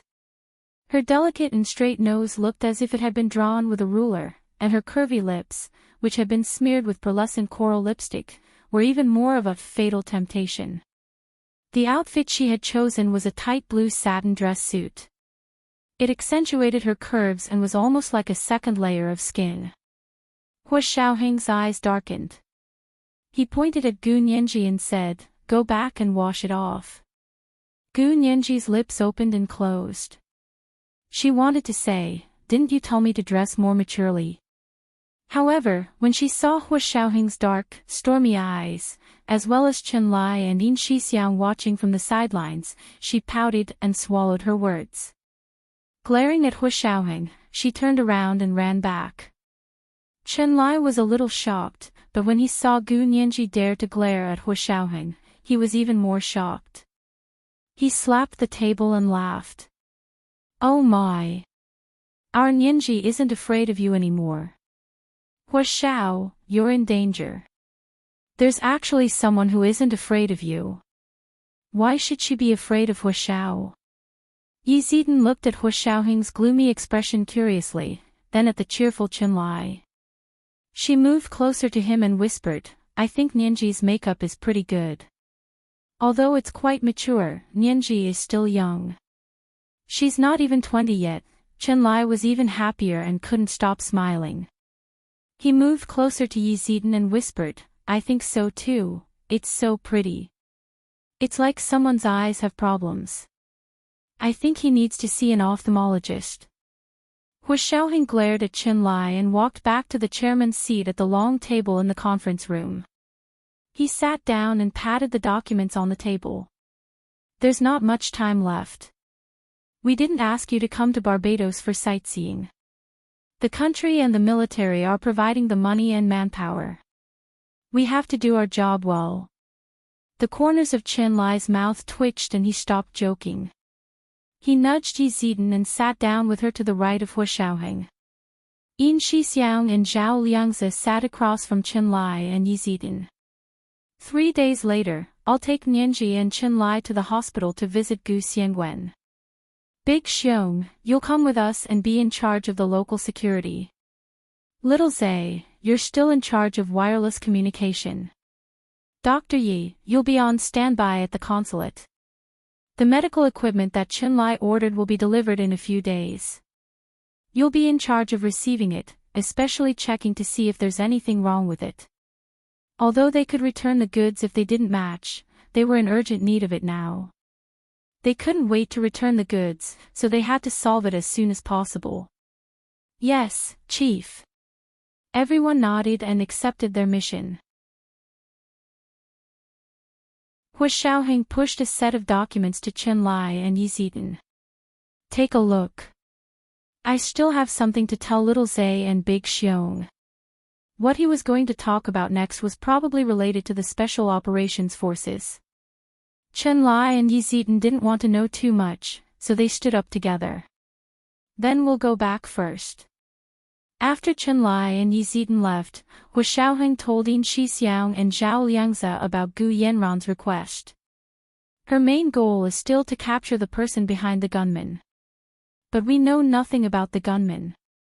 How are we going to catch them? What do you think? Yin Shixiang and Zhao Liangze looked at each other. After a while, Yin Shixiang pulled up the computer data on the gunman incident at the airport and said to Hu Xiaoheng and Zhao Liangze, Hu Xiao, little Zay, look at the gunman. How many were there? How many died in the end? Zhao Liangze stared at Yin Shixiang's computer data for a minute and said, it should be 8. We killed 7 on the spot, and the last one escaped with Gu Yanran and was later killed by Hu Xiao in the sea. Hu Xiaoheng shook his head and gently tapped a pen on the conference table. I didn't kill him. Gu Yanran killed him herself. That powerful. Zhao Liangze and Yin Shixiang exclaimed at the same time. They hadn't heard Hu Xiaoheng talk about the situation that day in detail. Now that he was taking the initiative to talk about it, they became interested and pestered him to elaborate on the details. Their reason for doing so was that they could carefully find evidence of the mastermind. Hu Xiaoheng was silent for a while and was about to speak when he heard the door open again. Gu Nianji walked in with a plain face. She had washed off the mature makeup on her face. Other than skincare products, she didn't use any other makeup. Her close-fitting dress had been changed into elegant trousers. Her top was a rain-blue heavy silk lace-up shirt with drooping sleeves, and the ribbon in front of her chest was tied with a graceful bow. Her slim trousers were a mix of white linen and silk, and she wore a pair of white mid-heeled leather shoes. Her long hair was tied into a ponytail and hung behind her head. She looked refreshing, without the seductive charm from before, only pure and beautiful feelings that could purify people's hearts. Hu Xiaoheng breathed a sigh of relief and waved for her to come over. Nianji, sit here. He pointed to a seat beside him. This seat was also the chairman's seat, but it was beside Hu Xiaoheng's seat. It wasn't at the corner of the table either. It was like sharing the chairman's seat with him. Gu Nianji didn't refuse and walked over gracefully to sit beside him.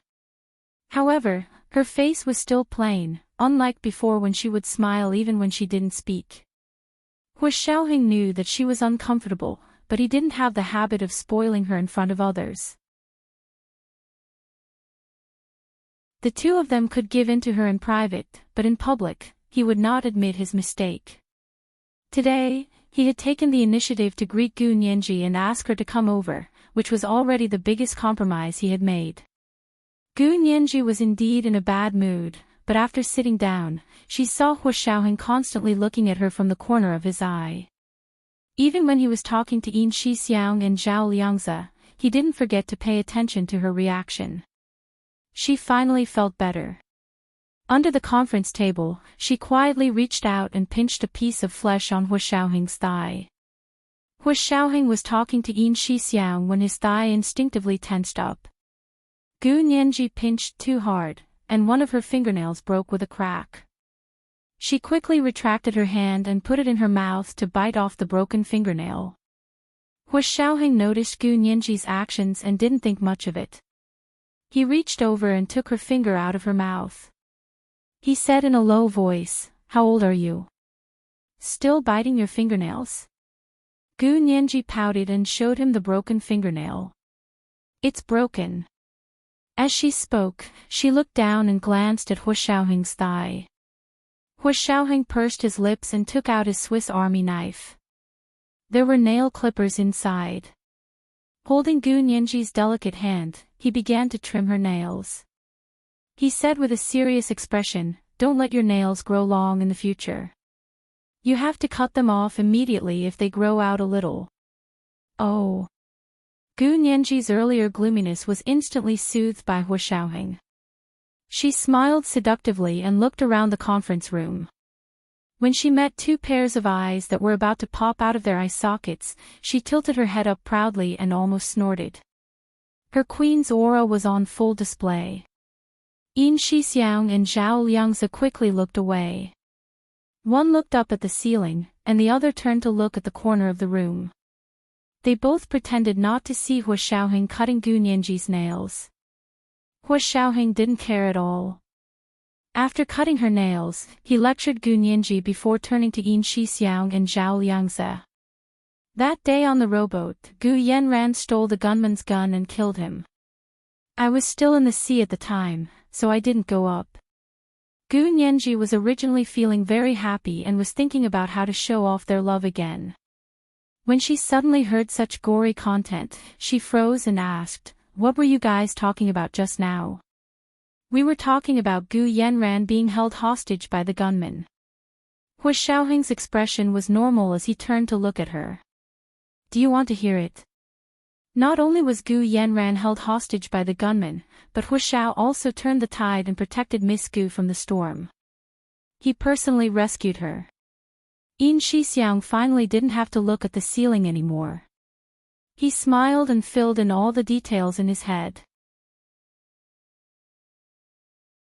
Yes, then the two of them went to an isolated island and stayed the night. Zhao Liangzi's words were even more suggestive. He was purely teasing Gu Nianji and wanted to see a little girl get jealous. Of course, they also wanted to see how Hua Xiaoheng would coax her. Before today, they had always thought that boss's hands could only be used as fists to make people dizzy or sniper rifles to kill people from a kilometer away. They didn't think that he could also use nail clippers to cut people's nails. Gu Nianji looked at Yin Shixiang and Zhao Liangzi suspiciously. Resting her chin on her hands, she leaned against the conference table and raised her eyebrows. "What did you say? Were you there at the time?" Yin Shixiang said. "No." Zhao Liangzi said. "Of course not. If you weren't there, then how can you make it sound like it's true? Don't forget, spreading rumors is legally responsible. Are you sure you want to continue spreading rumors?" Gu Nianji said coldly and bluntly. Her small face was tense, and she actually had a bit of an imposing aura. Damn it. They actually forgot about Gu Nianji's eloquence.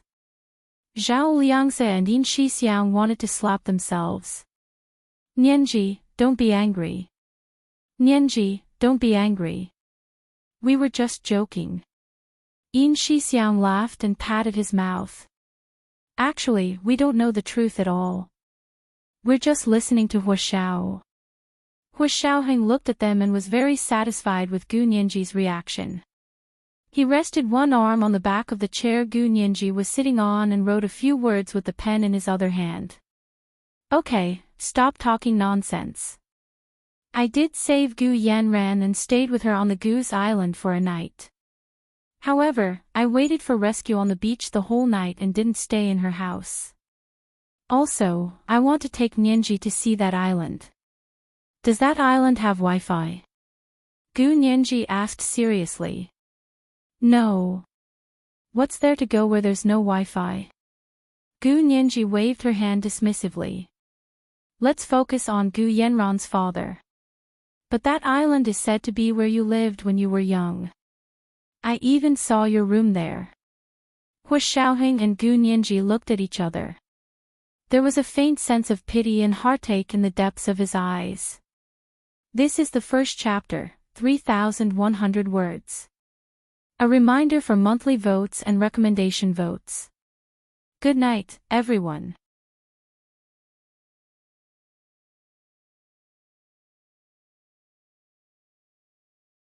Chapter 498.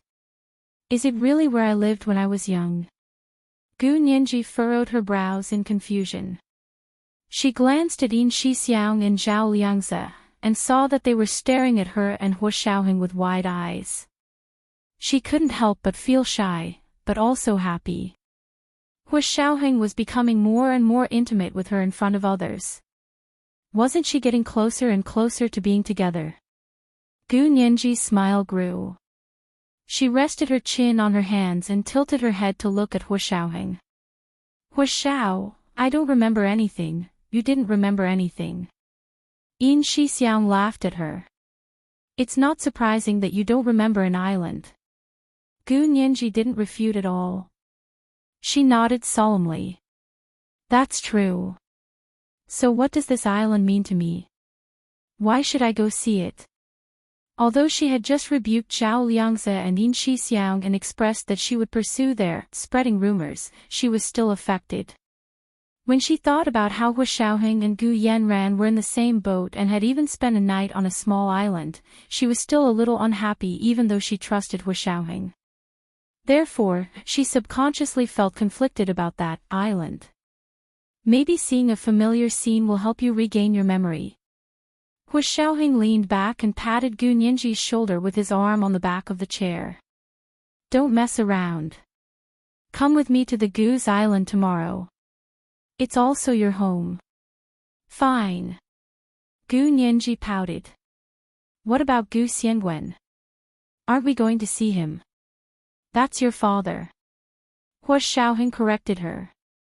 You can't call him by name like that. Gu Nianji looked down.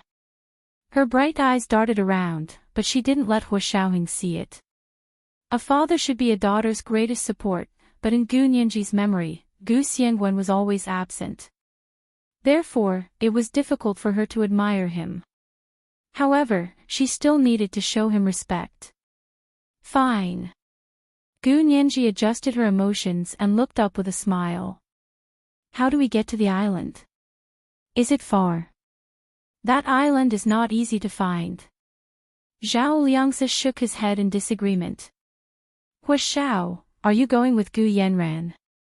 Otherwise, how can we find the location of the island? Gu Nianji was confused and asked curiously, isn't this the Gu family's island? Why couldn't he find it? The satellite map is already connected to the phone. Don't tell me you can't find it. Ha, Nianji, I really can't find it. Yin Shixiang slapped the table. Little Zay, tell me. Zhao Liangzi rolled his eyes at Yin Shixiang. He would have said it himself even if Yin Shixiang hadn't reminded him. Nianji, your father is such a great scientist. Not to mention the other blueprints and patents, he had installed a device to block wireless satellite signals on this island. This island could not be found on any map. If it wasn't for the fact that Hu Xiao and Gu Yanran happened to drift near the island that day, we wouldn't have known about its existence at all. Really? Gu Nianji asked calmly, if it's not on the map, and we're not locals, it will indeed be very difficult to find it. You don't know what you don't know. She expressed her thoughts in English. Yes, that's what I mean. You don't know what you don't know.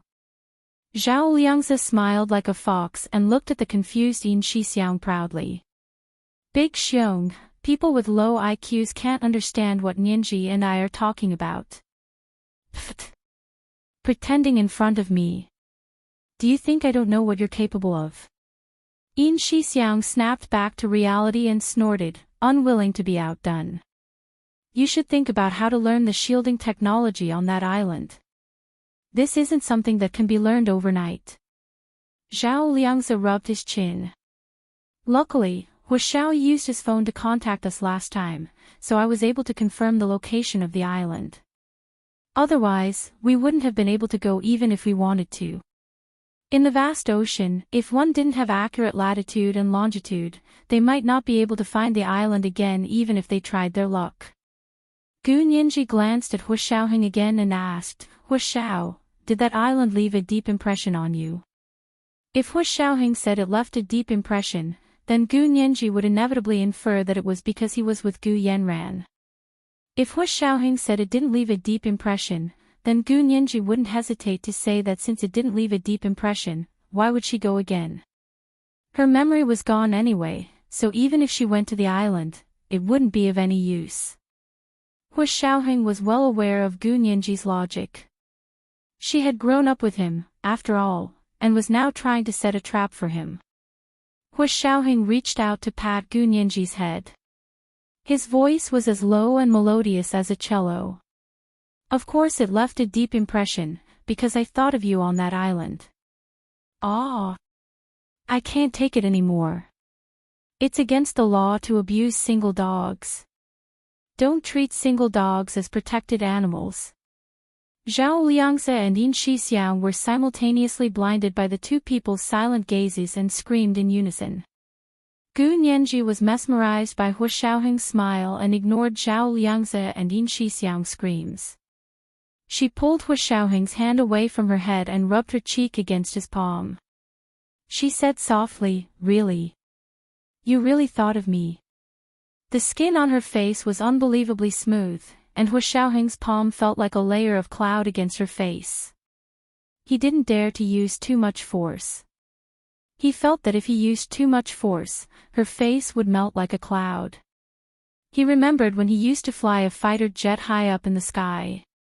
He had opened the cockpit's roof and reached out to touch the clouds. It felt just like this. Yeah. So are you going or not?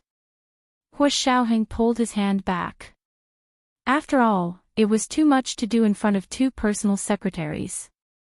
Gu Nianji didn't stop him.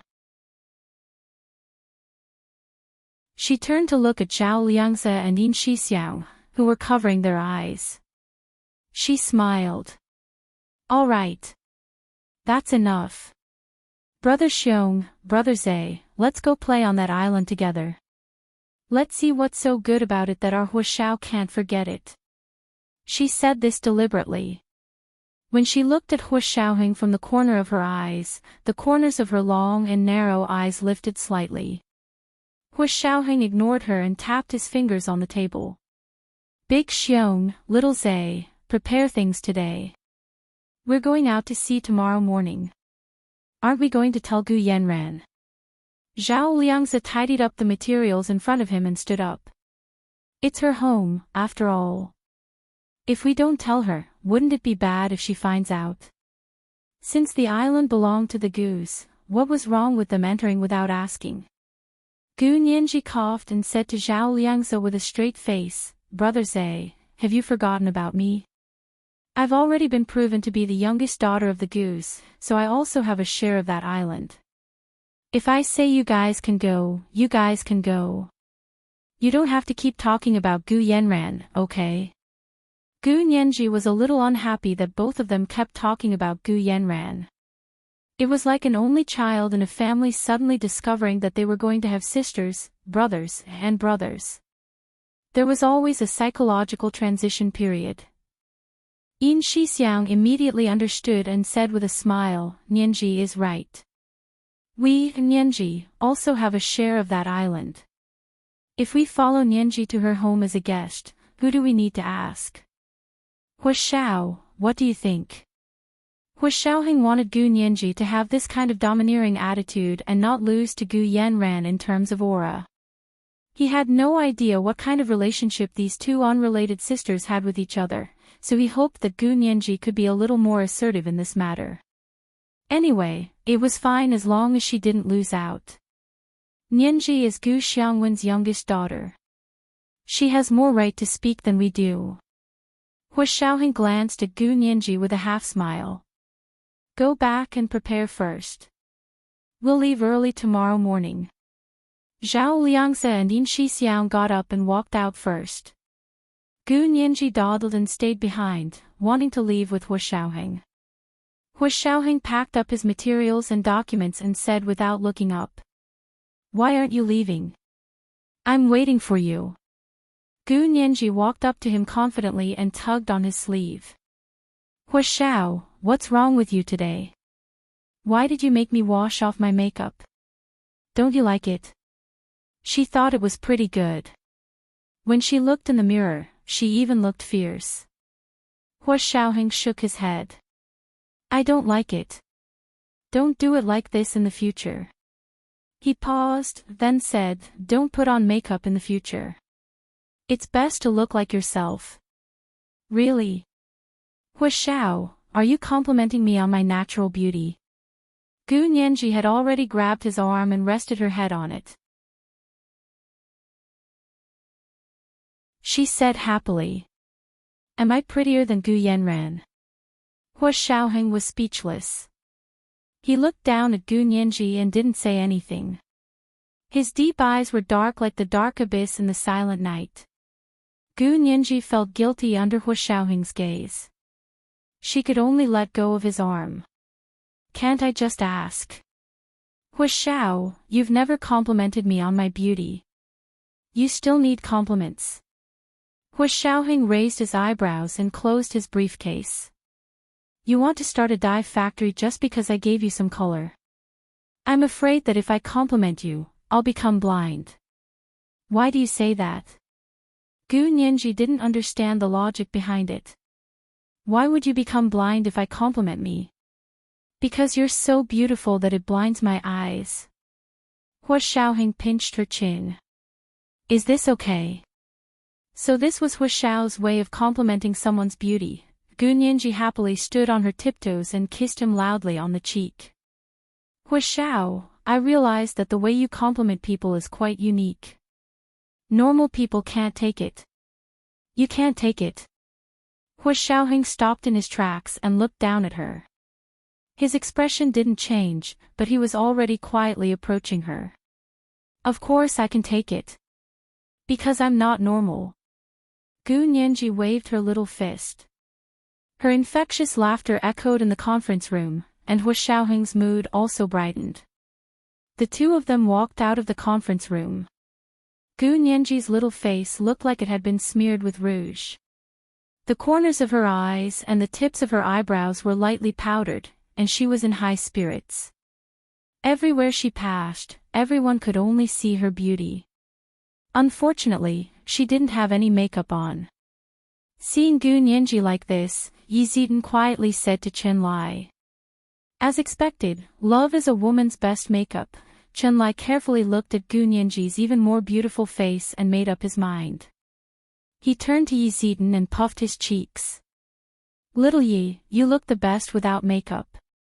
You look even better than Nianji. The corners of Yi Zidan's mouth twitched. She pursed her lips and resisted the urge to throw the thick instruction manual at Chen Lai's head. She tried to remain calm and said, Dr. Chen, it's better if you call me Dr. Yi. She turned and walked away quickly.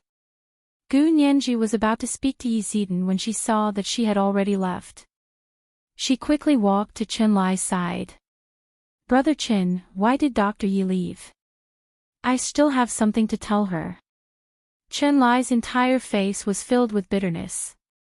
He spread his hands. How would I know? You women are so hard to understand. Gu Nianji was deep in thought. She circled Chen Lai twice. Oh. Brother Chen, are you really? Dr. Yi. She said the word like very vaguely because she didn't want anyone else to hear it and embarrass Yi Zidan. What do you mean like? What does a little girl know? Chen Lai shook his fist at her. Let's go. We have to work. Gu Nianji didn't pester Chen Lai anymore. She returned to her room and made a list of things to go out to see. Then she drove out with Yin Shixiang to do some shopping. Hu Xiaoheng was nowhere to be seen. Gu Nianji wasn't in a hurry. No matter how busy he was, he would definitely show up the next morning. Sure enough, Hu Xiaoheng knocked on her door to wake her up for breakfast before dawn the next day. After breakfast, Gu Nianji returned to her room and put on the highest PA sunscreen. She put on the Prada floating cloud sunglasses that covered half her face, a baseball cap, an Under Armour sportswear, and the same brand of sneakers. She brought her diving equipment and took a private car with Hu Xiaoheng and the others to the seaside. It was past 6 in the morning. The round sun was just about to rise from the horizon in the distance.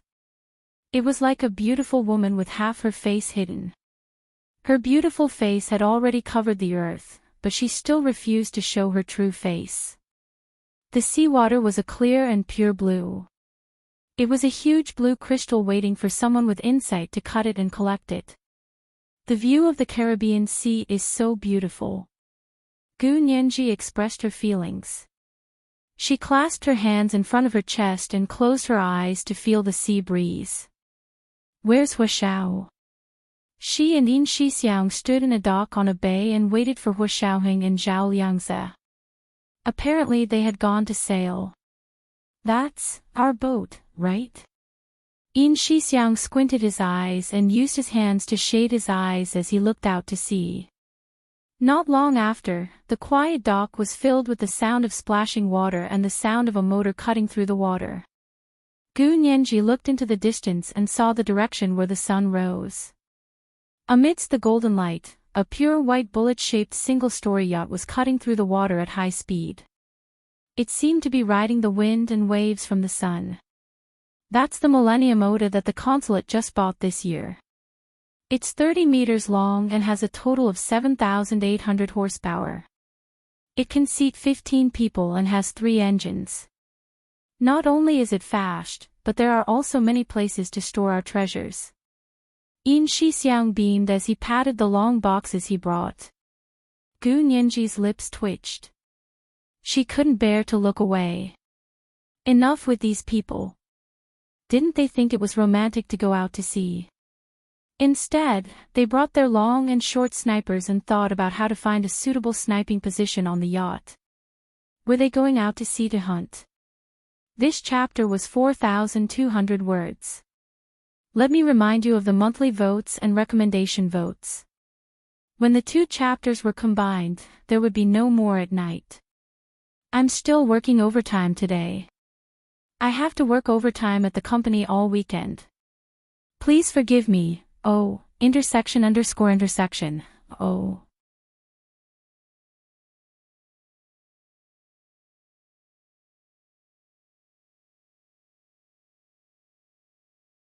Chapter 499.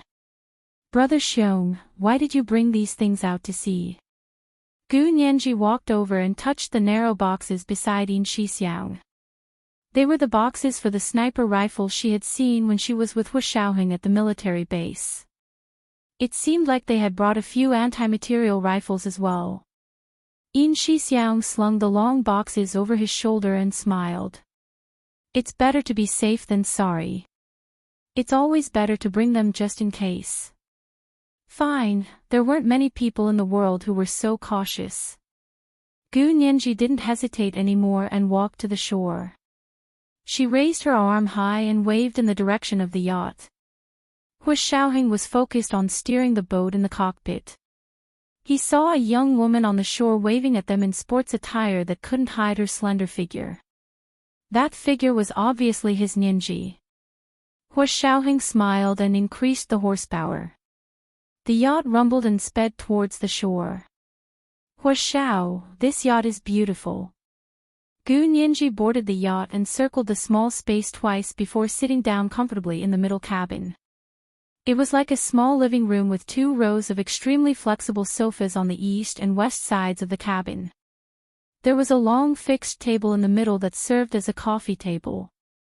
There were all kinds of cabinets fixed to the wall behind the sofas. The space was fully utilized. Hu Xiaoheng let Yin Shixiang drive the yacht and went to the middle cabin himself. He opened a cabinet and took out a few bottles of iced rum and coconut juice. He placed them on the long table in the middle of the cabin. Gu Nianji opened the cupboard with interest and looked inside.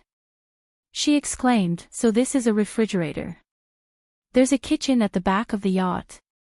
We can barbecue." Hu Xiaoheng opened the lid of the rum and downed it. Zhao Liangze's mouth twitched. Hu Xiao. That's rum. Not beer. Do you have to drink so much? Rum can warm you up. I suggest you drink a can too. Hu Xiaoheng placed a can of rum in front of Zhao Liangze. We're going to dive in the blue hole later. Don't catch a cold. We're going to dive. Is it a deep dive? Gu Nianji was very interested and jumped to Hu Xiaoheng's side. She grabbed his arm and shook it, her eyes shining as she asked, "Can I go?" "No." Hu Xiaoheng and Zhao Liangze rejected her in unison. "There's a blue hole in the sea near the Gu family's island.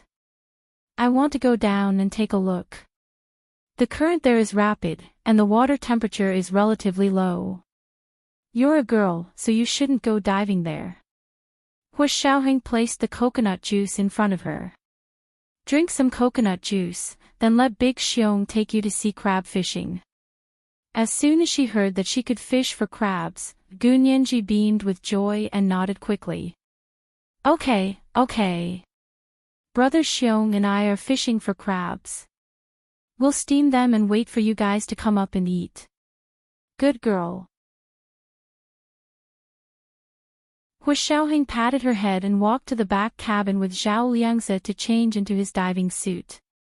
Gu Nianji walked to the cockpit and sat on the high stool beside Yin Shixiang. She smiled and said, Brother Xiong, Hu Xiao asked you to take me fishing for crabs later. Yin Shixiang also wanted to dive in, but he couldn't ignore Hu Xiaoheng's order. With both hands on the rudder, he muttered, You need someone to guide you when you're fishing for crabs. Don't you know how to fish yourself? When they were in the Hua-Xia Empire, they had also gone out to sea to fish for crabs. I can go alone, but Hu Xiao wants you to accompany me. Gu Nianji tilted her head and moved closer to Yin Shixiang. She looked at his face carefully and smiled. Ha! You're not happy. You want to dive too? Of course. Yin Shixiang glared at her and quickly turned the yacht to avoid a wave not far away. This is the world's famous deep diving area. The quality of the seawater is the best in the world, and it's truly pollution-free. I want to go too. Gu Nianji sighed and secretly looked around the cockpit. She saw Hu Xiaoheng and Zhao Liangzi changing in the back cabin, so she lowered her voice and said to Yin Shixiang, Brother Xiong, why don't we wait for them to go into the water and secretly go play too? Yin Shixiang pursed his lips tightly and stared at her with his eyes. Gu Nianji didn't react for a moment because she was on the consulate's yacht and not at the Special Operations Forces base. She thought there wouldn't be that many listening devices. However, Hu Xiaoheng's voice sounded from one of the yacht speakers. Nianji, you want to pretend to agree but secretly oppose. Gu Nianji was so scared that she covered her ears and almost fell off the high stool. She looked around with some fear and stammered, Hu Xiao, where are you? She spoke so softly, how could he hear her? Yin Shixiang pointed to an inconspicuous button on the rudder, then pointed to his mouth and ears. Gu Nianji understood. Hu Xiaoheng must have installed an answering device on the rudder for convenience of communication.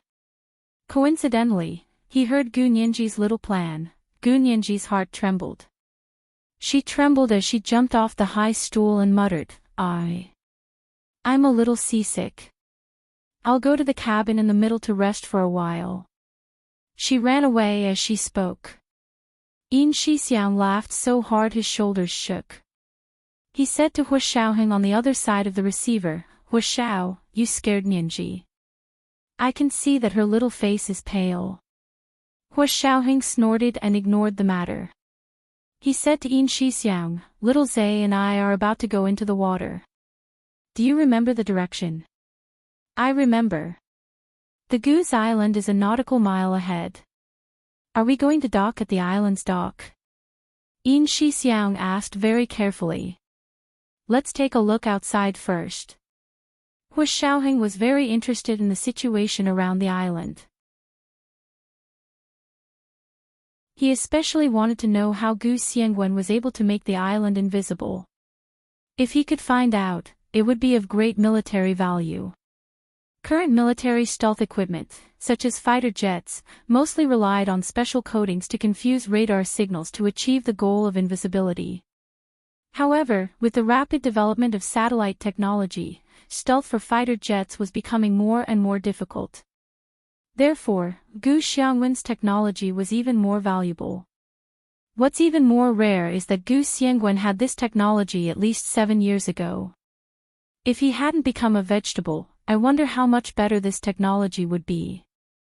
Zhao Liangzi sighed and followed Hu Xiaoheng to put on his diving suit and diving equipment.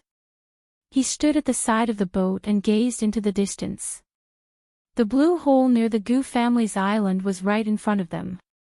On the turquoise surface of the sea, there was suddenly a part of the water that was much bluer than the rest. It was a deep blue, so blue that it shone. If the seawater next to the blue hole was aquamarine, then the seawater in the blue hole was the darkest and purest sapphire. From the sky, the abrupt color looked like an eye in the sea, twinkling as it looked up at the blue sky. The shape of the blue hole was a perfect circle. It was unknown whether it was natural or man-made.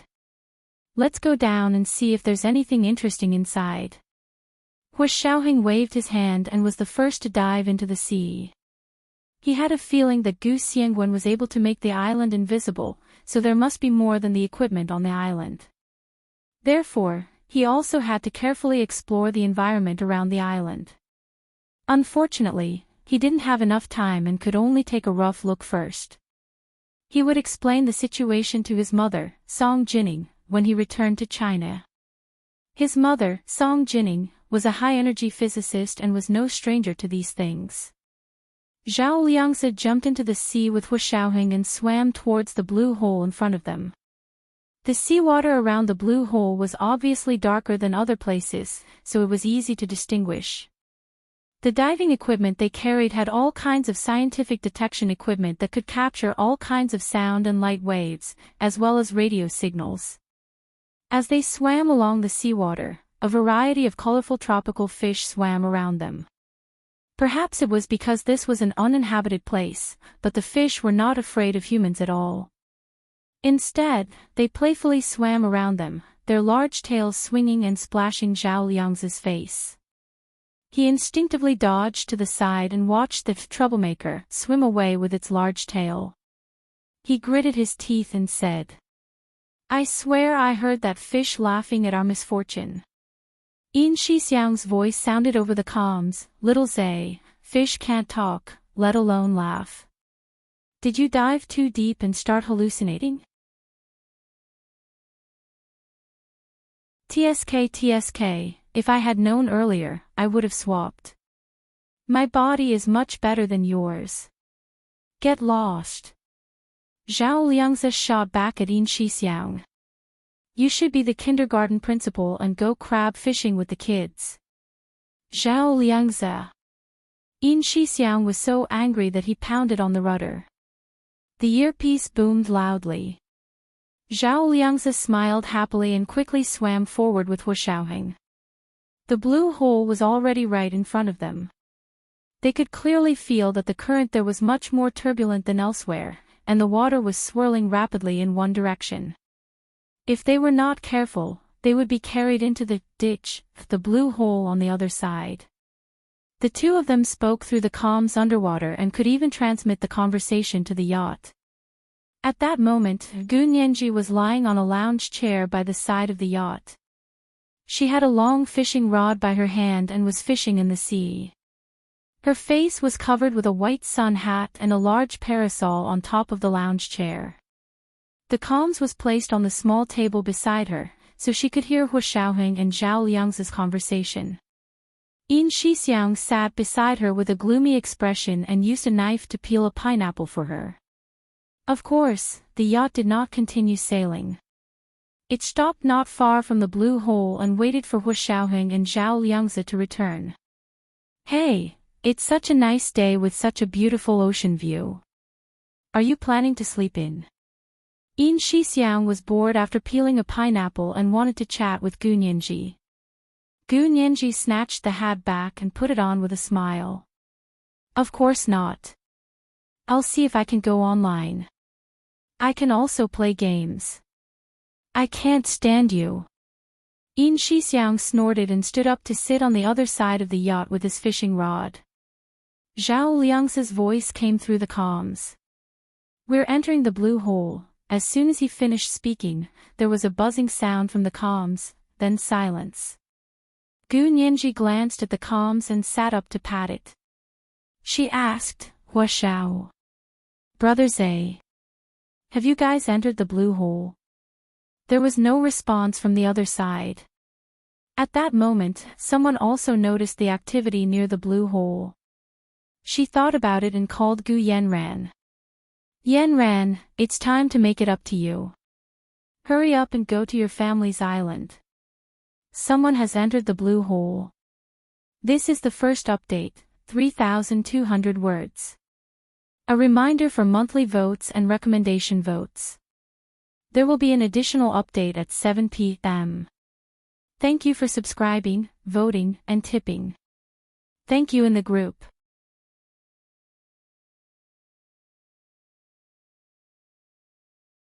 Chapter 500. What? Gu Yanran, who was in the middle of a body spa from her personal beautician, immediately sat up on the waterbed. Her face was full of shock. Who is it? How did they find that place? She wasn't wearing any clothes, and her voluptuous body revealed her full curves. She was as tempting as a ripe peach. Although her personal beautician was a woman and had seen many women's bodies, she still couldn't help blushing and her heart palpitating every time she saw Gu Yanran. The woman on the other end of the phone laughed quietly and teased. Who else could it be? You're Hua Xiao. Hey. How can you say that? When did he become my Hua Xiao? Gu Yanran froze and quickly retorted, don't say that. He's already taken, haha. The person didn't continue and only urged her, hurry up and go. I'm afraid you'll only be able to collect his corpse if you're late. Gu Yanran knew how dangerous the blue hole near her island was. She gestured to the beautician to leave and said to the person on the phone, the blue hole over there is a real blue hole. It's not a limestone cave that's a holy place for diving. The water in that blue hole doesn't circulate, and there aren't even any fish. How can they be so daring? What are they trying to do? I don't know what they're trying to do, but they're definitely interested in your island. The person on the phone thought about it and said a few words to Gu Yanran, this is a good opportunity. I won't drag you down. Be careful. I'm hanging up. Gu Yanran understood what she meant and pursed her lips. Don't be too hasty. Going too far is as bad as not going far enough. I know what I'm doing. I can't drag you down. The person hung up after saying that. Gu Yanran called again and discovered that the number was no longer in service. She froze and was speechless at this elusive friend of hers. However, she was in a hurry to go out to sea. When she was changing and putting on makeup in the lounge, she had already made several calls to her newly hired butler to arrange a yacht and security personnel to go out to sea with her within 10 minutes. Money made things easier. With the Gu family's power, preparing these things was a matter of minutes. Next to the blue hole in the sea near the Gu family's island, a white bullet-shaped yacht with very smooth lines was floating. Gu Nianji couldn't be bothered to put on her hat. She leaned against the small table and fiddled with the intercom. Her lips were pursed tightly like a thin line, and the lines of her face were even more delicate and fragile. Like porcelain as thin as egg skin, it felt like it would shatter with a single gust of wind. Yin Shixiang nervously sat on the deck next to her and kept rubbing his hands. Little ancestor, don't touch it. If you break it, you won't be able to receive news from Hua Xiao and the others.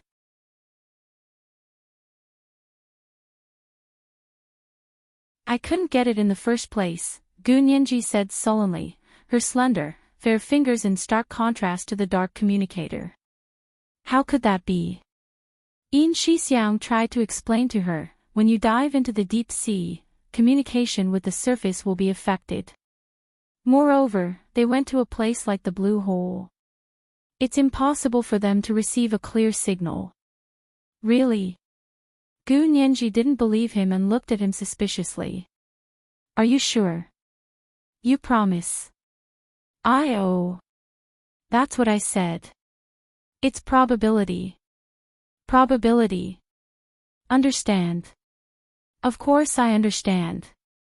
Gu Nianji glared at Yin Shixiang. But this communicator is indeed faulty.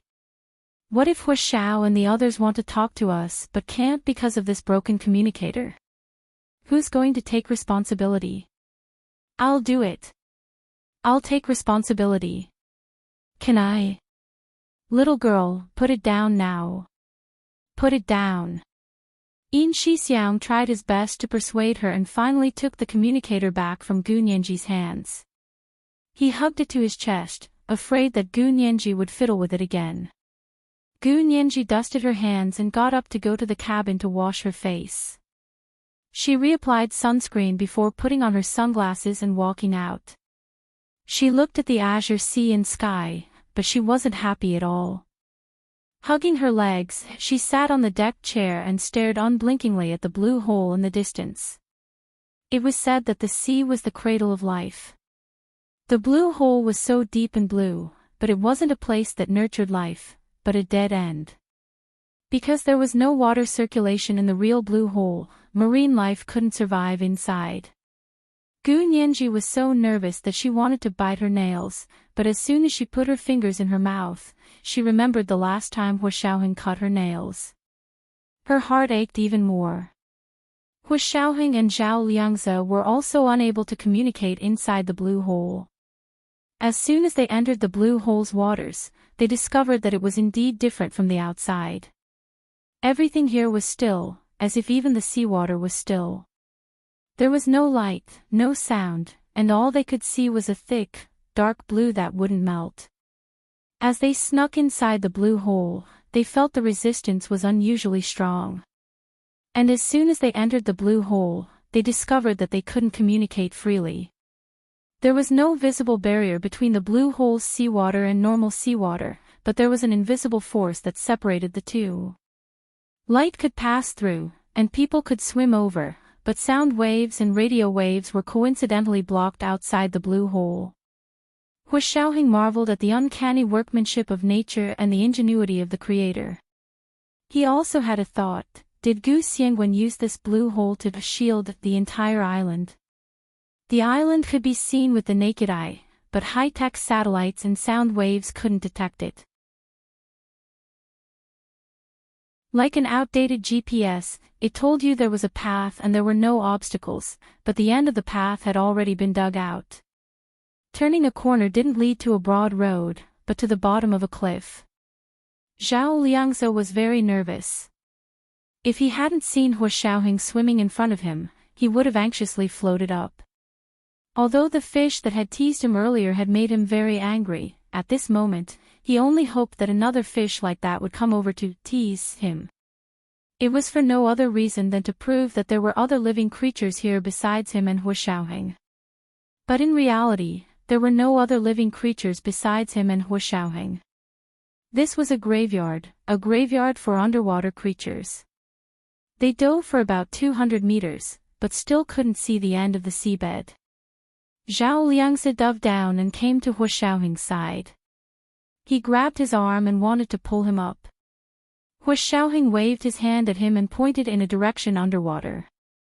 Zhao Liangze looked over in confusion. Diagonally below them, in the direction of 6 o'clock, was a shadowy round object that did not seem to be of natural origin. Because that thing was too round, too perfectly round. Zhao Liangze's geographical knowledge told them that there were no naturally round objects in nature. Go down. Hua Xiaoheng gestured to Zhao Liangze, and the two of them dove towards the round object. On the surface of the sea, Gu Nianji closed her eyes as the sea breeze blew against her. She slowly lay down on the rattan deck chair. The waves weren't big, and they slapped against the side of the boat. The entire yacht was like a bullet-shaped cradle. The swaying yacht was like a cradle, and people couldn't help but feel sleepy. It was also noon, and people always felt sleepy after eating and drinking their fill. Gu Nianji originally only wanted to close her eyes to avoid being dazzled by the midday sun, but she soon fell asleep. Although she was asleep, her body was still tense, and she was still worried about Hua Xiaoheng and Zhao Liangze's safety. Yin Shixiang sat on the other deck chair next to her with a fishing rod in front of him. However, his attention wasn't on the fishing rod, but on the communication device. He had to be ready to receive messages from Hua Xiaoheng and the others at any time. The white Millennium Oda was very conspicuous on the azure sea, and a 10-person speedboat quickly spotted it. Is this it? It should be. There's only one white yacht near the blue hole. Let's go to the blue hole first. The people on the speedboat put on their diving suits and swam towards the blue hole. They carried a special device that could send messages from the blue hole. Not long after, they entered the blue hole's range and turned on their devices to make it easier to communicate with each other. At that moment, Gunyenji, who had fallen asleep on the wicker chair on the deck, suddenly felt a very slight vibration. It was like a breeze blowing through the treetops, or like a kitten sticking out its tongue and licking her fingernails. It was extremely gentle, but it couldn't be ignored. She thought it was the force of the waves pushing against the yacht, so she didn't pay it much attention. She turned over on the deck chair and wanted to continue sleeping. After a while, the vibration became more obvious, and it was very rhythmic. Once, twice, thrice, it repeatedly touched her skin. Gunyenji opened her eyes abruptly and discovered that the vibration had disappeared. She turned her head and looked around. On the vast sea, the boundary between the sky and the sea had disappeared. Everywhere was blue. For a moment, she didn't know where the sky was and where the sea was. There was a sense of confusion in her perception of direction and location. Gunyenji rubbed her forehead and turned to see Yin Shixiang sitting next to her with his arms crossed and eyes closed. She got up and pushed him. "Brother Xiong, don't you think the waves are a bit strange?" "Strange how?" "They keep shaking. Don't you feel it?" This is the second update. Let me remind you about the monthly votes and recommendation votes. It's the middle of the month. Do you have the monthly votes for your relatives? You're tuning into the LoveLore Library YouTube channel. We're so grateful for your support, and don't forget to subscribe to join us on this incredible journey through captivating stories. Your generosity through donations truly makes a world of difference, as it's the primary source of revenue that allows me to expand and enhance this channel for you. Thank you from the bottom of my heart for being a part of this adventure.